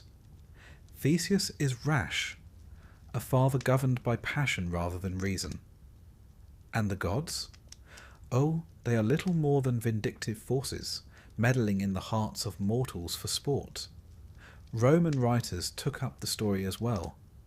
Seneca, in particular, leaned into the moral horror of it all, giving us a Phaedra even more tormented and a Hippolytus even more aloof. The myth was, for the Romans, a warning about ungoverned emotion and the brittle fragility of honour. But beyond the drama lies a question. Why was Hippolytus so thoroughly punished? It seems that in the Greek worldview, extremes, even extreme virtue, were dangerous. Hippolytus rejected love, women, and even the natural order. He refused Aphrodite entirely, and in doing so brought divine wrath upon himself. Moderation, or sophrosin, was the ideal. Passion, whether indulged or denied, could be ruinous if not tempered with balance. Phaedra, meanwhile, becomes the archetype of the woman torn by uncontrollable longing. In some versions she is a tragic victim, in others a more active deceiver. But even in her darkest portrayals, she is not without pathos. She didn't choose her desire. It was placed in her by Aphrodite, an invasion of the soul. Her suicide, while terrible, is framed as an escape from shame and a desperate, if futile, attempt to protect her honour. It's worth noting too that Hippolytus's death is one of the few in Greek myth that involves the invocation of a wish granted by a god. Theseus's call to Poseidon brings into sharp focus the terrifying idea that divine gifts can just as easily become curses. Be careful what you wish for, they say, and Theseus learned that the hard way. There is also in the background the quiet rivalry between Artemis and Aphrodite, chastity versus desire, each goddess claiming their mortal, each refusing to concede. And Hippolytus? A pawn in their celestial quarrel. Artemis honours him after death, promising that young girls will sing of him before their weddings, a melancholic tribute to a man who never loved. In later centuries, the myth would influence everything from Racine's Phèdre, a French tragedy of seething guilt and eloquent repression, to modern psychological interpretations of obsession, denial, and the tragic inevitability of miscommunication. It's a story not just about forbidden love, but about the impossibility of perfection. So what are we to make of this tale? Perhaps it whispers to us in the quiet hours that love, when twisted by pride or denial, becomes unrecognizable. That purity without empathy can be as dangerous as passion without restraint. That gods, whether ancient or of our own making, are rarely fair. As you drift now gently toward sleep, consider the image of Hippolytus driving his chariot along a glittering shore, unaware of the doom rising from the sea. Consider Phèdre, torn between longing and honour, a queen undone by feelings not her own. And Theseus, flawed, impulsive, human, wishing too late for the truth. In the end, no hero, god, or queen was spared. A love that never bloomed still managed to destroy them all. And so, with the hush of sea waves and the faint whisper of hoofbeats, let the tale fade softly from your mind. After all, in the realm of Greek myth, even silence carries the echo of tragedy. Let us dim the torchlight, settle deeper into our pillows, and drift to a time long before reason and restraint were fashionable. Back when the gods meddled freely in mortal affairs, and beauty could, quite literally, cause the fall of empires. Tonight's tale belongs to a love so cursed, so extravagantly disastrous, that even poets centuries later shook their heads in disbelief. Paris and Helen. She, the most beautiful woman in the world. He, a Trojan prince with the decision-making skills of a sleep-deprived squirrel. Together, they triggered a war that lasted 10 years, toppled a mighty city, and gave us one of the longest and bloodiest epics in Western literature. Romance, anyone? Let us begin, appropriately, with a wedding. But not of Paris or Helen. No, this was the wedding of Peleus, a mortal, and Thetis, a sea nymph. A curious pairing, certainly, but the gods were all invited, except, crucially, for Eris, goddess of discord. As you might imagine, Eris did not take kindly to being snubbed. So, in a move of divine pettiness that would make any soap opera villain blush, she crashed the party and tossed a golden apple into the crowd. Upon the apple were inscribed the words, "To the fairest."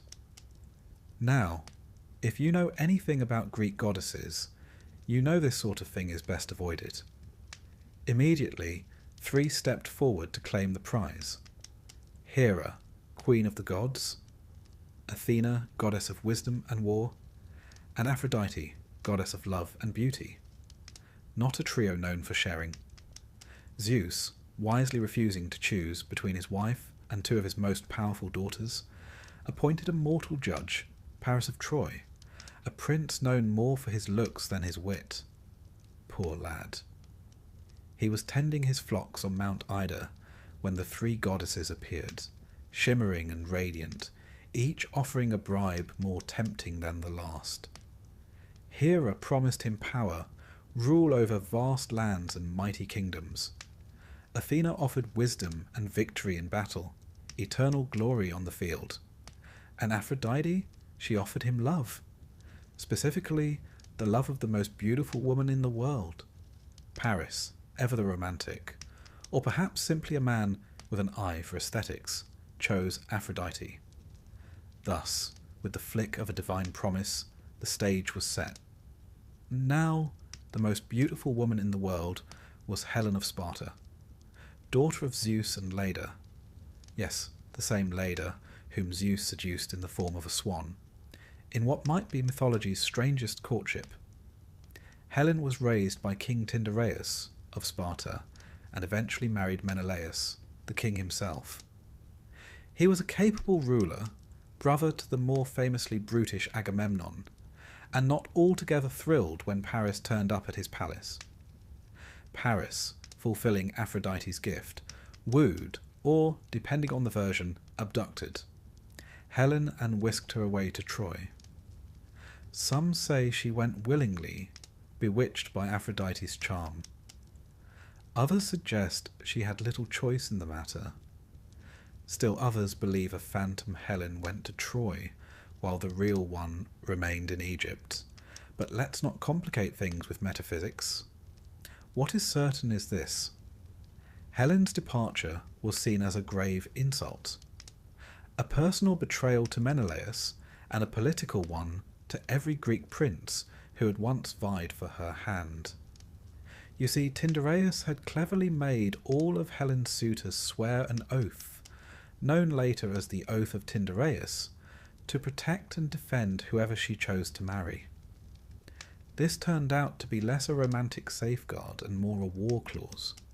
And so, the kings of Greece united, not merely to restore one man's pride, but to honour an oath, settle scores, and, if we're being honest, to indulge in a bit of conquering. The result was the Trojan War. The Trojan War.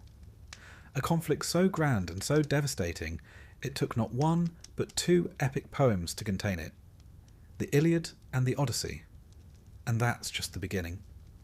10 years of siege, countless deaths, and heroes like Achilles, Hector, Odysseus, and Ajax thrown into a whirlwind of battle, all for the sake of one woman's love.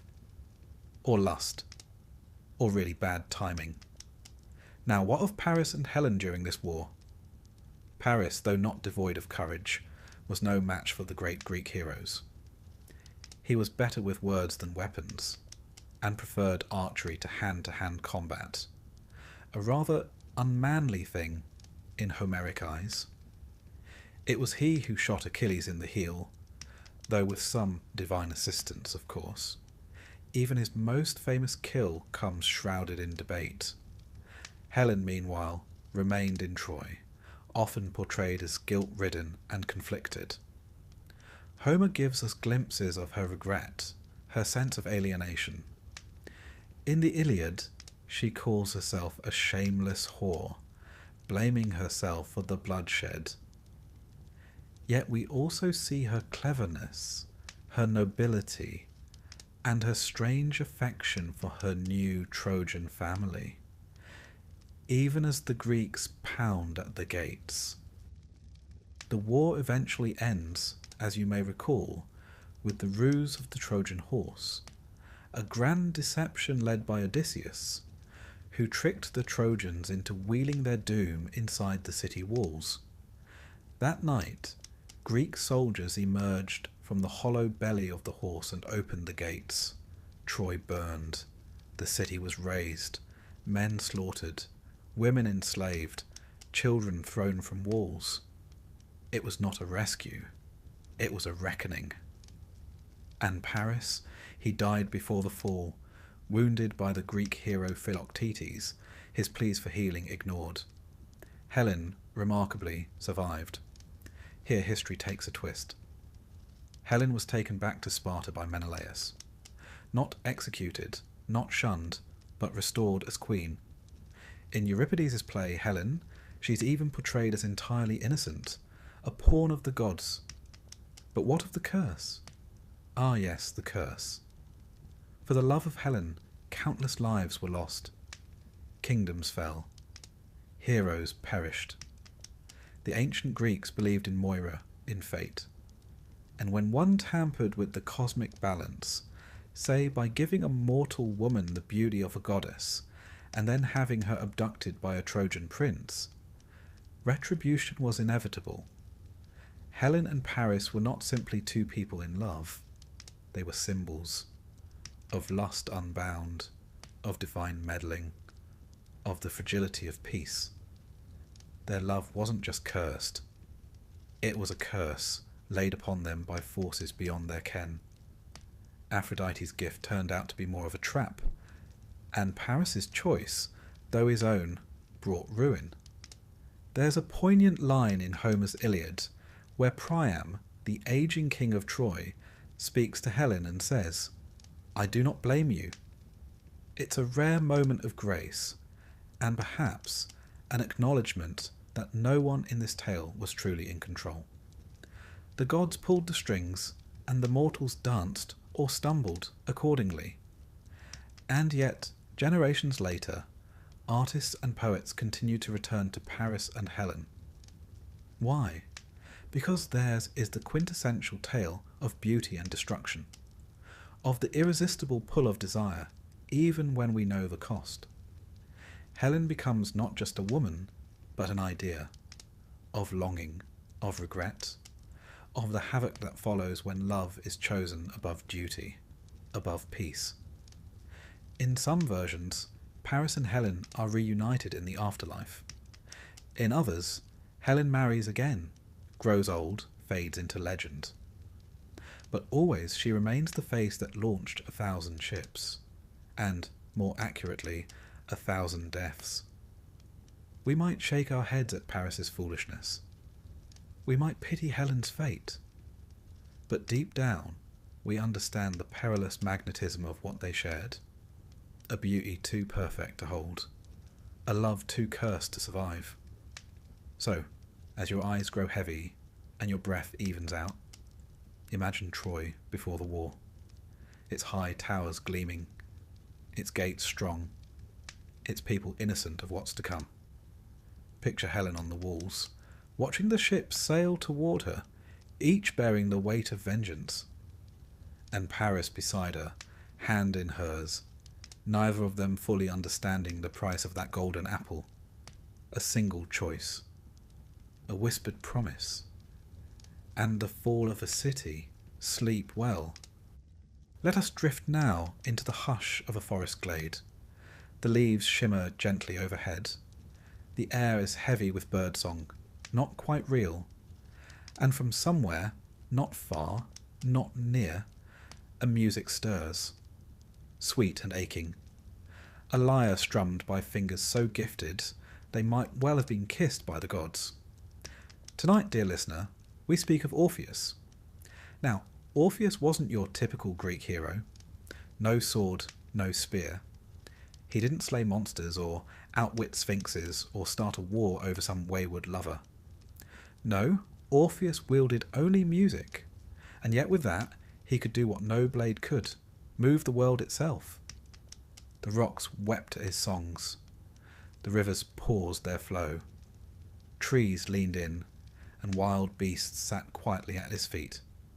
Even Hades, lord of the underworld and notoriously difficult at parties, would in time grant him audience.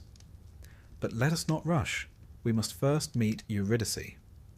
Eurydice was a dryad, a nymph of the trees. Beautiful, yes, but also wild in spirit, elusive as a breeze in spring. She met Orpheus, or perhaps he found her, singing in some quiet glade, and the two fell into a love so pure, so gentle, it seemed untouched by fate. They married beneath the trees. The Muses blessed the union, and for a moment everything was as it should be. Ah, but this is Greek mythology. And if there's one thing we've learned so far, it's that happiness is rarely allowed to flourish unpunished. Not long after their wedding, Eurydice was wandering through a field when she was spotted by Aristaeus, a minor god of agriculture and, ironically, beekeeping. He became, let's say, over-enthusiastic in his admiration and chased her. In her flight, Eurydice stepped on a serpent. The snake, perhaps insulted that its peaceful sunbathing had been interrupted, bit her. And just like that, she died. Now, in many stories, death is the end. But Orpheus was not content to mourn beneath the stars. He tuned his lyre, steadied his resolve, and descended into the underworld. Not metaphorically, literally. You see, unlike the Christian afterlife or the Buddhist wheel of rebirth, the Greek underworld was a shadowy, bureaucratic sort of place. There was paperwork, and rivers, and levels. The dead were sorted, seated, and generally discouraged from mingling with the living. But Orpheus, singing his sorrow, crossed them all. At the gates of the underworld stood Cerberus, the three-headed hound, a beast bred to devour hope. Orpheus played his lyre, and the great dog lay down and slept, all three heads dreaming different dreams. He passed the river Styx, that black ribbon of forgetfulness, where Charon the ferryman carried souls across for a fee, except this time no coin was needed. Music was payment enough. At last, Orpheus came before Hades and Persephone, lord and lady of the dead. Now Hades is often depicted unfairly, as cruel or malicious. But in truth, he was simply a man with a job no one else wanted, to oversee the realm where all things end. And he did it, for the most part, without complaint. Persephone, of course, was the springtime bride who lived half the year below and half above. She understood sorrow. And so, when Orpheus played for them, he didn't plead, he didn't argue, he let the music speak. It was a song of loss, of sunlit mornings never to be shared, of laughter that now echoed too quietly, of a love that had bloomed and been severed in a moment. It was said that even the Furies, those ancient goddesses of vengeance, shed tears. Hades, unmoved by speeches, found his cold heart softened. And so, the lord of the underworld made a rare concession. Eurydice would be returned to life. But there is always a but in Greek mythology, only on one condition. Orpheus must lead her out. She would follow behind, silent and unseen, and he must not look back until they had both emerged into the world of the living. Simple, you think? A stroll and a bit of self-control? But remember, this is not a stroll through a sunny meadow. This is the land of shadows. The silence is thick. The air tastes of iron. And the mind, when anxious, whispers. What if she isn't there? It says. What if they've tricked you? What if she stumbles? What if you are alone? Orpheus walked. His steps echoed through the endless gloom. Behind him he felt a presence, light as breath. He resisted the urge to turn. Step after step, he climbed the dark tunnel toward the light. And then, just as the first sunbeam kissed his face, he turned. He turned. Eurydice was behind him, her hand reaching out. But she was still in the shadowed threshold, not quite free. And so, before his eyes, she faded, silently, back into the dark, this time forever. Some say she looked at him with sorrow, others with forgiveness. But she said nothing. because in the underworld, speech is a fragile thing. Orpheus tried to return, but a second descent was not permitted. The gods are not in the habit of repeating gifts. And so he climbed back to the surface alone. Now, this would be a fine place to end, but Orpheus's story lingers, much like his melodies. He returned to the living world, but he did not live.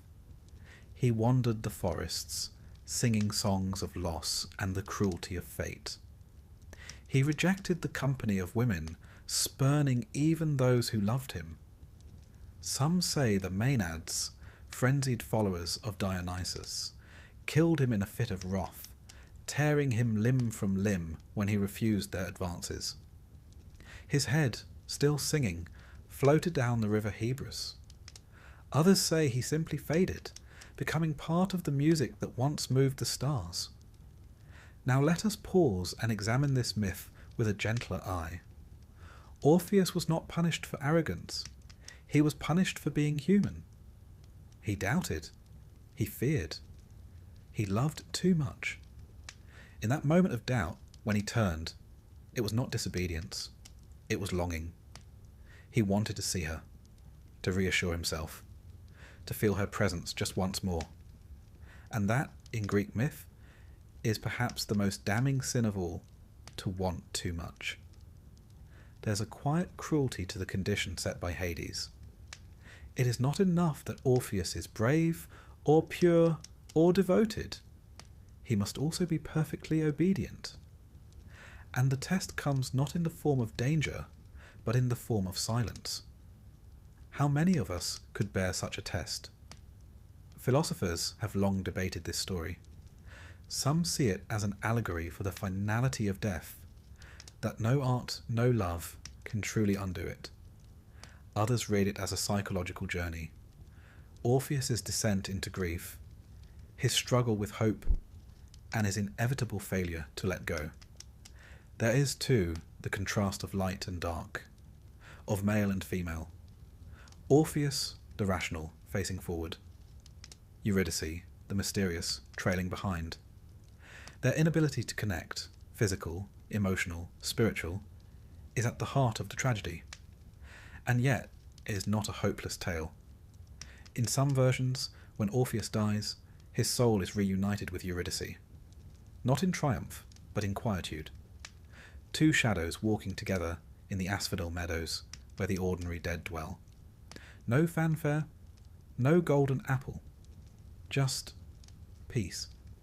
We may ask, why does this story endure? Because it is perhaps the most relatable of all.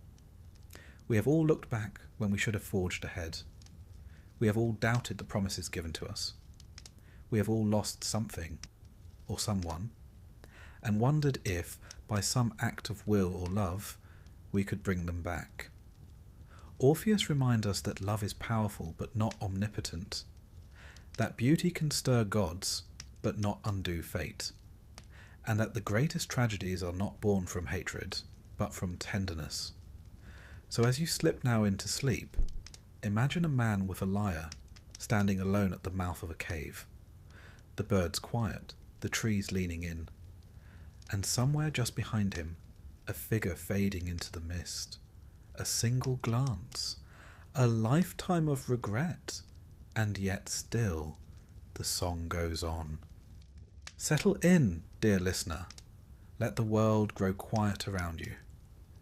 In this chapter, we descend into one of the darkest corners of mythic romance, a tale not of hearts gently entwined, but of loyalty twisted into vengeance.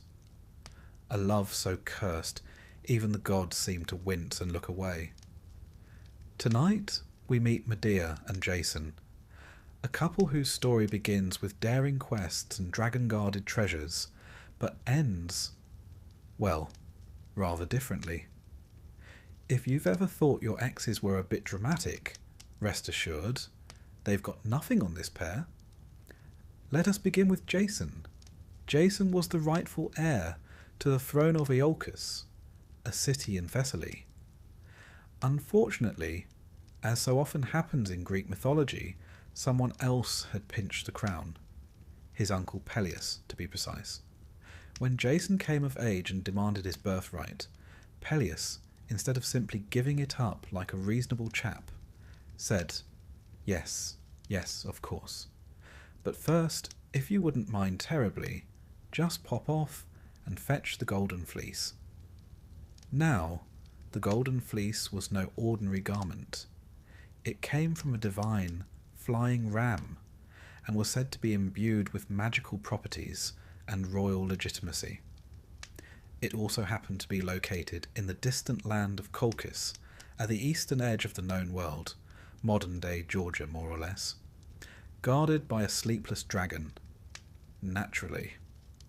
Jason, being a hero, or at least pretending to be one, accepted the quest.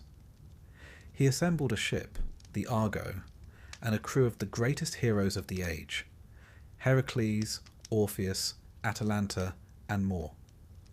They were called the Argonauts, and their journey was the Avengers' endgame of ancient Greece. But it is in Colchis that our story of love and of blood begins. Here we meet Medea. Now, Medea was no simple maiden. She was the daughter of King Aeetes of Colchis and a granddaughter of the sun god Helios. She was also a sorceress, trained in the magical arts, particularly skilled in potions, herbs, and, you guessed it, creative revenge. When Jason arrived in Colchis and asked for the fleece, King Aeetes, in a truly Olympic act of poor hospitality, agreed, on the condition that Jason yoke a pair of fire-breathing bulls, plough a field with them, sow it with dragon's teeth, and defeat the army of warriors that sprang up from the soil. A fair day's work. Jason, clearly out of his depth, was doomed to fail. Enter Medea. Struck by love, or perhaps a divine curse, Medea fell for Jason at first sight. Not the first woman to be undone by a charming but slightly clueless adventurer, and certainly not the last. With a mix of love and perhaps a smidgen of Aphrodite's interference, Medea offered Jason her help. She gave him an enchanted salve to protect him from the bull's fire, and instructed him on how to defeat the earthborn warriors, throw a rock among them, and let them fight each other. A neat trick, and frankly one that might still work at family gatherings.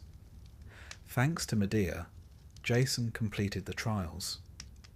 But her father refused to give him the fleece, so naturally they stole it. Medea put the dragon guarding the fleece to sleep using her magic, and the pair fled Colchis together. So far, so dramatic. But it gets darker. To delay pursuit, Medea performed what might be politely called a distraction. She killed her own brother, Apsyrtus, and scattered his body parts into the sea, forcing her father to stop and collect them. Now, there are alternate versions of this moment, some less gruesome, some more. But in any case, it was a point of no return. Medea had betrayed her family, her homeland, and her blood, all for Jason. A gesture of love or obsession. And now, dear listener, comes the cruel twist. Jason would never love her as fiercely as she loved him. They returned to Aeolus, where Medea, ever the helpful witch, tricked Peleus' daughters into murdering their own father, by convincing them she could make him young again, as one does. Naturally, this didn't end well, and the couple were forced to flee again. Eventually, they settled in Corinth. Here they lived peacefully for a time, and had 2 children. One imagines Medea, perhaps, tending herbs, and Jason telling the same golden fleece story at dinner parties. But Jason, ever ambitious and never terribly bright in the long term, had his eyes on a political marriage. He abandoned Medea and their children to wed Glauce, the young daughter of King Creon of Corinth. Medea's reaction was not mild. The playwright Euripides gives us the most famous version of what happened next. In his tragedy Medea, the sorceress becomes something other than human, something between fury and fate. She sends Glaucer a wedding gift, a dress and crown soaked in poison. When Glaus puts them on, the poison ignites. She dies screaming, her father King Creon trying to save her, only to be consumed in the same blaze. And then, and then comes the most terrible act. Medea, consumed by wrath and despair, murders her own children, not out of hatred for them, but as the ultimate punishment for Jason. I will not let them be mocked or enslaved, she says. I will not let them be his. And just like that, she becomes myth's most unforgettable figure. Neither victim nor villain, but something else entirely. She escapes, riding a chariot drawn by dragons, because of course she does, leaving Jason alone, shattered and humiliated. Now, one might wonder, was Medea mad? Or merely pushed beyond reason? This is a question that has plagued scholars, playwrights and therapists for over 2,000 years. Medea is unlike any other woman in Greek myth. She is clever, powerful, and terrifyingly autonomous. She loves deeply and destroys absolutely. Historically, Medea may reflect the ancient Greek anxiety around foreign women, powerful women, or simply women who refuse to be passive. She's from the East, Colchis, and thus outside the civilized Greek world. She's magical. She doesn't follow the script. Jason, in contrast, is very much a man of his time. A hero on paper, but shallow and opportunistic beneath the surface. His betrayal of Medea isn't just a personal failing. It's a rejection of everything she gave up for him. Family, home, honour. There's an irony here. Medea gave him the golden fleece, helped him win every challenge, made him a hero, and in return he chose a younger, more politically convenient bride. If you're feeling particularly sympathetic to her, you're not alone. Many do. Even Euripides' audience, mostly male citizens of Athens, reportedly left the theatre shaken.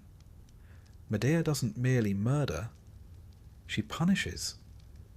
And her punishment is precise, poetic, and irreversible. So what, we ask, is the curse in this love story? It is the curse of unequal devotion, of love that gives everything and receives betrayal in return, of a woman who becomes monstrous not because she began that way, but because the world gave her no other option. Later myths soften her tale slightly. Medea flees to Athens, marries King Aeolus, and continues to meddle in royal succession there. Because once you've murdered a few people, political intrigue becomes something of a hobby. Eventually, she vanishes from the mythic stage, perhaps returning to Colchis. Perhaps not. Jason, for his part, dies alone. An old man, sitting beneath the rotting hulk of the Argo. The ship collapses, and a beam falls on him, ending the life of a man once called a hero. A curiously mundane death, really. No monsters, no glory, just gravity. Perhaps it's fitting. The myth of Jason and Medea is less a story of love than a warning. Be careful whom you betray, especially if she's descended from the sun and owns a flying dragon chariot. But it is also, in its own twisted way, a deeply human story. Love that consumes, betrayal that stings, and the terrible things people do when they feel cast aside. As you rest now, and the night deepens around you, let us leave Medea, not with the blood nor the fire, but in the moment just before it all unravelled. A young woman watching the sea, holding a golden fleece in her hands, and believing, perhaps foolishly, that love would be enough. Sleep well. Let us drift now into a tale drenched in silence, restraint, and ruin. A story that unravels not in battlefield clatter or divine thunder, but in hushed corridors, aching hearts, and a single, devastating lie. It begins in Athens, under the watchful eye of a king, and ends on a dusty road beside a shattered chariot. This, dear listener, is the story of Phaedra and Hippolytus, a love that was never requited, never consummated, and yet managed to destroy nearly everyone involved. It is perhaps the quietest and most suffocating of our cursed romances. We begin, as all Greek tragedies must, with lineage, and what a tangled web it is. Phaedra, our ill-fated heroine, was a Cretan princess, daughter of King Minos and Queen Pasiphae, and sister to Ariadne, yes, the same Ariadne who helped Theseus defeat the Minotaur, and was then unceremoniously abandoned on an island. Romance was clearly not in the family's bloodline. Theseus, king of Athens, hero of legend, had once been the toast of Greece, defeater of bandits, slayer of beasts, and an enthusiastic philanderer. After a string of dalliances and one catastrophic marriage to the Amazon queen Hippolyta, by whom he fathered a son, Hippolytus, he settled into royal life with his new bride, Phaedra. Now, Phaedra was beautiful, refined, and quite a bit younger than her famous husband. Their marriage, like many royal unions, was more alliance than romance. But she did her duty, bore children, and walked the marble halls of Athens with quiet grace. All might have continued peacefully, if not for the gods. Enter Aphrodite, goddess of love, beauty, and, when provoked, astonishing levels of spite. You see, Hippolytus, Theseus' son, was a proud devotee of Artemis, the chaste huntress. He spurned the affections of women, dedicated himself to purity, and, most disastrously, publicly mocked the power of love. Now, mocking love in ancient Greece was about as wise as insulting the sea when Poseidon's watching. The gods did not take criticism well, and Aphrodite in particular had a long memory and a short temper. To punish Hippolytus, Aphrodite devised a cruel strategy. She would destroy him not with sword or pestilence, but with love, someone else's love. She inflicted upon Phaedra a violent, helpless passion for her stepson. Not a crush, not a fascination, a full, mind-drowning obsession. Imagine it. A queen, upstanding and noble, suddenly possessed by desire for a young man who could barely meet her eye. The shame, the confusion, the slow unravelling of the self. Phaedra fought it. She fasted, wept, prayed. She clung to dignity as if it might pull her back from the brink. But desire, when laced with divinity, does not retreat. Now, rather than acting on her feelings, Phaedra did something unexpectedly modern. She suffered in silence. For quite some time, she simply withered. Euripides, in his haunting play Hippolytus, portrays her as a woman gnawed by internal torment, desperate not to commit sin, and equally desperate for relief. But silence is rarely sustainable. Eventually, Phaedra confided in her old nurse, an unfortunately meddlesome soul who thought it wise to resolve matters by telling Hippolytus everything. Yes, without asking permission. Because what's a Greek tragedy without one loyal servant doing exactly the wrong thing at the worst possible time? Now, Hippolytus, upon hearing this disturbing revelation, reacted with the emotional sensitivity of a bronze statue. He recoiled in disgust. He berated the nurse. He threatened to go public with the scandal. Now, a lesser woman might have screamed, or fled, or begged. But Phaedra, already on the edge of despair, took a different path. She wrote a note accusing Hippolytus of trying to seduce her, then took her own life. It's the sort of moment that lands like thunder. Quiet, sudden, and irreversible. Theseus returned home to find his wife dead and a damning letter in her hand. As one might expect from a man whose default setting was overreaction, he immediately cursed his son, calling upon Poseidon, who had once granted him 3 deadly wishes. He used one. Shortly after, Hippolytus set off in his chariot. As he rode along the coastline, Poseidon, true to his vengeful brand, unleashed a sea monster, or perhaps a monstrous wave that spooked the horses. They bolted, the chariot overturned, and Hippolytus was dragged, crushed, and left dying beneath the Athenian sun. Enter Artemis. As Hippolytus lay broken and bloodied, the goddess appeared, not with healing, but with truth. She revealed to Theseus the terrible misunderstanding. Phaedra had lied. His son was innocent. The entire tragedy had been the result of Aphrodite's vengeance. Too late, of course. Theseus rushed to his son's side. In one of Greek mythology's rare glimmers of grace, Hippolytus forgave his father. And then, as is tradition, he died. Let us pause a moment here, not out of sentiment, but out of respect. This myth, you see, doesn't traffic in the grand theatrics of other love stories. It has no golden apples, no sieges of Troy, no divine transformations. It is a story of people crushed by forces beyond their control, of gods who play with hearts as one might toy with dice. And yet, it remains one of the most devastating tales in the Greek canon. Euripides' Hippolytus, first performed in 428 BCE at the city Dionysia, was awarded first prize. This wasn't his first attempt, mind you. An earlier, now lost version had portrayed Phaedra as more openly lustful and less morally tormented. Something the Athenian audience found a bit too scandalous for comfort. In the second version, Euripides gave Phaedra her dignity.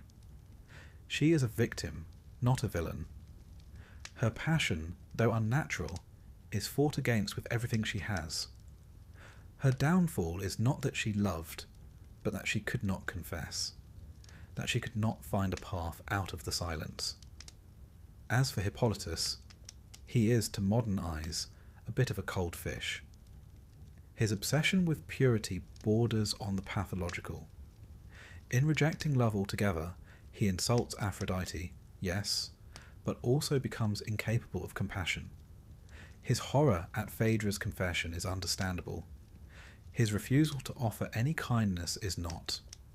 The myth, then, is a meditation on extremism, on the dangers of denying part of one's nature. Love, the Greeks believed, was not optional. It was a force to be honoured, feared, and integrated. To reject it entirely was to invite disaster. And what of Theseus?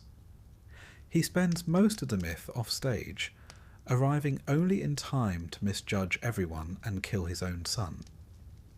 It's oddly poetic, given that Theseus's mythic career is full of grand gestures and poor follow-through.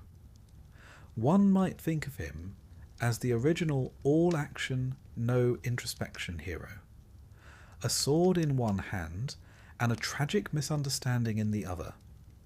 In some later traditions, Artemis is said to have taken Hippolytus after death and restored him to life in a distant land under a new name, Virbius, a god of the forest in Roman lore. Worshipped in Italy, he became a local deity of the grove, a shadow of his former life. A beautiful, bittersweet footnote for a man who never wanted to be part of a love story. And Phaedra? Her name, over time, became synonymous with forbidden longing. In later European literature, Racine's Phaedra, for example, Her tale is retold again and again, each version wrestling with the same uncomfortable question. What do we do with desire that shouldn't exist? What happens when love becomes a curse? It's a question that echoes down the centuries, in whispered stories and silent tears. Because Phaedra's tragedy is not just that she loved wrongly, it's that she had no place to put that love. No one to tell. No language for it that wouldn't bring ruin. So, as we draw this chapter to a close, let us imagine them once more. Phaedra, pacing her chamber, lips bitten, eyes hollow. Hippolytus, aloof and proud, walking through a world he refuses to understand. Theseus, returning home to a silence more terrible than any monster's roar. And above them, as always, the gods. Watching, smiling, stirring the pot. Because in Greek mythology, love is rarely a blessing. More often, it is a test, a trap, a beautifully wrapped disaster. And nowhere is that more painfully clear than in the love that was never returned and never allowed. So sleep now, dear listener. Let the shadows of Phaedra's palace fade into dream. Let the whisper of Artemis's footsteps pass softly through your mind. And remember, some of the most devastating love stories are not those that end in betrayal or war, but those that were never allowed to begin. Let us now open the scroll on a love story so catastrophic, so calamitous, that it launched 1,000 ships. And, if you believe the poets, more than a few therapy sessions. It is a tale soaked in passion, betrayal, and the kind of poor decision-making that only comes from involving far too many gods in your dating life. This, dear listener, is the story of Paris and Helen, a romance so famously cursed, it managed to drag the entire Greek world into a 10-year war, topple empires, and earn the eternal scorn of every Achaean widow for generations. Now before Helen's abduction, before the Greeks set sail for Troy, and before Homer even sharpened his quill, there was a wedding. Not Paris and Helen's, mind you. This whole tragedy begins at someone else's reception. The wedding in question was between Peleus, a mortal king, and Thetis, a sea nymph. It was a divine affair, with the whole Olympian guest list in attendance. That is, except for one, Eris, the goddess of discord. An oversight, perhaps. Or, given her reputation, a deliberate exclusion. Either way, Eris didn't take it well. She crashed the party anyway, bringing a gift as only a goddess of chaos could.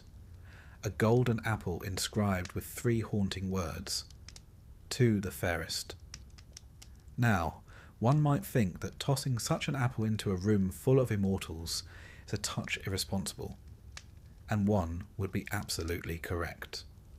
Hera, Athena, and Aphrodite immediately began to bicker over who deserved the prize.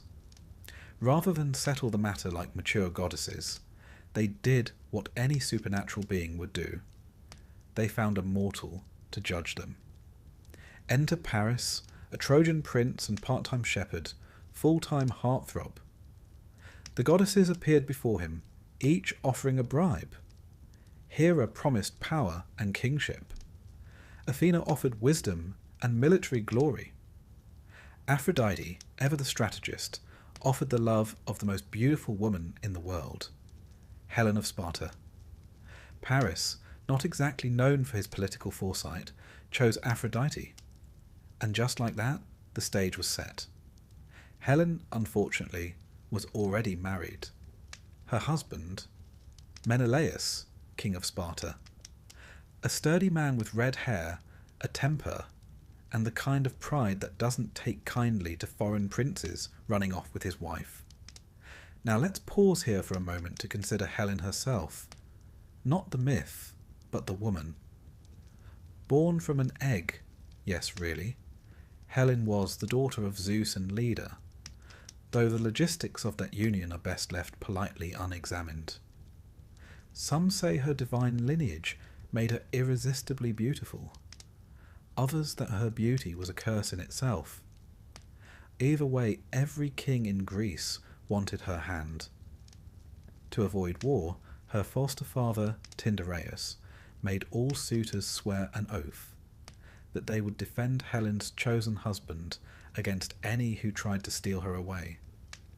The irony, of course, is that this oath would be used precisely when Helen decided, or was persuaded, to leave.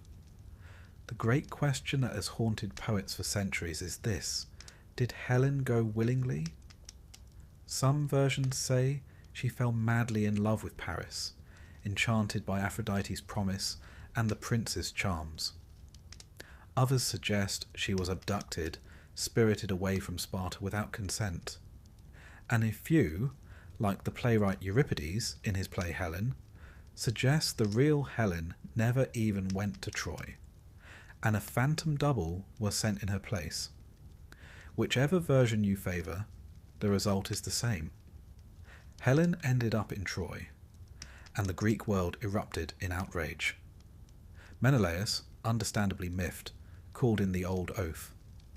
Agamemnon, his brother, and High King of Mycenae rallied the Greek forces.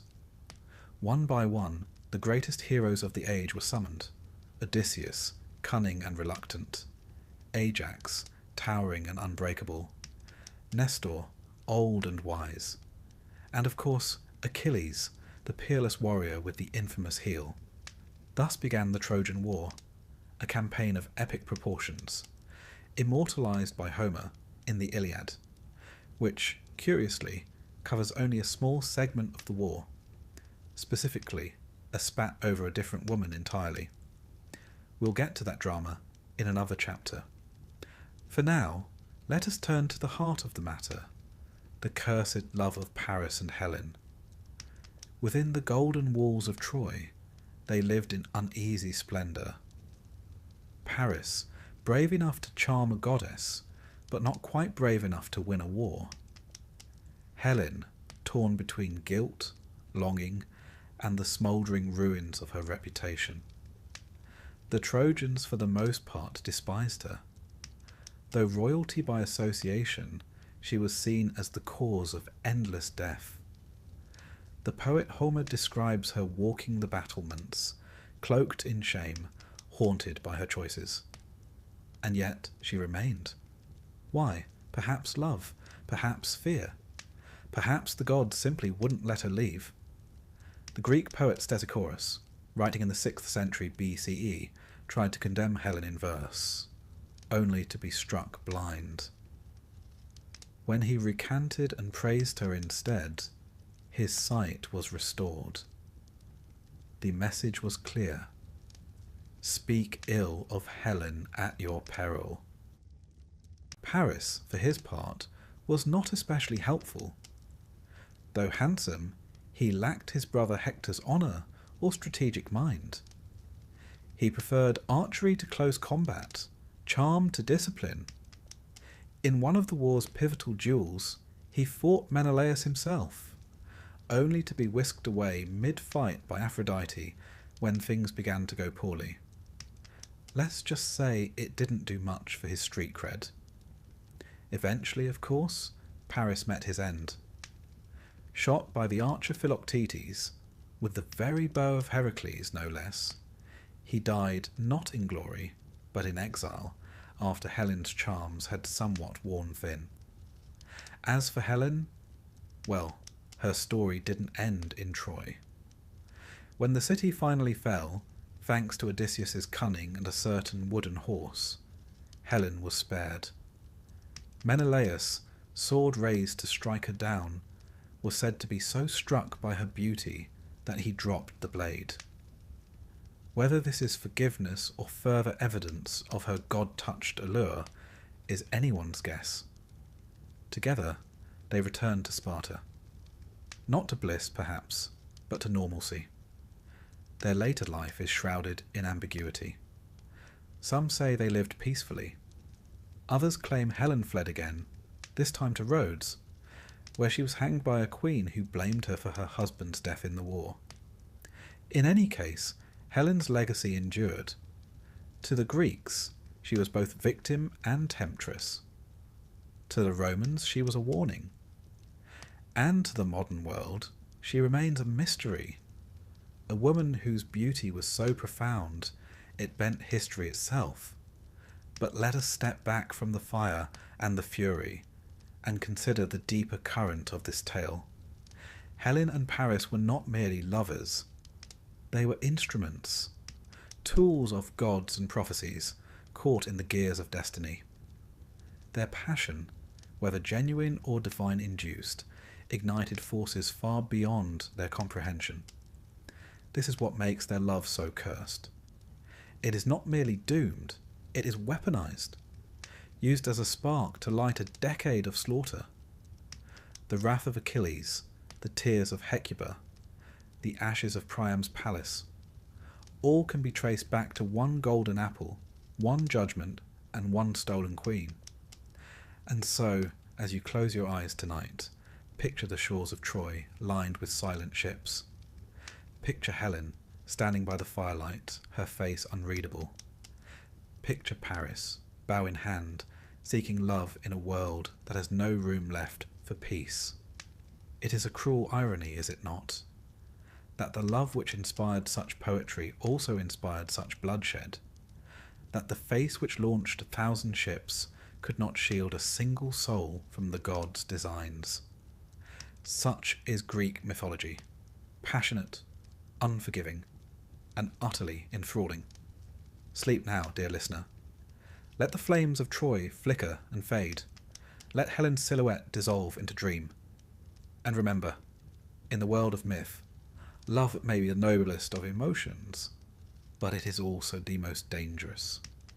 In the grand compendium of Greek tragedies, the tale of Orpheus and Eurydice sings its sorrow with quiet elegance, a melody of love, loss, and that most human of failings, doubt. Unlike the thunderous epics of heroes with bulging biceps and egos to match, this story is far more delicate, and perhaps all the more devastating for it. For here we find no clashing armies, no divine tempests, but rather a lyre, a longing, and a single glance that unspools the threads of hope. To begin, let us consider Orpheus, a figure less warrior than wonder-worker. He was born to the muse Calliope, herself a paragon of eloquence and song. Some say his father was King Oeagrus of Thrace, a mortal man, though others whisper the far more lyrical claim that Apollo, god of music, poetry, and inconvenient prophecies, was his sire. That would make Orpheus half divine, and if one listens to his music, it's rather hard to argue against it. Orpheus played the lyre, not as a skill, but as a second language. When he plucked its strings, the world responded. Stones softened, trees swayed in rhythm, and wild beasts gathered in harmony rather than hunger. Even the gods, notoriously difficult to impress, were said to pause mid-squabble to catch a note or two. In time, Orpheus's music found a muse of its own, Eurydice, a dryad nymph. Her presence in the myth is tantalizingly brief, yet powerful. Her name, meaning true justice, suggests a quiet dignity. She was no demigoddess or tempestuous deity, just a forest spirit with grace enough to ensnare the heart of the world's greatest musician. The two fell in love, and in mythological terms, that's saying something. Their union, by most accounts, was genuine, unmarred by trickery or divine coercion. For once, love was just love. Their marriage was to be a union of poetry and nature, of song and serenity. But, as you may have already guessed, peace rarely lasts in tales penned by the ancient Greeks. During a walk, or as some versions claim, while fleeing an amorous satyr named Aristaeus, Eurydice was bitten by a venomous serpent. She died almost instantly, and thus begins the descent, both literal and emotional. Orpheus, inconsolable, refused to accept her fate. Unlike most mortals who simply sob into their wine and commission a few sad pottery scenes, he took up his lyre and journeyed to Hades, the underworld. Yes, he quite literally walked into death's domain. This was not metaphor, but myth at its most majestic. Now, the underworld, ruled by Hades and Persephone, was no weekend getaway. Souls lingered there in various states of gloom, from mildly inconvenient to eternally tormented. Cerberus, the three-headed hound, guarded its gates. The river Styx, dark and soul-sapping, surrounded it. Few entered alive. Fewer still returned. But Orpheus, armed only with his music and his grief, stepped into the gloom. He played, and the underworld listened. The lyre's lamentation echoed through the caverns of death. The Furies, ancient spirits of retribution, paused their shrieking and wept. Charon, the grumpy ferryman of the Styx, offered him a lift without the usual fare. Even Cerberus, a creature best known for gnawing on heroes, curled up, soothed into a brief slumber by Orpheus's song. And when he reached the royal court of Hades and Persephone, he sang not of conquest, not of bargains, but of sorrow, of love lost, of hearts broken. He didn't demand Eurydice's return, he asked, a man stripped bare of pride, offering only melody. Remarkably, the rulers of the dead were moved. Whether it was the music, the mournful eyes, or perhaps just a slow day in the underworld docket, they relented. Eurydice could return to life. But naturally, there was a catch. Orpheus must lead her out. She would follow, silent and invisible. But he must not look back until both had reached the land of the living. It was, as the ancients loved to do, a test of trust, of restraint, of faith, a simple instruction, wrapped in impossibility. Orpheus accepted. They began the journey, step by slow step, through cavern and gloom, ascending a winding path that leads from death back to dawn. Behind him he heard nothing, not a whisper, not a sigh. Eurydice followed, but like a dream one tries to hold on to upon waking, she remained intangible. Doubt crept in. Was she really there? Had Hades tricked him? Was this some cruel joke by the gods? And then, just as daylight cracked across the threshold, just as the air lightened and life beckoned, he turned. A glance. Just one. And in that instant, Eurydice vanished. Her spirit, still within the bounds of death, was pulled back like smoke into shadow. Gone. There are few more gutting images in myth than Orpheus, reaching out into empty air, knowing he was the one who undid the miracle. Not the gods, not fate, but him. He tried to descend again, to plead once more. But the doors of Hades do not open twice for the same song. Even divine bureaucracy has its limits. And so he returned, alone. The lyre, once vibrant, grew quiet. He wandered the earth in silence, a man exiled not from a place, but from hope. Some say he swore off women entirely, revolted by the pain of love. Others claim he turned to the companionship of men, echoing the customs of Orphic cults and certain poetic communities of the time. There are even tales that he roamed the wild hills singing to the stars, waiting for death to catch up. Eventually it did.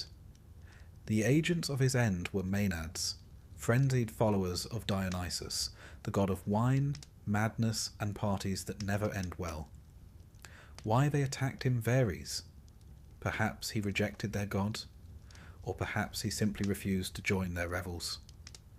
Either way, they tore him limb from limb in a fit of divine-fueled ecstasy. Even in death, Orpheus had flair. his head still singing, floated down the river Hebrus, eventually washing ashore on the island of Lesbos, where poets like Sappho would later redefine the lyric tradition. The gods, perhaps sheepish about the whole affair, placed his lyre among the stars as the constellation Lyra, so that his music might never be forgotten. Now let's take a moment to explore the deeper waters of this myth. Orpheus's tale is, in many ways, a parable of art's power and its limits. He could charm the very laws of nature, yet one human impulse, a glance, a moment of doubt, undid everything. It is a reminder that the most beautiful songs cannot always change the ending.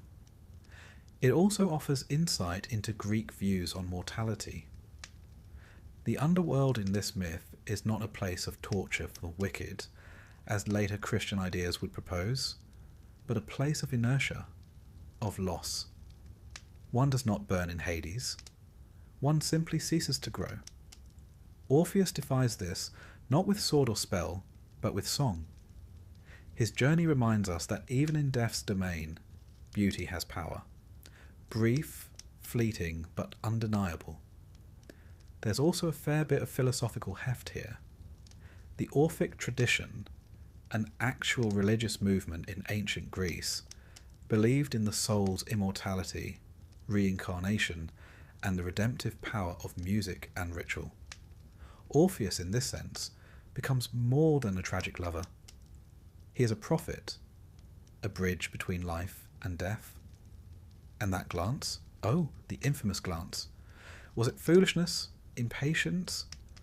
Or was it, perhaps, the final proof of his love?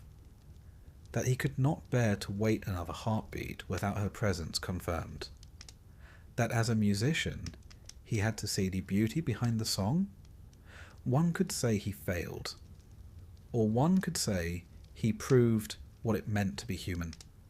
Flawed, yearning, and ultimately incapable of blind faith when the heart is involved. So now, as the lyre's echo fades and your breathing slows, let this tale settle gently upon your thoughts. Let Eurydice's footsteps echo just behind your dreams. Let Orpheus's song wind its way around your slumber. Because in the end, it is not the curse that defines the story, but the love that dared to defy it. And remember, dear listener, next time you're walking out of the underworld with your beloved behind you, don't look back, even if it's just to check whether they're rolling their eyes. Let us now delve into one of Greek mythology's most uncomfortable tales, a story so laden with awkwardness, repression, and tragedy that it might make a family reunion feel like a walk in Arcadia. This is the tale of Phaedra and Hippolytus, a cursed love story that manages to entangle gods, kings, and horses, and culminates in one of the most painful misunderstandings in all antiquity. Our story begins, as many do, with the House of Theseus, and I must warn you, this family makes Shakespeare's tragedies look like bedtime stories. Theseus, the famed king of Athens, was a hero of some repute, slayer of the Minotaur, frequent abductor of women, and possessor of a moral compass that spun rather freely. In his later years, Theseus married Phaedra, daughter of Minos, king of Crete, and Pasiphae, the same woman who, through divine mischief and bovine seduction, gave birth to the Minotaur. Yes, that Minotaur. Suffice to say, Phaedra came from a complicated lineage. Now, Phaedra herself was not initially marked for tragedy. She was royal, refined, and according to ancient dramatists, possessed of considerable beauty. But as is often the case in Greek mythology, her downfall came courtesy of the gods, specifically Aphrodite, who was having a bit of a sulk. You see, the object of Aphrodite's ire was not Phaedra herself, but Hippolytus, Theseus' son by the Amazon queen Hippolyta. or sometimes Antiope, depending on which mythological gossip column you read. Hippolytus was young, noble, and exceedingly devoted to Artemis, goddess of chastity and the hunt. And that's where the trouble began. Hippolytus had taken a rather public stance against the delights of love. He disdained Aphrodite and her followers, spurning all romance and sexuality in favour of virtue, wilderness, and a good gallop through the woods. This, to Aphrodite, was not just offensive, it was heresy. One does not simply ignore the goddess of desire without consequences. So, as a punishment, most cruel and cunning, Aphrodite decided to strike him where it would hurt the most, through love. Not his love, of course. No, she would make Phaedra, his stepmother, fall madly, hopelessly in love with him. What followed was an agony of silence and longing. Phaedra, struck by this unnatural desire, tried everything to resist. She withdrew from court life, fasted and brooded, always a worrying sign in ancient drama.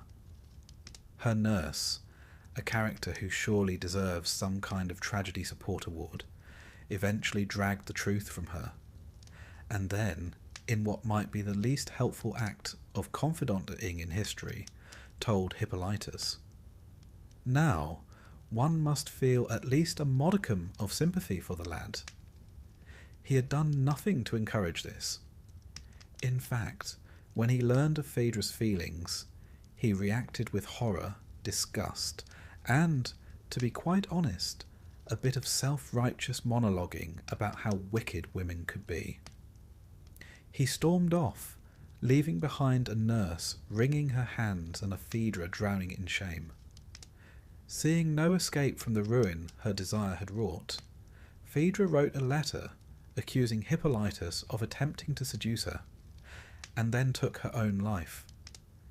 It was a lie born of despair, perhaps even a desperate attempt to preserve her honour in death. But the damage was done. Theseus returned, read the letter, and without so much as a trial or a cross-examination, invoked a curse upon his son. Not just any curse, mind you. He called upon his own father, Poseidon, to destroy Hippolytus. And Poseidon, never one to ignore a good curse request, obliged. As Hippolytus drove his chariot along the coast, Poseidon sent a monstrous bull from the sea. The horses panicked, the chariot shattered, and the young man was dragged to his death. Limbs shattered, body bloodied, virtue intact. It was only after his son lay dying that Theseus learned the truth. Artemis, in one of her rare public appearances, descended to reveal the full story. The boy had been innocent. The gods had played their cruel games. The father had believed a lie, and it was all too late. Theseus, for all his heroism, was left with the bitterest of punishments, surviving his mistake. Now then, let us pause for breath. That was rather a lot, wasn't it? Mythological context first. This tale was most famously immortalised in Euripides' tragedy Hippolytus, a masterpiece of psychological tension and emotional restraint. The play was performed in 428 BCE and won first prize at the Dionysia, a festival where, presumably, the audience wept into their amphorae of wine. In Euripides' version, the moral terrain is complex. Phaedra is not a villainess, but a tragic pawn crushed by the weight of divine manipulation. Hippolytus is not a flawless hero, but a young man rigid in his virtue, blind to compassion. And Theseus never really comes off well, does he? From a cultural standpoint, the play is soaked in Athenian anxiety about passion, honour, and the role of women. Phaedra is torn between her emotions and her reputation. She chooses death over disgrace, a stark reminder of how a woman's value in ancient Greece was often tied not to her character, but to her chastity. The play also explores a theme quite modern in its resonance: the dangers of absolutism. Hippolytus, in his absolute rejection of desire, becomes ironically vulnerable to its most destructive form. Phaedra, caught between passion and propriety, is crushed by the impossibility of reconciling the two. And Theseus, caught between love and law, chooses neither wisely. Let's turn now to Aphrodite, the divine catalyst of this mess. She opens the play with a speech declaring her intention to punish Hippolytus for failing to honour her. It is a striking and unnerving moment. Here, the goddess is not love incarnate, but desire weaponized. She doesn't seek romance or pleasure. She seeks submission. She is, quite literally, a force of nature that punishes those who try to live outside it. The Greeks understood that love could be a source of joy, but also madness, violence, and ruin. That duality is at the heart of this myth. To love too little is to offend the gods. To love too much is to destroy oneself. Phaedra's love, unchosen and unbearable, becomes a curse. Hippolytus's lack of love becomes a challenge to divine order. There is, as ever in these tales, no safe path. And what of Artemis, Hippolytus's patron? Her intervention at the end of the tale is poignant and chilling. She promises to avenge Hippolytus by killing one of Aphrodite's mortal favourites in turn. There's a sense that even the gods are trapped in an eternal cycle of retaliation, unable to protect those they favour.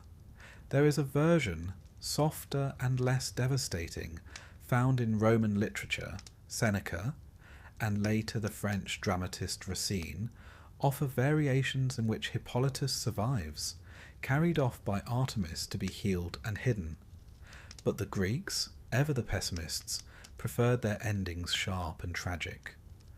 And now, dear listener, as your head rests softly upon your pillow, and the night air carries the fading echoes of ancient grief, let us reflect once more.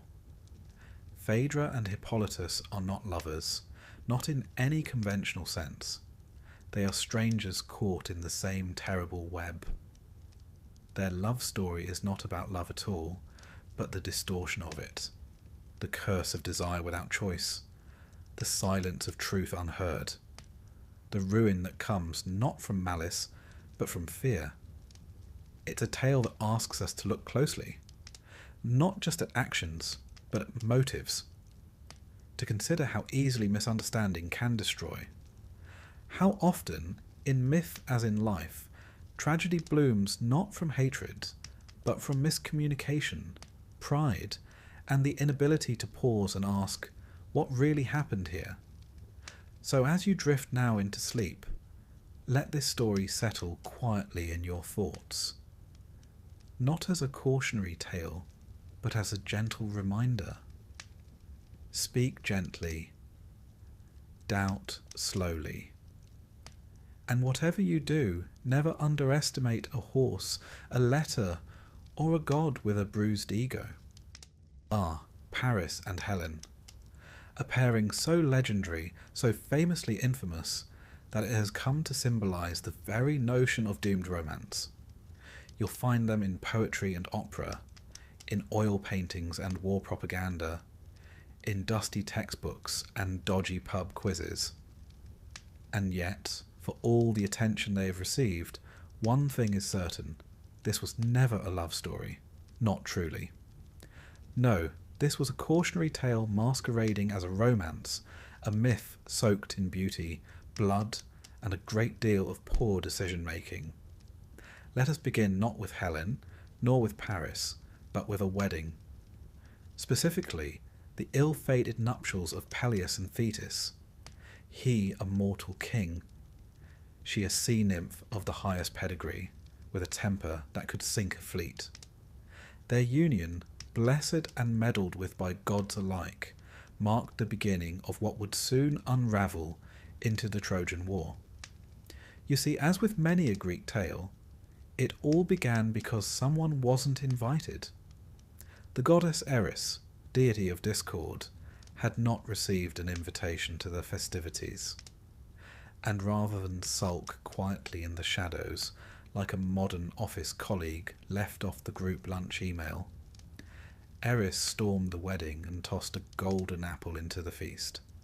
Upon the apple was inscribed just 3 words: "To the fairest." Now, when 3 goddesses lay eyes on a golden apple and read the phrase, "To the fairest," one can assume a certain level of measured response. Not here. Hera, Athena, and Aphrodite all claimed it. And so began one of the pettiest yet most consequential beauty contests in history. Enter Paris, a Trojan prince living rather peaceably on Mount Ida, having been exiled in infancy due to a prophecy foretelling he would one day bring ruin to Troy. Spoiler alert, the prophecy was quite accurate. The goddesses, unwilling to share a title or an apple, decided he would serve as the judge of their divine pageant. Each goddess, like a contestant on an especially high-stakes talent show, offered Paris a bribe. Hera promised power. Athena promised wisdom and military glory. Aphrodite, the ultimate romantic, offered him the most beautiful woman in the world. Paris, being young, impetuous, and deeply committed to surface-level beauty, chose Aphrodite. In doing so, he not only secured a place in history, but signed a celestial permission slip for disaster. And who, you ask, was this promised paragon of beauty? Helen of Sparta, daughter of Zeus and Leda, the latter famously seduced or assaulted, depending on one's translation, by Zeus in the form of a swan. Helen's beauty was said to be unparalleled, so much so that Theseus, yes, our old friend from chapter 9, once kidnapped her in her youth. But at the time of our story, Helen was married to Menelaus, king of Sparta and brother to Agamemnon, the king of kings in Mycenaean Greece. Paris, now committed to his prize, travelled to Sparta, was welcomed as a guest, and promptly seduced or spirited away Helen. Some versions say she went willingly. Others say she was taken. Greek myth is, as ever, delightfully inconsistent. But one thing is certain. Paris left with Helen, and Menelaus was furious. Cue the most ambitious retrieval operation of the Bronze Age, the Trojan War. Now it's worth pausing here to reflect. This wasn't just a domestic dispute. This was an all-star ensemble cast of Greek mythology. Achilles, Odysseus, Ajax, Nestor, Patroclus. A who's who of ancient heroism. And all supposedly rallied not merely to help Menelaus reclaim his wife, but to uphold a pact. When Helen was of marrying age, her suitors had all sworn to defend the chosen husband against anyone who tried to take her. You see, everyone expected trouble. Helen was, after all, the mythical equivalent of a diplomatic incident waiting to happen. But beyond the shimmering surface of abducted wife lies a tangle of deeper themes. Helen wasn't merely a prize passed between men. She became a symbol of male pride, national honour, divine interference, and the enduring fear of feminine allure. Her beauty was seen not just as a blessing, but as a destabilizing force, a thing too powerful to exist unguarded. And what of Paris? Was he a great lover? A romantic hero? Not exactly. In Homer's Iliad, he is portrayed as, well, a bit soft, more fond of lounging in his chambers with Helen than facing the Greek champions on the battlefield. His brother Hector, a genuine paragon of nobility, frequently rebukes him for his laziness and cowardice. Even Helen, in moments of weary honesty, mocks his martial inadequacy. Their relationship is complicated. In many retellings, Helen spends much of the war in Troy as a woman trapped by fate, by guilt, by circumstance. She is neither villain nor victim, but a blend of both. At times she regrets leaving Sparta. At others she blames the gods. Her ambiguity makes her one of the most psychologically rich characters in the mythological canon. Let us now turn to the war itself. 10 years of bloodshed, the death of heroes, the wrath of Achilles, the trickery of Odysseus, all to reclaim one woman, or more accurately, to restore male honour after it had been bruised. At least, that's what the song said. But beneath the surface, the Trojan War became a mythological crucible, a space where love, duty, revenge, and divine will collided. Helen's role after the war varies by source. In Homer, she is welcomed back by Menelaus. No trial, no execution, no banishment. It's as if the war never happened. The Trojans are dead, the city burned, but Helen returns to her palace and resumes her life. The ancient Greeks, it seems, had a rather flexible approach to reconciliation, provided you were beautiful enough. Later sources are less forgiving. Euripides, in his tragedy Helen, posits a version in which the real Helen was spirited away to Egypt by the gods, and a mere phantom, a cloud image, was taken to Troy in her place. This reinterpretation attempts to absolve Helen of blame entirely. A clever mythological loophole, one might say, though it does raise the question, why didn't the gods intervene earlier? The image of Helen, as seductress, scapegoat, symbol, is perhaps the most potent in all classical mythology. She becomes a mirror for whatever society wishes to see. To some, she is the ultimate femme fatale. To others, a tragic pawn. Her story shifts with the teller, reflecting the anxieties of the age. And Paris? His end, unsurprisingly, is not heroic. He is mortally wounded by Philoctetes, wielding the very bow of Heracles. Paris seeks help from Oenone, his former lover, and a nymph who had the power to heal him. She refuses, still hurt by his betrayal. And so Paris dies. Later, filled with remorse, she throws herself onto his funeral pyre. A rather fiery footnote to an already charred love story. One might ask, did Helen and Paris ever really love each other? Or were they both caught in a storm of divine meddling, political ambition, and their own vanity? There's a line in Euripides' Trojan Women where Helen defends herself before Hecuba, queen of the fallen city. She says, "It was the gods, not I." And perhaps that's true. In Greek myth, mortals are so often vessels for divine caprice, and yet they suffer the consequences. The tale of Helen and Paris endures not because it is romantic, but because it is recognizably human. A tangle of desire, mistake, pride, and regret. A tale where no one is truly innocent and everyone pays the price. As you close your eyes tonight, consider this. The faith that launched 1,000 ships also left 1,000 widows. The beauty that sparked a war ended in ruin, and the love that defied kings and gods alike ultimately led nowhere at all. Greek myths rarely offer happy endings, but they do offer truth, wrapped in grandeur, adorned with gods, and echoing with the weight of mortal folly. So, rest now, dear listener.